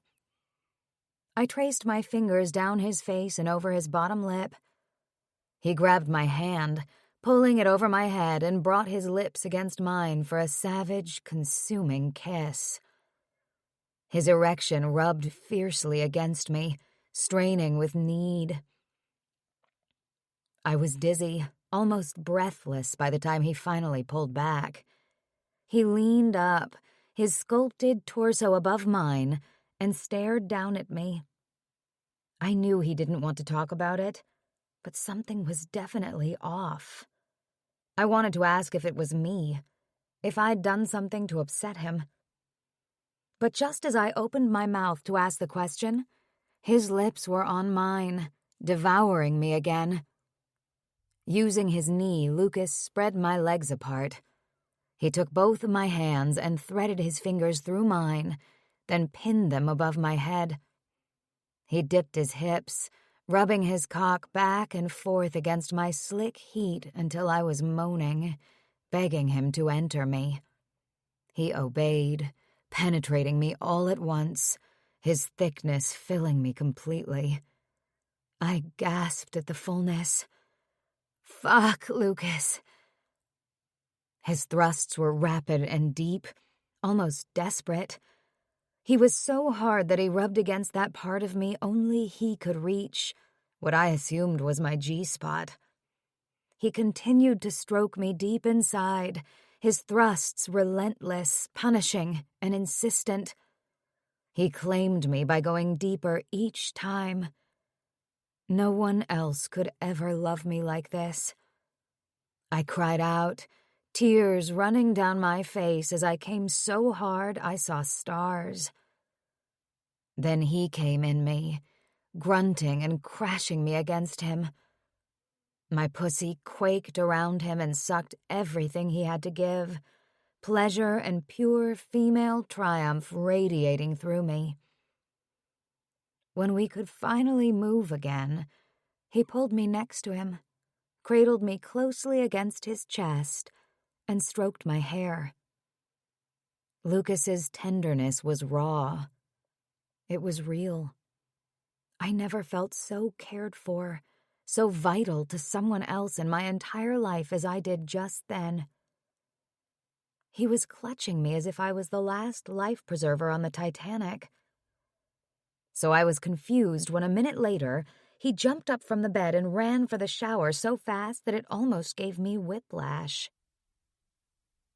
The rest of the week passed in a similar fashion. A surly Lucas would come home from work early every day, and we would make love furiously. I caught him staring at me on several occasions with a fierce, longing look in his eyes. Finally, one night over our third respective glasses of wine, I couldn't take it anymore. "What the hell is the matter with you?" I blurted out. He blinked in surprise. "You can tell something's bothering me?" "It's sort of obvious, at least to me." For some reason, that statement seemed to make him look even angrier. "That's just fucking perfect." I wanted to ask what was so perfect that he had to describe it with the word fucking, but I thought better of it. "It's just some stuff at work. A deal that's gotten completely out of control." He scrubbed a hand over his face. "I don't know what I'm going to do about it, actually." "That doesn't sound like you," I said, trying to be encouraging. "No, it doesn't, does it?" His tone was sharp. I stiffened. "Are you angry at me for some reason?" "No." His denial sounded like a lie. That didn't prevent him from pulling me onto his lap and taking me 6 ways from Sunday when we tumbled into bed a few minutes later. And it didn't prevent me from screaming his name when I came so hard I was momentarily blinded. Orgasms aside, Lucas's foul mood put me in a foul mood. And the next day, after I'd hit the gym and taken a shower, there was a clear sign that my mood wasn't going to lift anytime soon. There was a call on the house phone from the lobby. "Your sister's here to see you, Mrs. Ford." "I'm sorry?" My voice sounded tinny, as though it was coming from far away. "Chelsea Maxwell's here for you," the hostess said brightly. "Your sister?" My heart was hammering in my chest. Fucking Chelsea. "Oh, of course. Tell her I'll be right there." I slammed down the phone, cursing and spluttering to myself. I had to get down to the lobby fast. She might make a scene, but there was no way I was letting my crazy sister up here. She might try to hide in one of the many bedrooms and I would never find her. I hustled into the lobby and spotted her blonde head.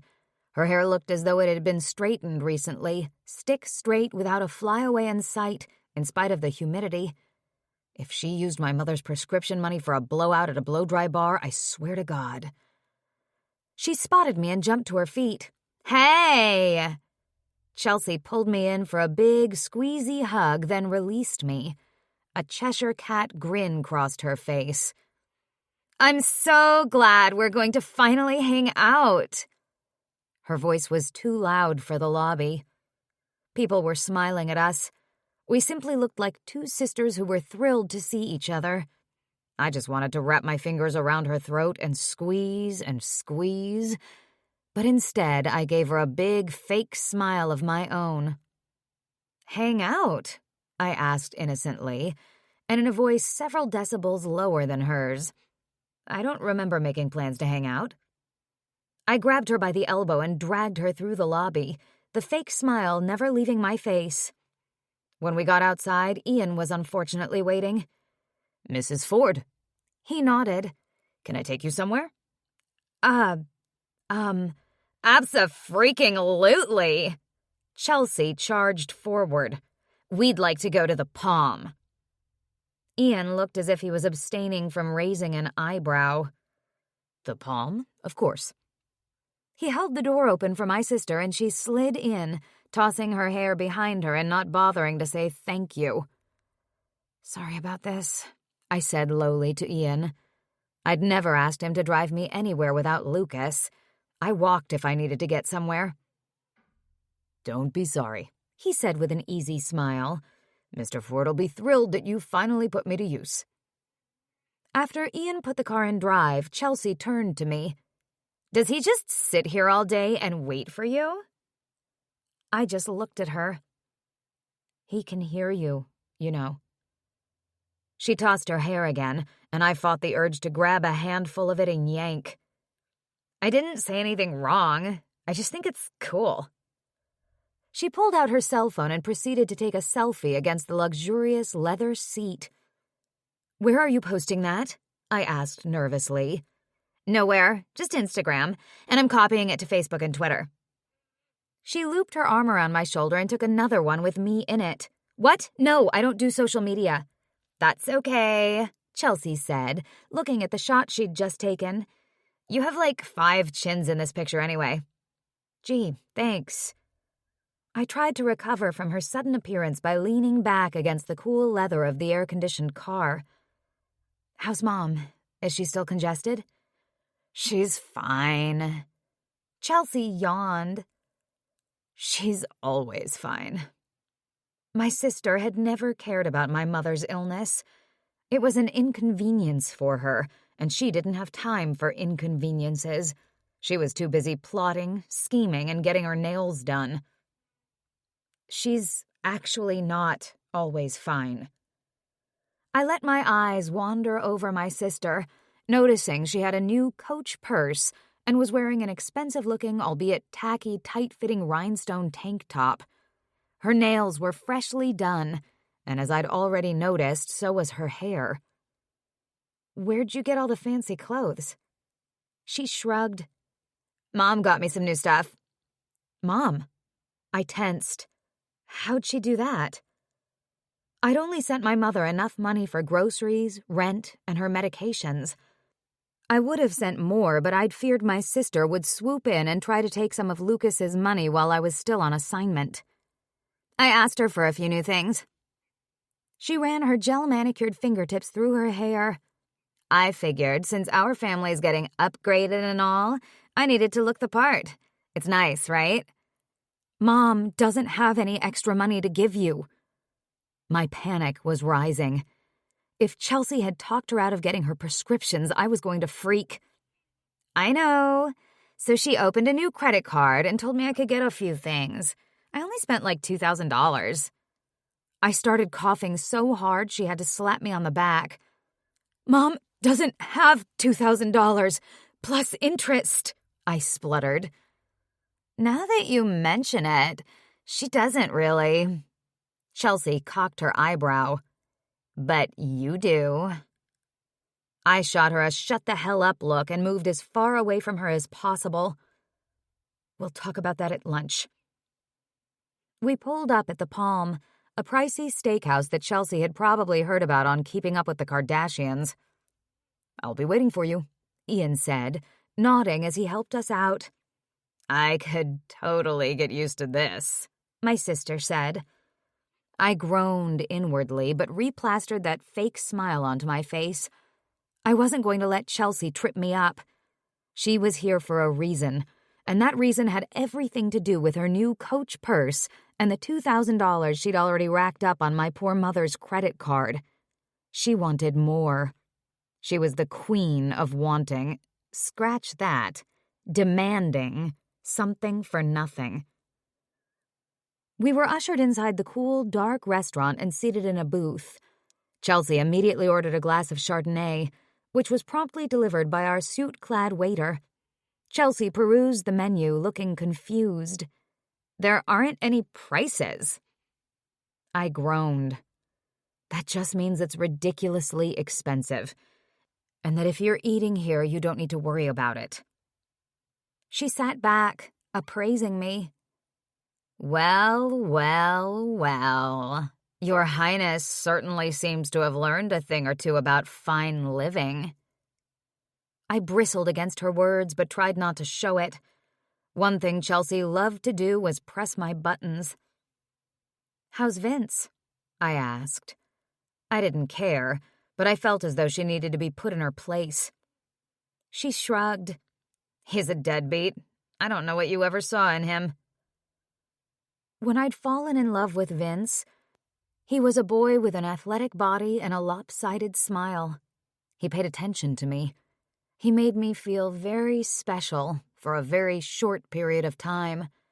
When he turned cold, he left me scrambling to figure out what I'd done wrong, which, when you had daddy issues, was sort of exactly what you thought you deserved.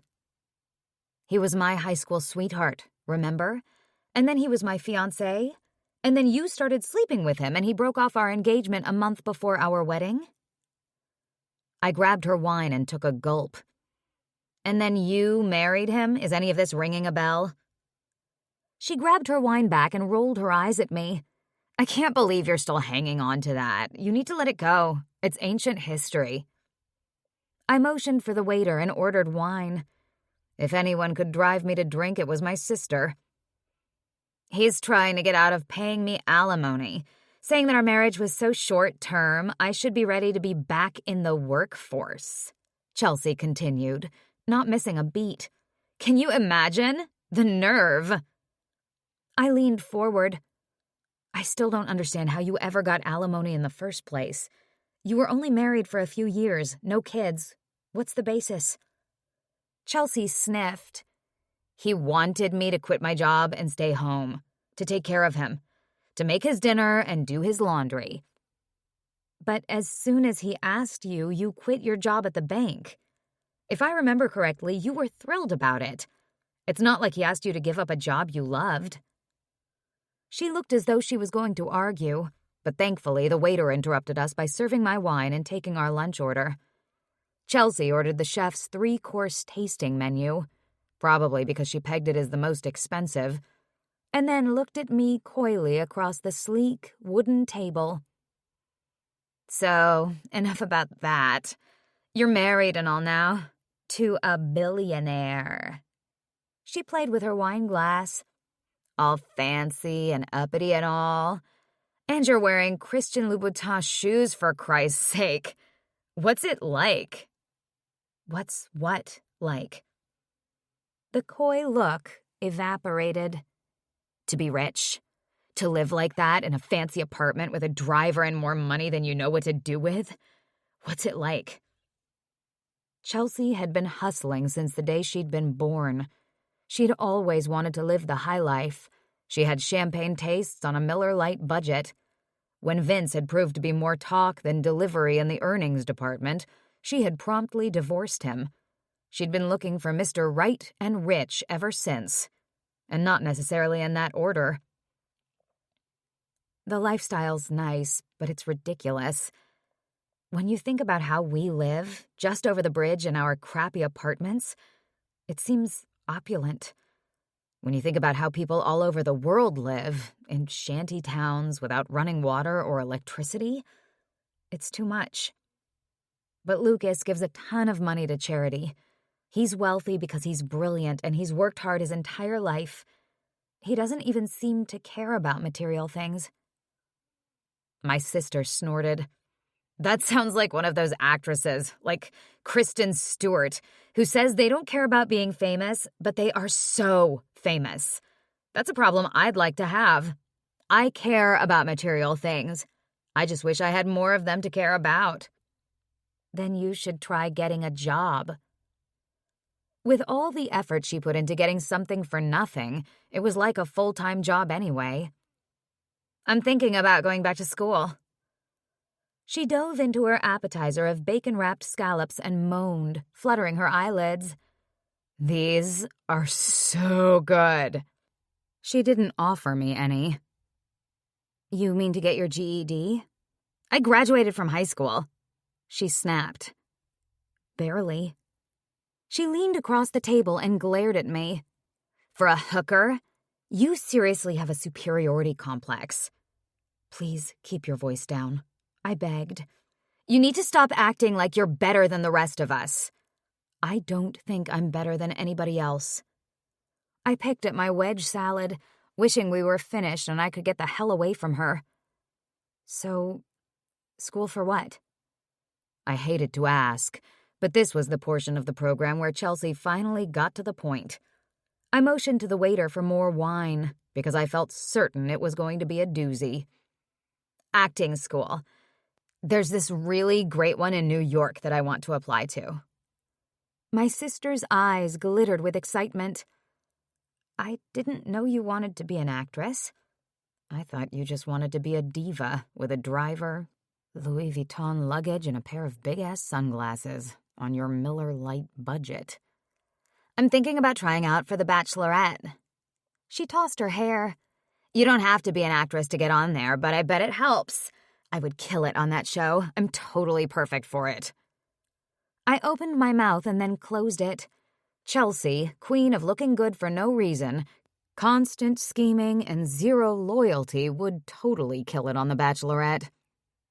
The idea of my sister relocating for school was immediately appealing, until it sank in that someone was going to have to fund her Manhattan lifestyle. Me. That sounds exciting, but isn't it expensive? I know school's pricey anyway, but the cost of living in New York is crazy high. I knew this because Elena had looked into expanding accommodating into the New York market. She'd said the higher prices we could charge wouldn't offset the price for office space, which she called completely fucking exorbitant. Last time I checked, completely fucking exorbitant wasn't in my sister's budget. Tuition's about $100,000, and I'll need living expenses and money for clothes, of course. Chelsea casually adjusted her sparkly tank top. You can't dress like a hick in New York. Wow, that's a lot of money. Vince is going to need to pony up on the alimony payments. Vince isn't going to pay for it, silly. What he gives me is like coffee money compared to what I'll need. She grinned, and my stomach sank. The money is going to come from you. You're the only one I know who has any. I shook my head. I don't have any money, though. Lucas has all the money, and I'm not asking him for $100,000 to send you to acting school just so you can have a rose ceremony on ABC. But you have to ask him, she said, a little too brightly. Why? Chelsea leaned forward, her grin becoming triumphant. Because if you don't, I'm going to tell his family and the press and anybody else who'll listen to me that you're a hooker. That before he picked you up and dusted you off, you were literally a filthy whore. I recoiled from her words and the venom in her voice. What did I ever do to you? I didn't know why she hated me so much. First, she'd stolen Vince. Now she was trying to ruin me so she could afford to keep herself in gel manicures and Jimmy Choos as she stalked around Manhattan hoping to meet her near-future husband on the reality television circuit. She didn't even blink. You think you're better than me. You stole my fiancé and you just threatened to blackmail me. I am better than you. She arched an eyebrow. See, it's that right there. What? That holier-than-thou routine. You think you're the only one who cares about Mom. You think I'm a lazy, no-good fiancé stealer, and you're prettier than me. Not that you think you're prettier than me, you just are prettier than me. People like you better than me. It's annoying. It's tired. And now you're married to a hot billionaire, and it's not fair. She sounded like a petulant teenager about to have a temper tantrum at the mall. Mom didn't tell me anything, but I know you married him as a job. I just know it. So, you cough up the cash, or I'm going to cause you a world of hurt. I looked at her defiantly. No. What did you just say? I just said no.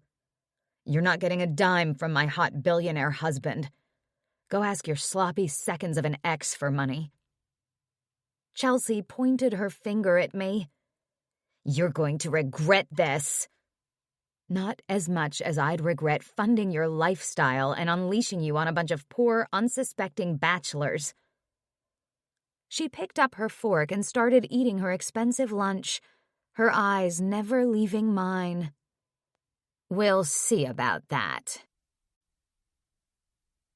Lucas. What are you saying exactly? Blake looked at me miserably. I'm saying that my sister's trying to blackmail me by outing me as an escort to I don't know who. Your family, the press, anyone who'll listen. This is your sister who stole your fiancé? Blake looked pale.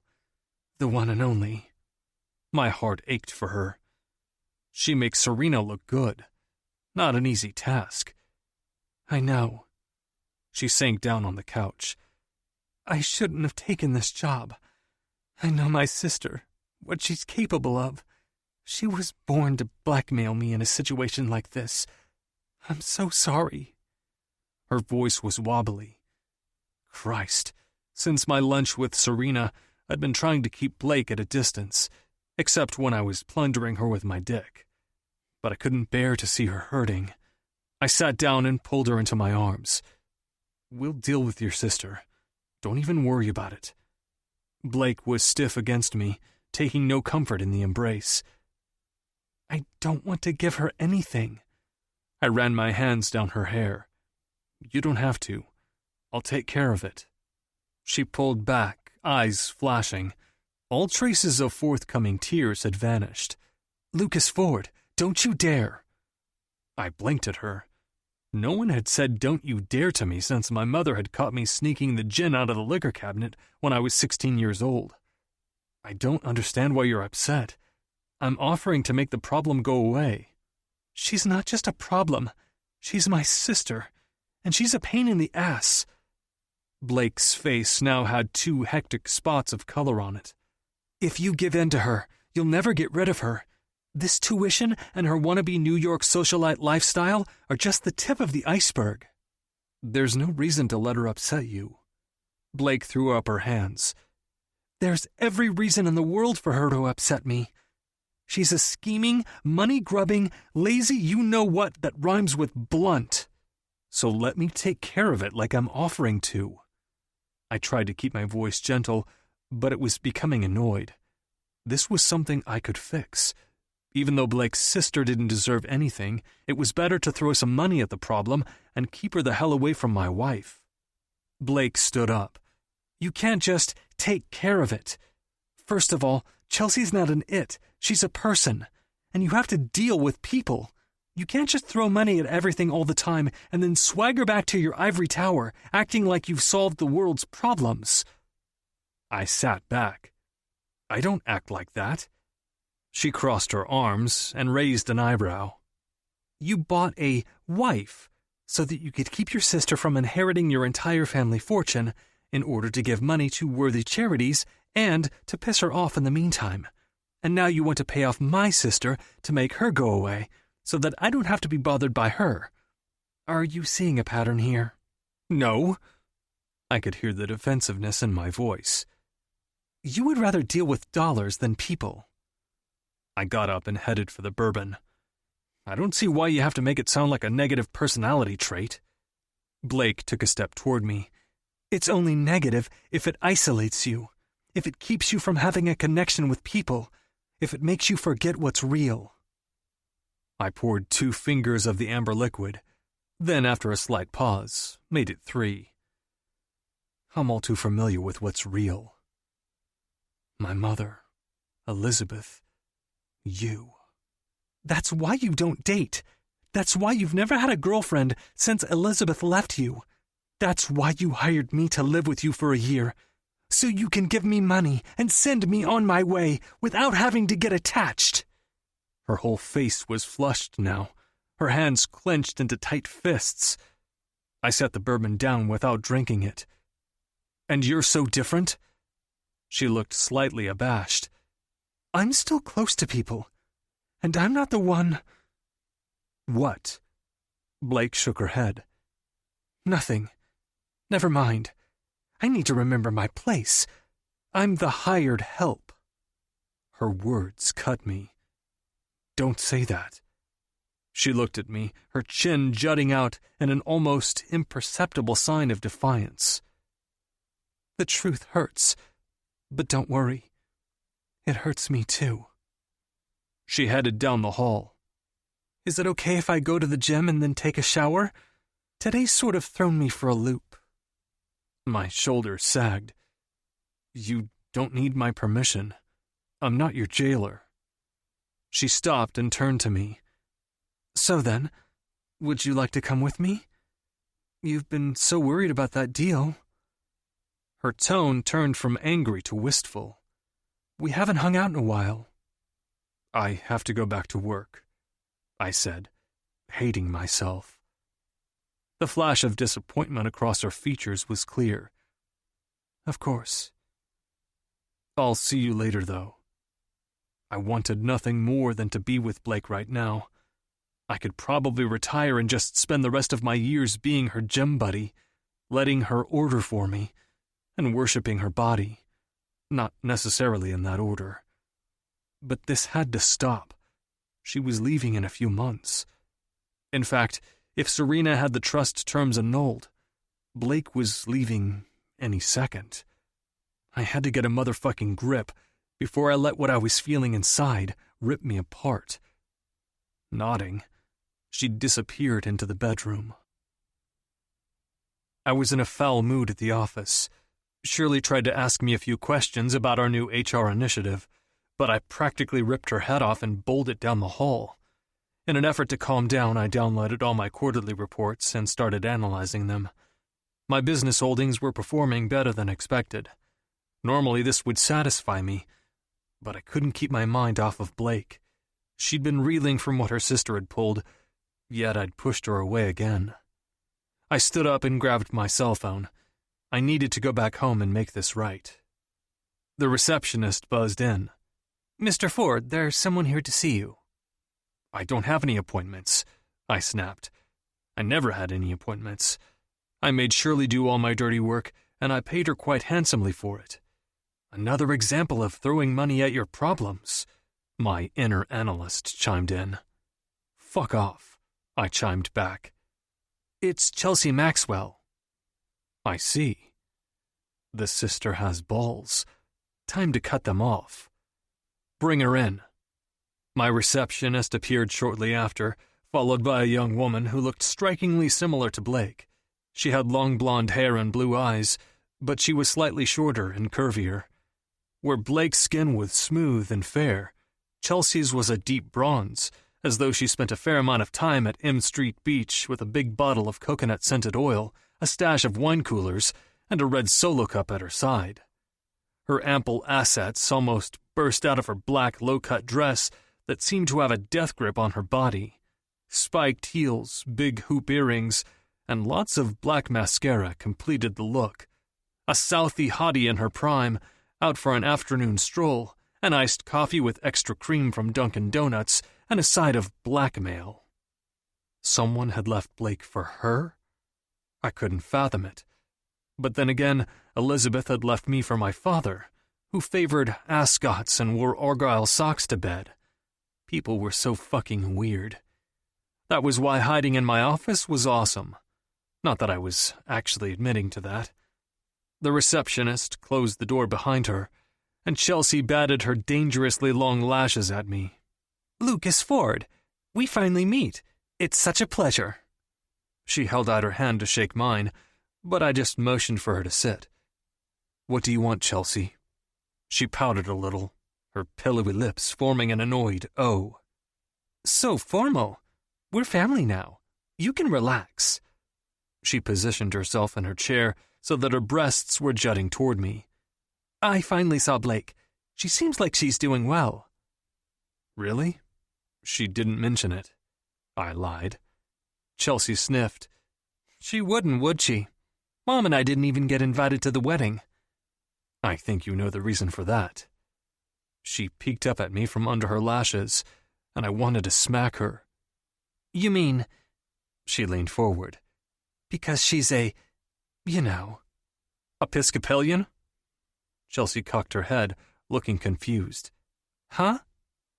Not as pretty as Blake, and nowhere near as smart. Never mind. You were saying? I was saying that we didn't get invited to your wedding because my sister's a hooker, and you didn't want your family to know. She appeared satisfied with herself. Ah. I sat back in my chair. That. Chelsea sat there, waiting for me to say more, or at least look surprised. Yeah, she finally said. That. I shrugged. What about it? You tell me, she said, her voice provocative. You called this meeting, Chelsea. I have no idea why you're here. The smug look slid off of her face. The hell you don't. Ah, I see. Your true colors run close to the surface, I said. I appreciate that. Good. Her tone was all business now. I told Blake today. I need money for school and to relocate to New York. She said she wouldn't give me anything, but she's holding a grudge against me for some old stuff. She wouldn't even consider it. She's not thinking clearly. What do you mean by old stuff? The fact that you stole her fiancé a month before her wedding and that you married him yourself? Undeterred, she looked at me coyly. If you met Vince, you'd know I did her a favor. I helped her dodge a bullet. I gave her a tight smile. How very philanthropic of you. She looked confused again, but quickly shook it off. Whatever. I need money to start my new life. I'm coming to you because you're the only person in our family who can help. I'm not in the business of giving handouts. Her throat worked as she swallowed. I'm not looking for a handout. You do something for me, I do something for you. I leaned forward. And what's that? Taking my stance as a cue, she also leaned forward. Her breasts seemed dangerously close to popping out of her dress. That all depends on what you want, big boy.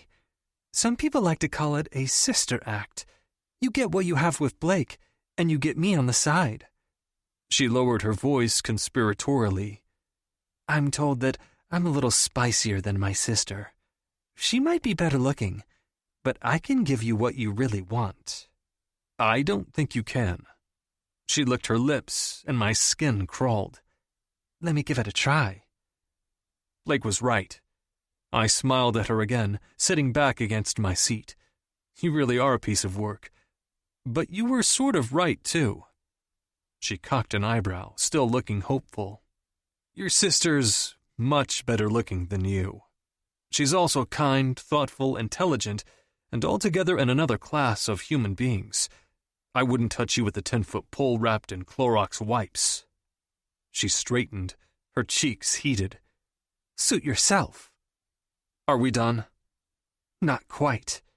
She pursed her lips and adjusted the top of her dress, putting her boobs away.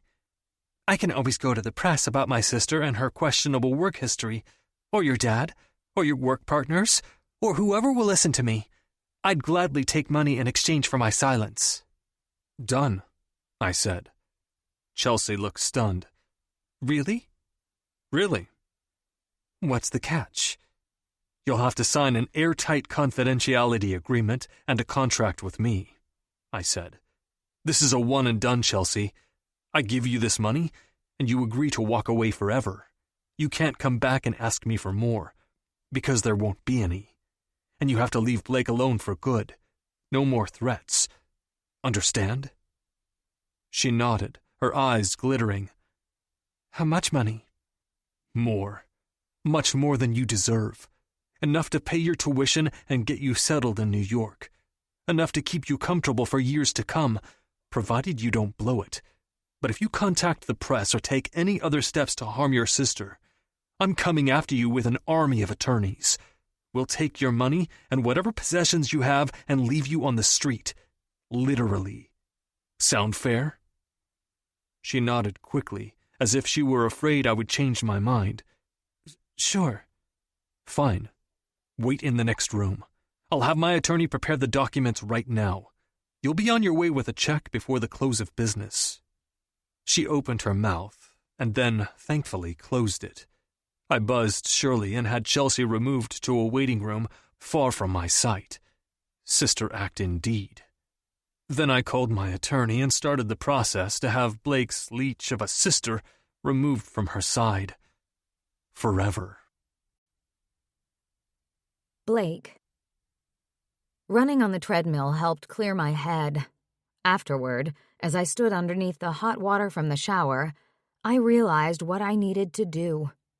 Just be there for Lucas. He'd been tense for the last few weeks, struggling with work. Then I'd gone and thrown the episode with my sister at him. He'd only been trying to help.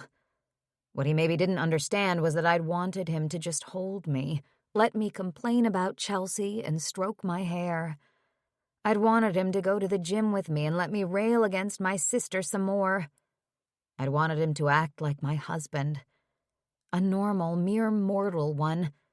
Not an alpha CEO billionaire fixer of all things. But that was exactly who he was. What I'd said to him about his personality was what I believed to be the truth. It was also completely inappropriate for me to have spoken to him like that. He was my fake husband, not my real one. I would do well to remember that. I'd found myself staring at the way my engagement ring sparkled in the sunlight one too many times lately, and I'd been inhaling his scent from the t-shirts he tossed casually on the floor of our room. I'd caught myself wondering what it would be like if this assignment could last forever. But Lucas was my client, and it was my job to make him happy. So I quickly dried off, braided my hair, and threw on a dress. I decided to head to his office to say that I was sorry about my rogue mouth and to see if he could sneak out to have dinner with me in the North End. Maybe we could even go back to Mio Fratello and have that olive and pasta appetizer. I might even share with him. Ian pulled up outside of Lucas's building in the financial district. "I'll circle the block until you text me." He shot me a grin and rolled the window up, waiting until I was safely on the sidewalk before merging back into the light evening traffic. Ian had seemed a lot happier since we'd abandoned my sister at the Palm this afternoon. Hope lit up my heart as I went into the lobby. Even though I knew the truth about our relationship, I still got a little thrill when I was about to see my handsome husband. But that thrill turned into a near heart attack as the elevator doors opened and Chelsea exited them. She sashayed across the lobby, and my jaw dropped.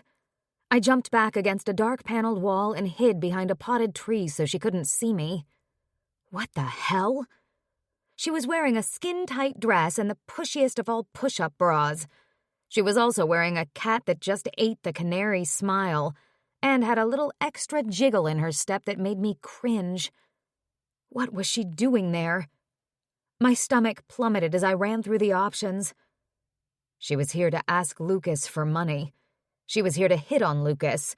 She was here to ask Lucas for money and hit on him. Whatever it was, she had gotten what she wanted. I could tell that much from her saucy walk as she passed through the revolving doors. Lucas had given her what she wanted without asking me. And whether that was money, attention, or something even worse, he had broken my trust. I hadn't even realized that I'd trusted him until that point. Waiting until my sister was gone, I hustled out to the street. I had to get away from him, and Chelsea, and whatever it was that had sprung up between them. It's not that I was drunk, exactly, but I had just finished an entire bottle of wine. Then I'd just about finished another one. I sat on the bed in my hotel room, drinking straight out of the bottle and watching HBO. Unfortunately, Pretty Woman was on, and I couldn't make myself turn it off. I refused to think about the pretty escort and her handsome billionaire client, but the images still captivated me. That was the problem with being drunk. You couldn't stop watching Pretty Woman even though it hit too close to home. You couldn't make yourself do what you should. Stop drinking. And you couldn't control your thoughts so you would stop thinking about a certain someone. Your hot billionaire husband who'd hired you to be his fake wife. And who was quite possibly cheating on you with your sister. Or something. Maybe. I tried to shake that thought off, but I was up to my esophagus with wine. Shaking or moving anything at all seemed like an Olympian feat right now. The image of my sister in the lobby haunted me. Her jiggling boobs, her perfect ass, her insidiously glinting hoop earrings. My thoughts drifted back to that night, years before, when I'd found my sister in bed with Vince. Did I forget to mention that part, Lucas? That I found them together? In my own goddamned bed? Even the voice in my head was slurring. I tried to block out the images, but my mind, ugly with wine, refused to cooperate. I turned back to the movie, trying to concentrate. A few minutes later, I realized I was crying, and I was too drunk to stop. Julia Roberts was trying on dresses with the nice woman who knew Richard Gere wasn't her uncle. Vince's white ass is pumping his dick into a woman on all fours in front of him, and he's giving it to her much harder than he ever gives it to me. Julia was trying to eat an escargot, but instead flung it across the room. I can see the woman's hair as she tosses her head back and lets out a deep, guttural moan. Her hair is long and blonde, just like mine. I wonder if I'm having an out-of-body experience and that's actually me on the bed. But then Vince grabs her hair and yanks it, a litany of curses streaming out of his mouth.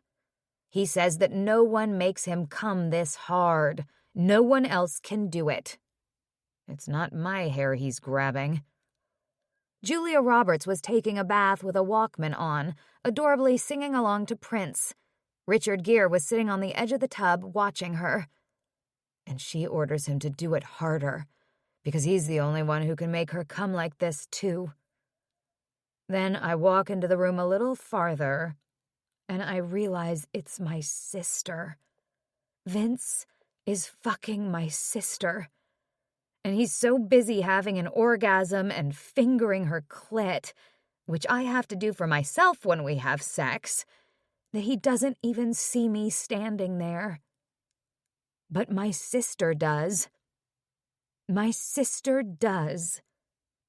And she doesn't stop him. Richard placed the stunning necklace on Julia and then took her to the opera. Vince and Chelsea elope in Jamaica. She comes back and spreads the pictures all over my mother's coffee table. Pictures of the two of them smiling and tan, with palm trees and sparkling aqua water all around them. Julia and Richard were at the polo match, where he saw her with another man and felt a stab of jealousy. Chelsea is leaving Lucas's office today, looking like the cat that just swallowed the canary. Chelsea would have loved to screw my handsome billionaire husband's brains out, because that's what she did. She stole things from me. Maybe it made her orgasms better, like those people who enjoyed choking themselves during sex, or the ones who liked to be tied up. It heightened the sensation or something. But he wouldn't touch her. Lucas wouldn't do that to me, and I knew it. Of course, I'd said the same thing about Vince. Lucas. What the hell do you mean you don't know where she went? I practically spit the words out at Ian. I dropped her at your office at 7. I told her I'd circle the block until she texted. She said you two were going to dinner in the North End. She never told me she was coming. She never even came up. My heart was pounding in my chest, quite possibly skipping beats. You didn't see her leave? No, sir. I was driving around the block, but there was traffic over on Congress. Ian's throat worked as he swallowed. I tried to call Blake, but it didn't even ring. It went straight to voicemail. They haven't seen her at the Stratum. No one's come or gone from the penthouse since she left earlier tonight, and there's been no activity on any of the credit cards she has. Did you call the police? Ian asked. Not yet. I think there's something else going on. I pinched the bridge of my nose. Maybe Chelsea had immediately called her. Chelsea could have ignored our agreement and told Blake that I'd given her $5 million, and Blake was beside herself angry with me. Maybe Blake had run into her sister here at my building, and Chelsea had told her. Or maybe Blake had just seen her sister leaving and drawn her own conclusions. "I'll walk home," I told Ian. "Sir?" "Jesus Christ, it's not that far," I snapped. "If you hear from her, call me immediately." I fumed as I walked from my office through Downtown Crossing, past Suffolk Law School, and into the park.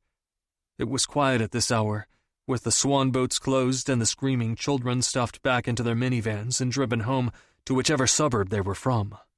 I stalked down the path, not even seeing the trees around me, their limbs heavy with fragrant blooms. "Hey!" a familiar voice shouted. I stopped, confused, until I realized that it was Herman Pace. I'd practically walked right past him. I stopped. "Hey." "What's your problem? And don't say nothing because you look like you just took a bite out of moldy cheese." I shrugged. "Work stuff.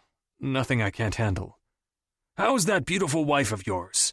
he asked. "She's turning out to be somewhat of a disappointment." He sat up straighter.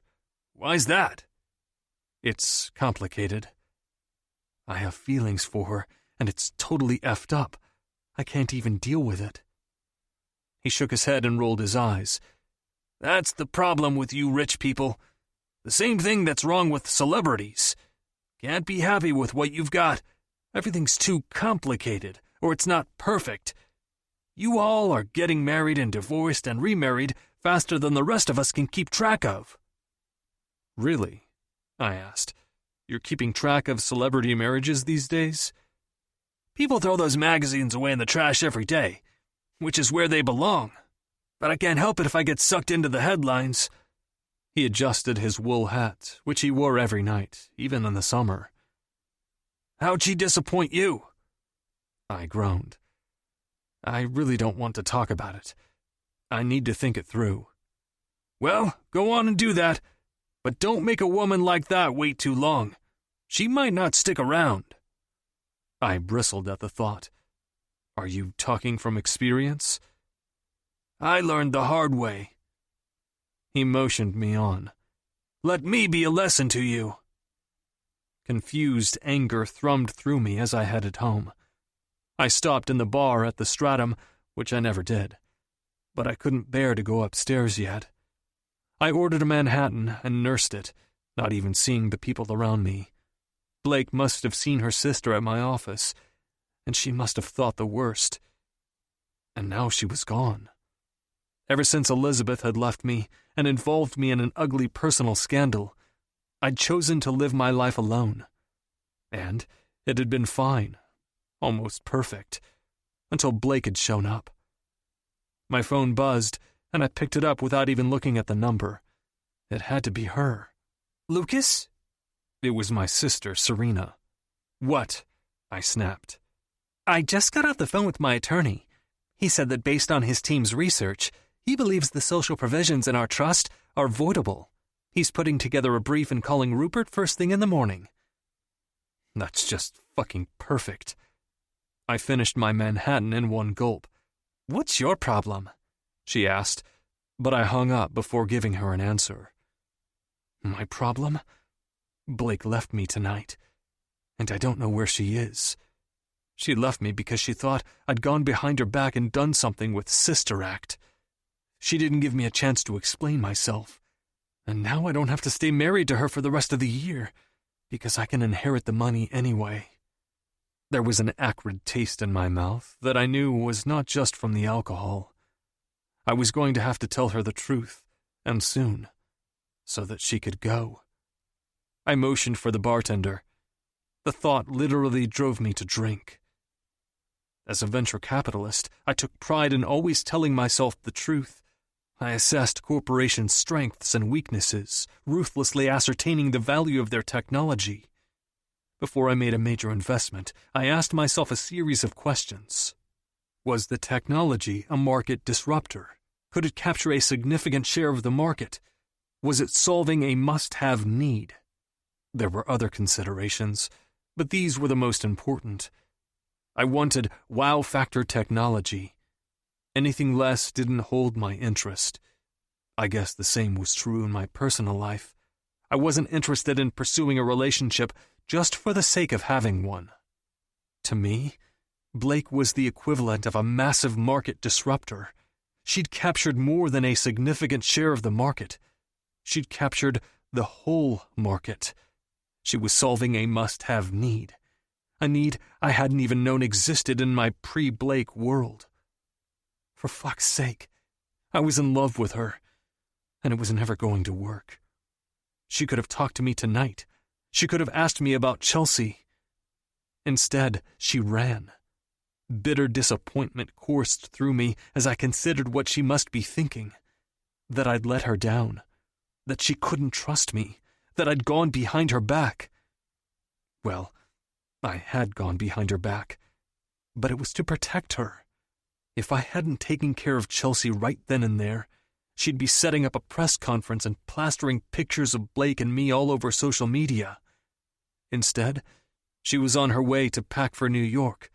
She was going to leave Boston, and she was going to leave us alone. Us. Who was I kidding? Blake had run away from me without a word. She hadn't even given me the opportunity to explain myself or defend myself, or even say goodbye. Christ. Was I saying goodbye to her now? I grabbed my next Manhattan and proceeded to drown my sorrows. I would say goodbye to her tomorrow. Tonight, I was getting shit-faced. Blake. After I took 2 ibuprofen, I texted my mother to let her know I was on my way. She just texted back a question mark. I wasn't sure what I was going to tell her. My stomach sank as my cab drove into the section of Southie where we lived. South Boston had become home to many young professionals over the past decade, but there was no gentrification in our neighborhood. Faded baby blue paint peeled in rolls from the exterior of our multifamily building. Weeds grew out of the cracks in the sidewalk out front, and empty cans of Schlitz littered our shared porch. Home sweet home.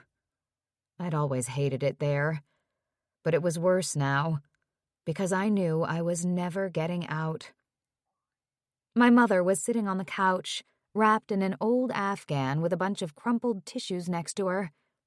I hugged her, pulling her close. "What's the matter?" "Like you don't know." Her voice was wobbly. I knelt down and grabbed her hands. "Know what?" She pursed her lips, but her accusatory look faded, replaced by unshed tears.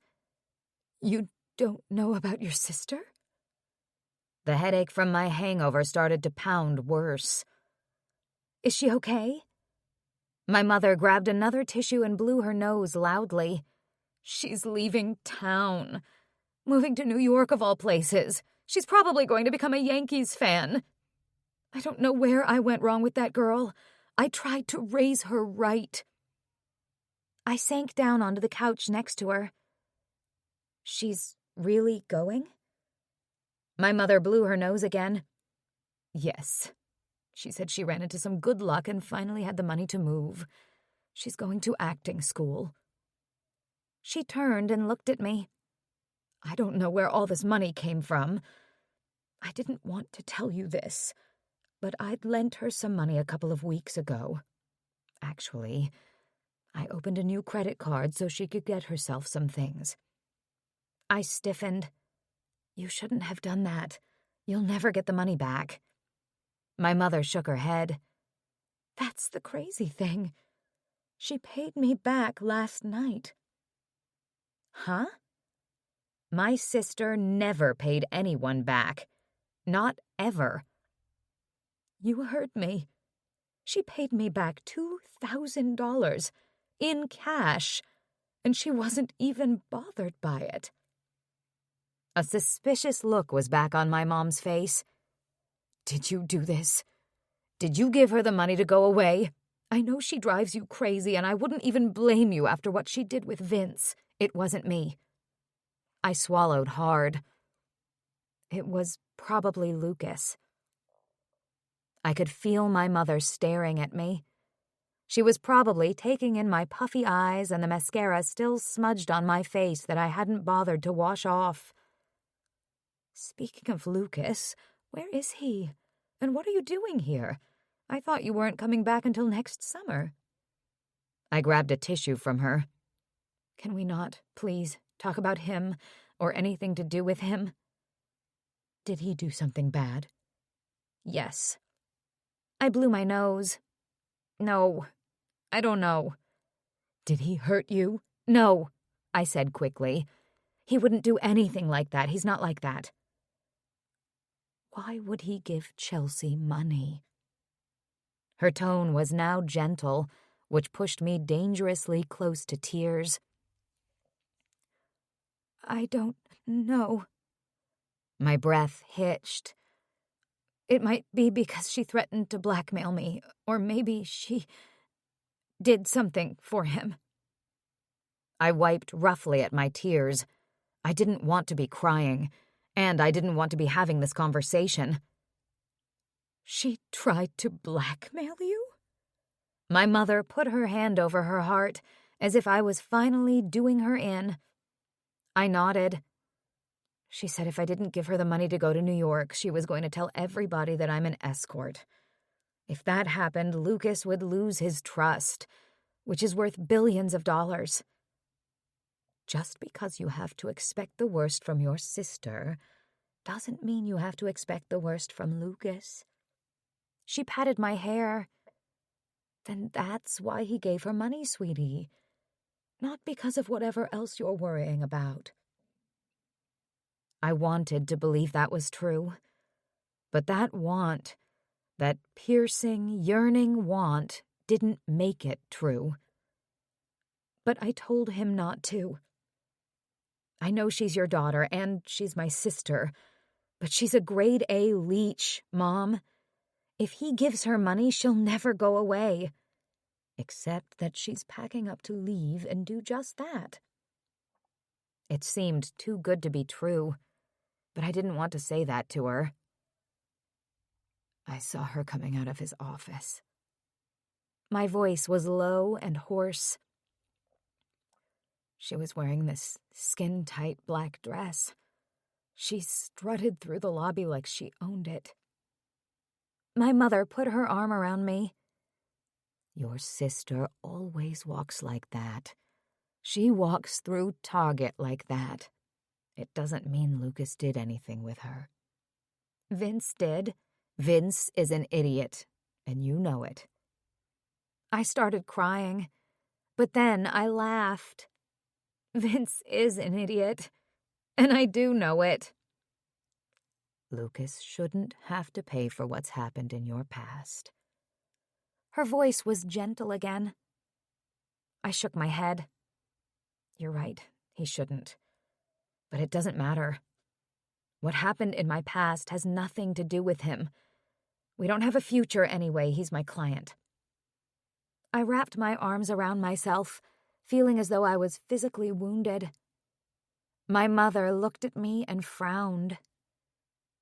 If he's your client and you're still on assignment, why are you home crying into my Afghan? I blew my nose again. I'm not. That's my Kleenex you're blowing your nose into, so yes, you are. Here, take it back. I tried to hand her my rumpled tissue and she swatted my hand away. Gross! You stop that right now, young lady. Then we were both laughing. Then she hugged me, and then I started crying again. My mother patted my back. Why don't you go back to bed for a little while, honey? I'll make you breakfast. I bet you'll feel a lot better after that. I nodded and headed to my room, but I knew that sleep and food wouldn't make me better. Nothing could. I slid underneath my covers and looked out at the miserable view of the yellowing multifamily unit next door. I would call Lucas after breakfast. I would tell him I hadn't been feeling well the night before and that I'd gone home so I didn't get him sick. I would live with him for the rest of the year, per the terms of our contract. I would sleep in his bed, make love to him, and do whatever he asked. but I wasn't going to let myself feel for him anymore. I couldn't. Last night made it very clear to me. I had real feelings for my client, and no matter how much money he gave me, I couldn't afford them. I had to say goodbye to him today, at least in my heart. Otherwise, saying goodbye to him months from now would probably kill me. I tried to sleep, but I kept thinking about him. I thought about the way his eyes had sparkled at our wedding, how he had carried me over the threshold, the first time we'd made love, and my world had been rocked forever. I remembered the way he'd held me after I had a panic attack over that stupid barracuda. It was as though I was his most precious jewel, his favorite blanket, and the next technology app that was going to storm the market all rolled into one. He wouldn't let me go. I'd felt something from him then. Something real. But I'd been fooling myself. Even if I had felt something from him, it was better this way. Nothing was ever going to happen between us in the long run. I was a hooker, and he was a billionaire technology magnate. He had hired me to solve a problem, because that was how he dealt with his problems, by paying them to go away. Just like he'd done with my sister. I would go back and perform my fake wifely duties in just a little while. For the moment, I let myself clutch my sides and cry. Lucas. My phone was ringing. Still in a foul mood and facing a nasty hangover, I took it from my nightstand and threw it across the room. Fuck off. But then I sat up straight, because it could be her. I found my phone and glared at it. The missed call was from Rupert Granger. I stalked out to the empty, quiet kitchen, made myself a coffee, and called him back. Serena already called me, I said as a greeting. Jesus, she's fast, he said. I wanted you to know that I'll be reviewing her attorney's research with my legal team. If I get the go-ahead from them, I'll be releasing the funds by the end of the week. I felt hollowed out by the news. That's fast. I know. I'll be happy to put my administrative duties to rest. Your sister's been driving me crazy about this. I grabbed some Advil to go with my coffee. She does that. A lot. I'll be in touch. As soon as we hung up, my phone buzzed again. It was Elizabeth. I had no desire to talk to her, but I was immediately worried that something had happened to my father. Is everything okay? Of course, she said smoothly. She sounded way too friendly for 8 o'clock in the morning. Then why are you calling me? Serena called last night. She told us about the trust. I wanted to call and say congratulations. Her tone was friendlier than it had been in years. Is my father there? No. He's already at the club. Her voice was husky. Are you in the office? Not yet. How are things going with Blake? She asked. Great, I lied. Why the fuck are you asking? Because I was just thinking, wouldn't it be fun if we had a little, reunion? Her tone was hot. Of all the goddamned nerve. Seriously? Seriously. She sounded so turned on. I could just picture her running her hands over her breasts. It would be naughty. You're married now, I'm married. To your father, you're a newly minted multi-billionaire. Between Chelsea and Elizabeth, I was in Proposition Central Station. Jesus, they were really coming out of the woodwork. But I dealt with Chelsea. Maybe it was finally time to deal with Elizabeth. That sounds naughty, Elizabeth. Really naughty. My tone was encouraging. You know I like it naughty. I promise I won't disappoint you. I never did before, did I? Never, I lied agreeably. I'd love to meet. Let's plan on this afternoon at the Four Seasons. I'll check in under a fake name. I'll text it to you later. In the meantime, to get primed, I want you to send me some pictures of you. Some nasty ones. You sound riled up right now. Go to your bed and take your clothes off. Pleasure yourself and take pictures. Send them to me. I want you to think of me while you're taking those pictures, baby. Because I'll be thinking of you. I'm going to give it to you good and hard this afternoon. It's been too long. I can't wait. Her voice was breathy. Me neither, you douche. See you later. I called Ian as soon as I hung up with Elizabeth. I need you to take me to South Boston. I'll be down in 10 minutes. And this afternoon, I need you to do me another favor. Elena almost refused to give me Blake's home address. True to form, I offered her an outrageous sum of money so that she would break her own confidentiality agreement and tell me where Blake lived. Blake wouldn't approve, but also true to form, I was doing this for her own good. And mine. Since I didn't know what she was thinking, maybe it was just mine. Ian pulled up outside of a seedy-looking row house in a crumbling neighborhood. Christ, my wife and her mother couldn't live like this. Why didn't she tell me things were this bad? I hit the buzzer, but there was no answer. Then I heard a voice from a window on the second floor. What do you want? I looked up and saw an older, pretty woman who must have been Blake's mom. I'm looking for Blake. It's Lucas Ford. Can I come up? Hold on, she said. I'll buzz you in. The buzzer rang and I went up the stairs, ignoring the stuffiness and the lingering smell of kimchi, which seemed incongruous at this hour of the morning. Blake's mother opened the door, tightening her lavender bathrobe around her. Mrs. Maxwell, it's a pleasure. I'm sorry to come barging in first thing this morning. It's okay. She smiled at me and motioned me inside.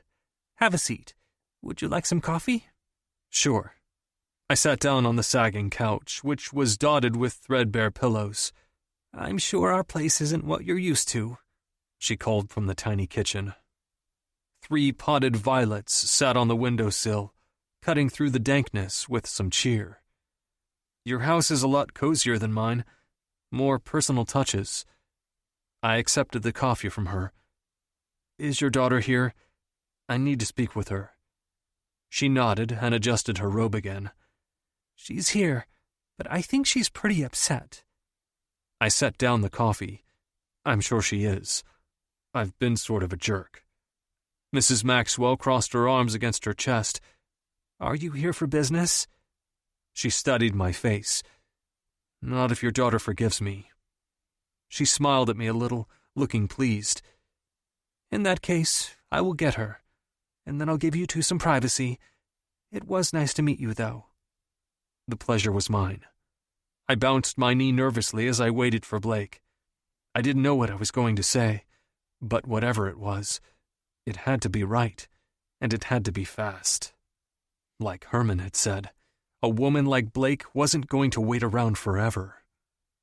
She came out a minute later, wearing a t-shirt and sweats, and her hair was up in a messy bun. Her eyes were red and puffy, a fact that I registered physically as a sucker punch to the gut. Christ, I'd made her cry, and by the looks of it, I'd made her cry a lot. Babe. I stood up, but she warily kept her distance, circling me and standing near the kitchen. I was going to call you, she said. I got sick last night, so I came here. I didn't want you to catch it. That was a lie, and I knew it. The way her chin jutted toward me, her eyes glittering in defiance, didn't match her apologetic tone. Why didn't you call me? I was too sick. I just went to bed. Were you crying because you were sick? Blake frowned and wiped her eyes.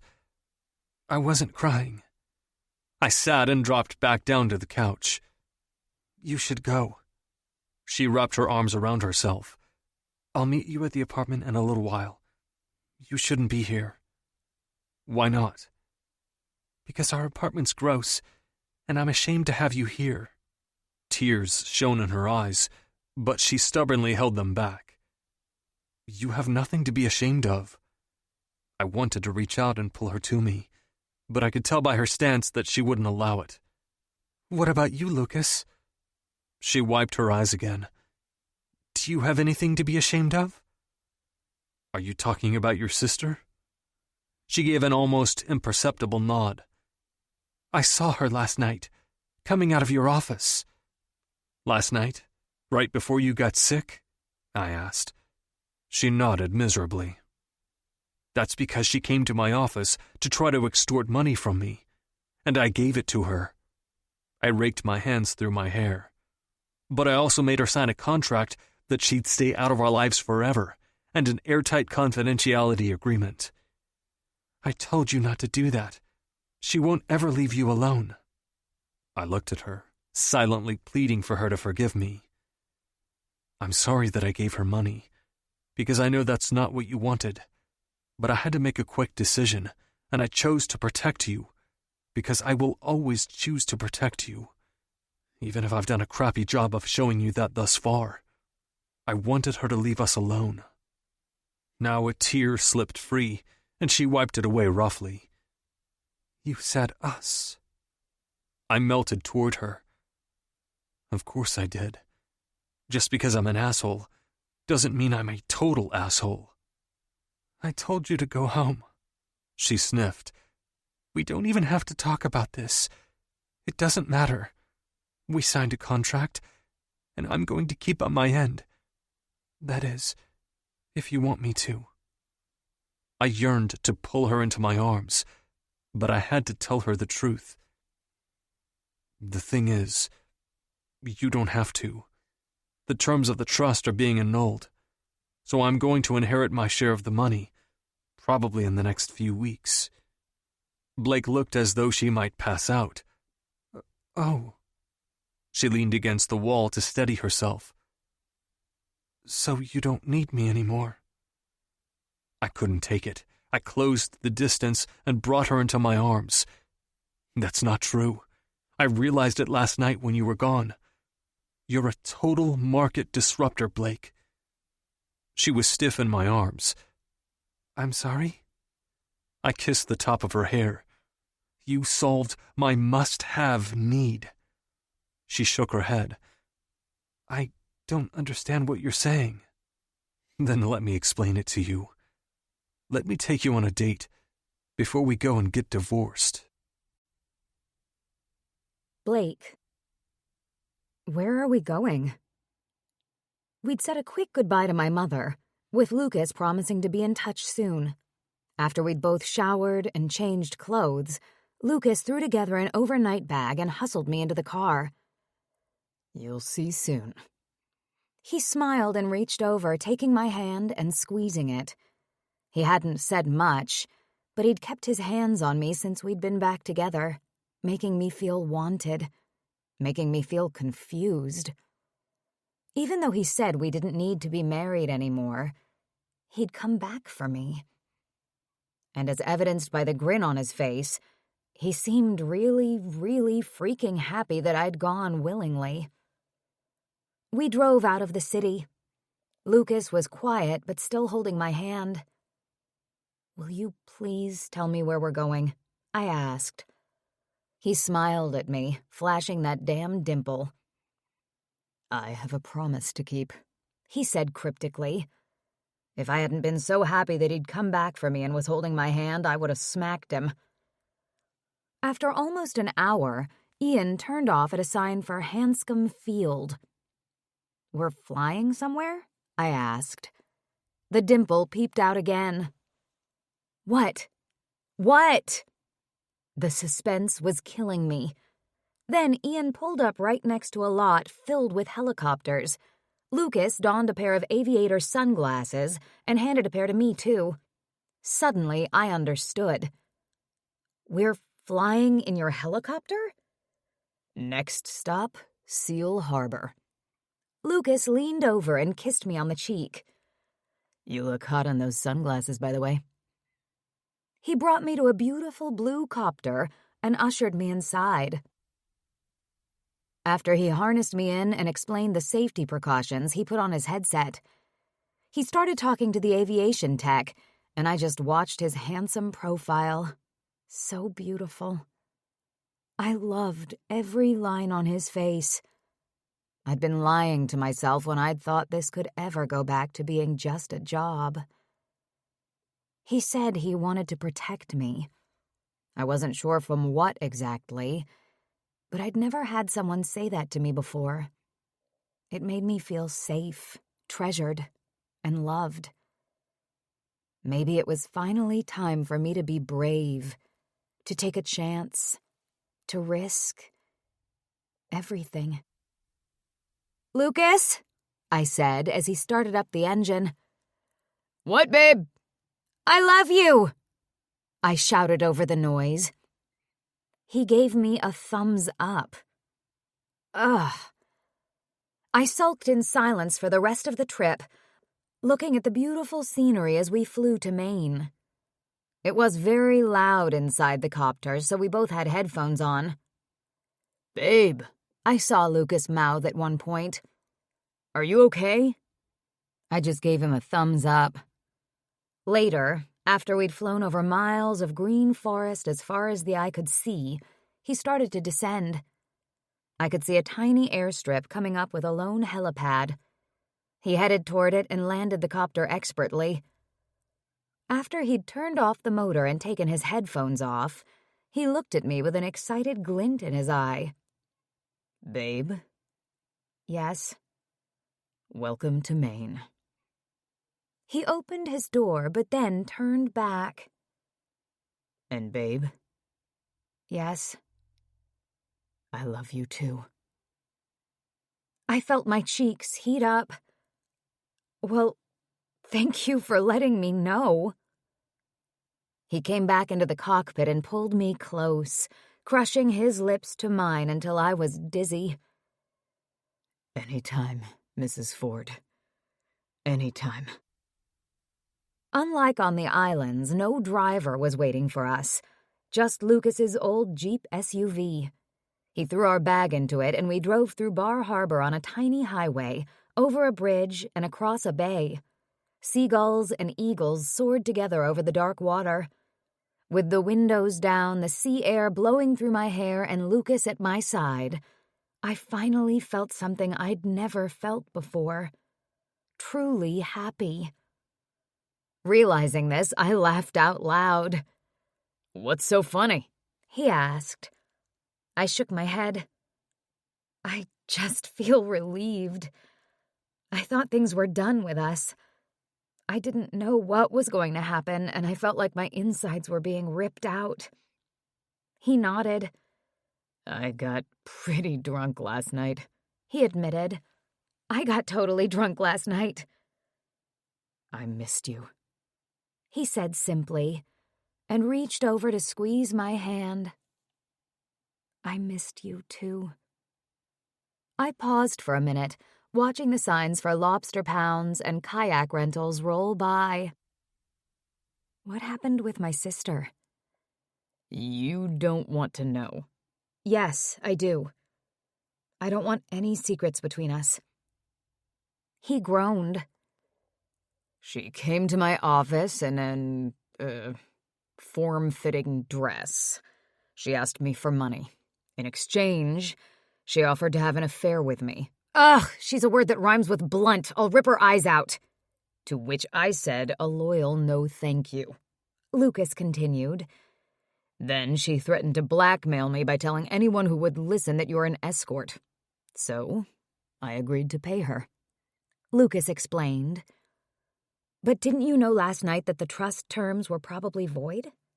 "Yes." "So, why did you care if she said things about me?" He squeezed my hand. "Because I vowed to love, honor, and obey you. I didn't think I'd be honoring you too much if I let your trashy sister expose you all over social media. I thought you'd want to keep your past private. As do I. For personal reasons, not monetary ones." "Thank you." I felt choked up. "How much money did you give her?" Lucas shrugged. "Not that much." "Lucas." $5 million. I started to splutter. $5 million! $5 million. And I made her sign a contract saying that she'll never come after you again, and that she understands this is all the money she's ever going to get out of me. And I made her sign a confidentiality agreement. I figured it was easier this way. It might even be less expensive, if you take into account the fact that we most likely don't have to buy her Christmas, birthday, and housewarming gifts after what she's pulled. I leaned my head back against the seat. That's insane. You know me. He grinned. Always throwing money at my problems. During the rest of the ride through the rugged, beautiful Maine countryside, Lucas told me about what had happened with the trust and the lunch he'd had with Serena. I think she still has a thing for Robert, he said. I agreed. She definitely still has a thing for Robert. She was all drunk and moony about him at our wedding. Good to know. If I ever needed to dangle something over Serena's head, which I probably would, it was good to have something to dangle. We followed the signs to Seal Harbor and finally pulled into a long, private drive. An enormous house became visible with a wraparound deck on each floor. Wow, I said. Just wow. Lucas brought me into the house, and I was stunned by the spiral staircase and the floor-to-ceiling stone fireplace in the living room. There were oriental rugs, bookcases teeming with books, and bright, gleaming hardwood floors. This is amazing. Come here. Lucas held out his hand for me and led me onto the back deck. Northeast Harbor spread out below us, dotted with sailboats, yachts, and lobster boats. The mountains of Acadia surrounded the harbor. The view was breathtaking. I could get used to this, I said. Lucas pulled me against him. I hope so. We spent the next hour on the deck, relaxing and holding hands, each of us nursing a glass of wine. Martha Stewart has a house up here, he said. No way! Have you ever seen her? Yep. Out to dinner one night at this Mexican place. She's as lovely in person as she is on television. Wow, I said. A real celebrity. I'm trying to keep you in the know. Maybe you'll see her up here someday. His phone buzzed and he checked it. Whatever he read made him choke on his wine. I pounded him on the back. What's the matter? Lucas gave one final cough. I forgot about something. The Four Seasons. Huh? Lucas took another healthy sip of wine. Back to the no secrets thing. I forgot to tell you. Elizabeth called me this morning. My eyebrows shot up. Why? She said she wanted to, see me. I crossed my arms against my chest. See you? Or see you and then something more? The latter. It kind of came out of the blue, but I think she heard about the inheritance and got kind of excited. That witch! I knew she still wanted— I thought that my father should know, Lucas said, interrupting me gently. So I asked her to send me naked pictures of herself and to meet me at the Four Seasons this afternoon. Except that I'm not there. Ian is. And he just took a picture of her. That's what he texted me. I wanted documentation to prove it to my father once and for all that Elizabeth can't be trusted. Blake held her hand out. Hand me your phone. Lucas shook his head, looking very wary. I don't think that's a good idea, babe. The phone, babe. Now. He gave it to me reluctantly. I scrolled through the pictures and immediately wished I hadn't. I hopped up and paced the deck as I looked at them. The nerve! Disgusting! What is she doing with that cucumber? That one's my favorite. Classic. Lucas was laughing until I stopped him with a death look. I tossed him back his phone.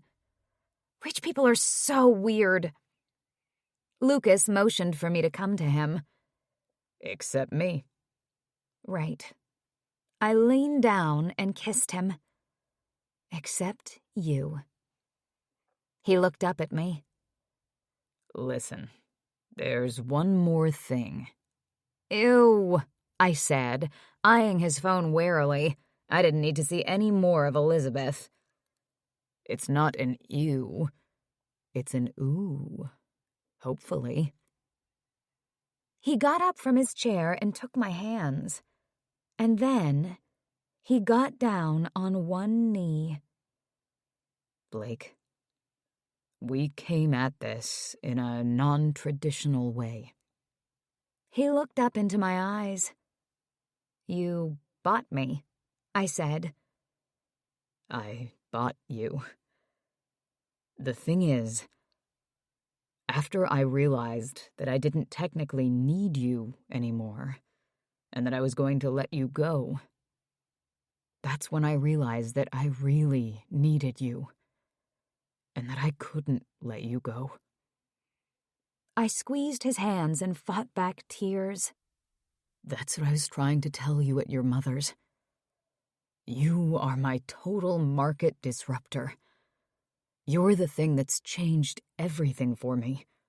I can't go back to the way life was before you. I've evolved. You've evolved me.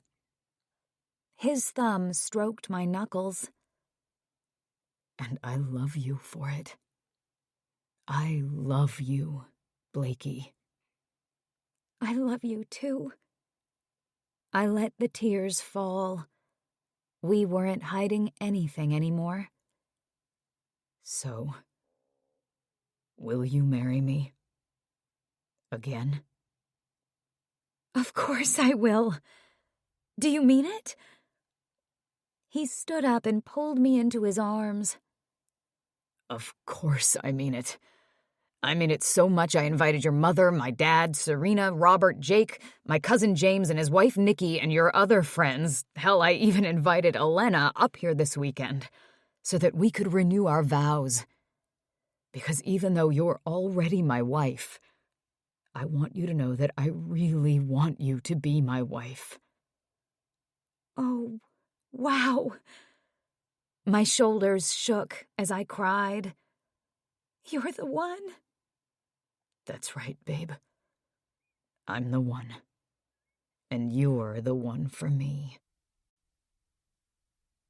Epilogue. Lucas. Turks and Caicos. 3 years later. Pull up over there. I motioned toward an inlet. Are you sure you want to do this? The captain asked. Yeah, are you sure you want to do this? My father asked. He was sitting on the boat, next to his new wife, Cindy, who was 20 years his junior, a respectable 50-something. At first, he'd refused to divorce Elizabeth, even after I'd shown him the pictures and informed him that she'd shown up at the Four Seasons to go to bed with me. She'd met Ian instead, and much to her chagrin, he'd taken a picture of her as proof. My father, dirty old man that he was, initially said he thought it was sort of hot. But eventually, I think he realized that he wasn't going to be able to keep up with her and her varied, insatiable, and morally questionable appetite. So now he had a Cindy, and they played golf together. I even thought my mother would approve. Yes, I'm sure, I barked. Blake eyed me nervously, but loyal as ever, said nothing. Serena sniffed. You don't have to be rude to Dad. Robert wrapped an arm around her and shushed her. Stop telling me to be quiet. She laughed as he nuzzled her face and shushed her again. They'd been remarried for almost 2 years, but they were still acting like newlyweds. We'd invited everyone to come out to the island for vacation. In addition to my father, Cindy, Serena, and Robert, Blake's mother was back at the house watching the baby, Lou, while she napped. Our 2-year-old, Fletcher, was on the boat with us. Jake and Nikki had each respectively begged off for undisclosed reasons. They'd both been suspiciously avoiding our calls since the Senate had resumed its session. James and Audrey said they had 3 baseball tournaments and a banquet to attend, so they couldn't make it either. I'd invited Shirley, who was now my vice president of operations, but she and her husband were currently vacationing in Scotland on the Outlander tour. Thankfully, Chelsea was in Texas, auditioning for The Bachelor pad, and couldn't come either. She'd given the last guy on The Bachelorette a rose, but they ended up at an impasse. She was still on the hunt for Mr. Right and Rich. She and Blake had made a sort of peace, at Blake's mother's teary request, when we'd had Fletcher. I didn't have to like it, but as Blake's husband, I did have to pretend to support her. I grabbed the spear gun and ignored everyone. "Daddy!" Fletcher cried, looking afraid of the thing. I laughed and ruffled his hair.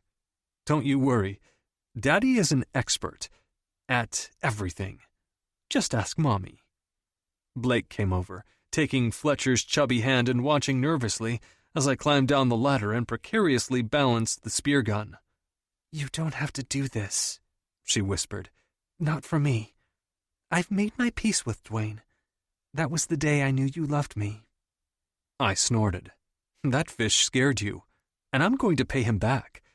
He's been terrorizing French Key for years." Fletcher's face puckered, as if he were about to cry. "Don't worry, honey. Daddy isn't going to hurt the fish," Blake lied. "He just wants to go see him."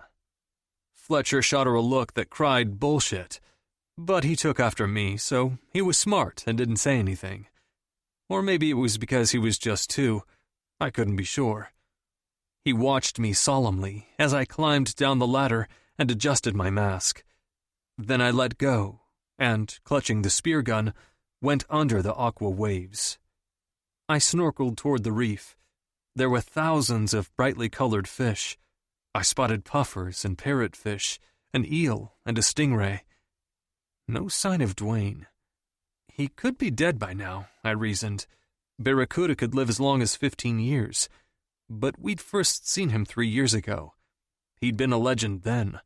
Maybe he'd gone to Barracuda heaven. I looked for a long time, crisscrossing the surface near the reef and occasionally diving down. When I still didn't see him, I had to admit defeat. Mostly because I didn't want to scare poor Fletcher and worry Blake. I reluctantly headed back for the boat. Just as I was about to surface, I thought I saw a flash of silver, but when I turned, it was gone. If that was you, you old goat, thank you. Because the afternoon that Dwayne had scared the bejesus out of Blake was the afternoon I was sure I loved her. I'd had an inkling before, but that was the day I still thought of when I looked back at the beginning. I still wanted to put a spear through him, though. I could mount him on my wall. "No luck," I said, climbing the ladder. I pulled off my mask and handed a relieved-looking captain the unused spear. "Ah, honey, that's too bad," Blake said, rubbing my arm. "I might hire someone to come out here and try to find him," I started. "But you won't," Blake continued for me, "because you've evolved." "Right. Thank you for evolving me, Mrs. Ford." She grinned at me, which still gave me a thrill. "Anytime, Mr. Ford. Anytime." This concludes Escorting the Groom by Leigh James. Narrated by Nelson Hobbs and Kasha Kensington. Copyright 2016 by Leigh James. This unabridged audiobook is published by arrangement with Leigh James and was produced in the year 2023 by Tantor Media Incorporated, a division of Recorded Books, which holds the copyright thereto. Please visit tantor.com for more information on our growing library of unabridged audiobooks.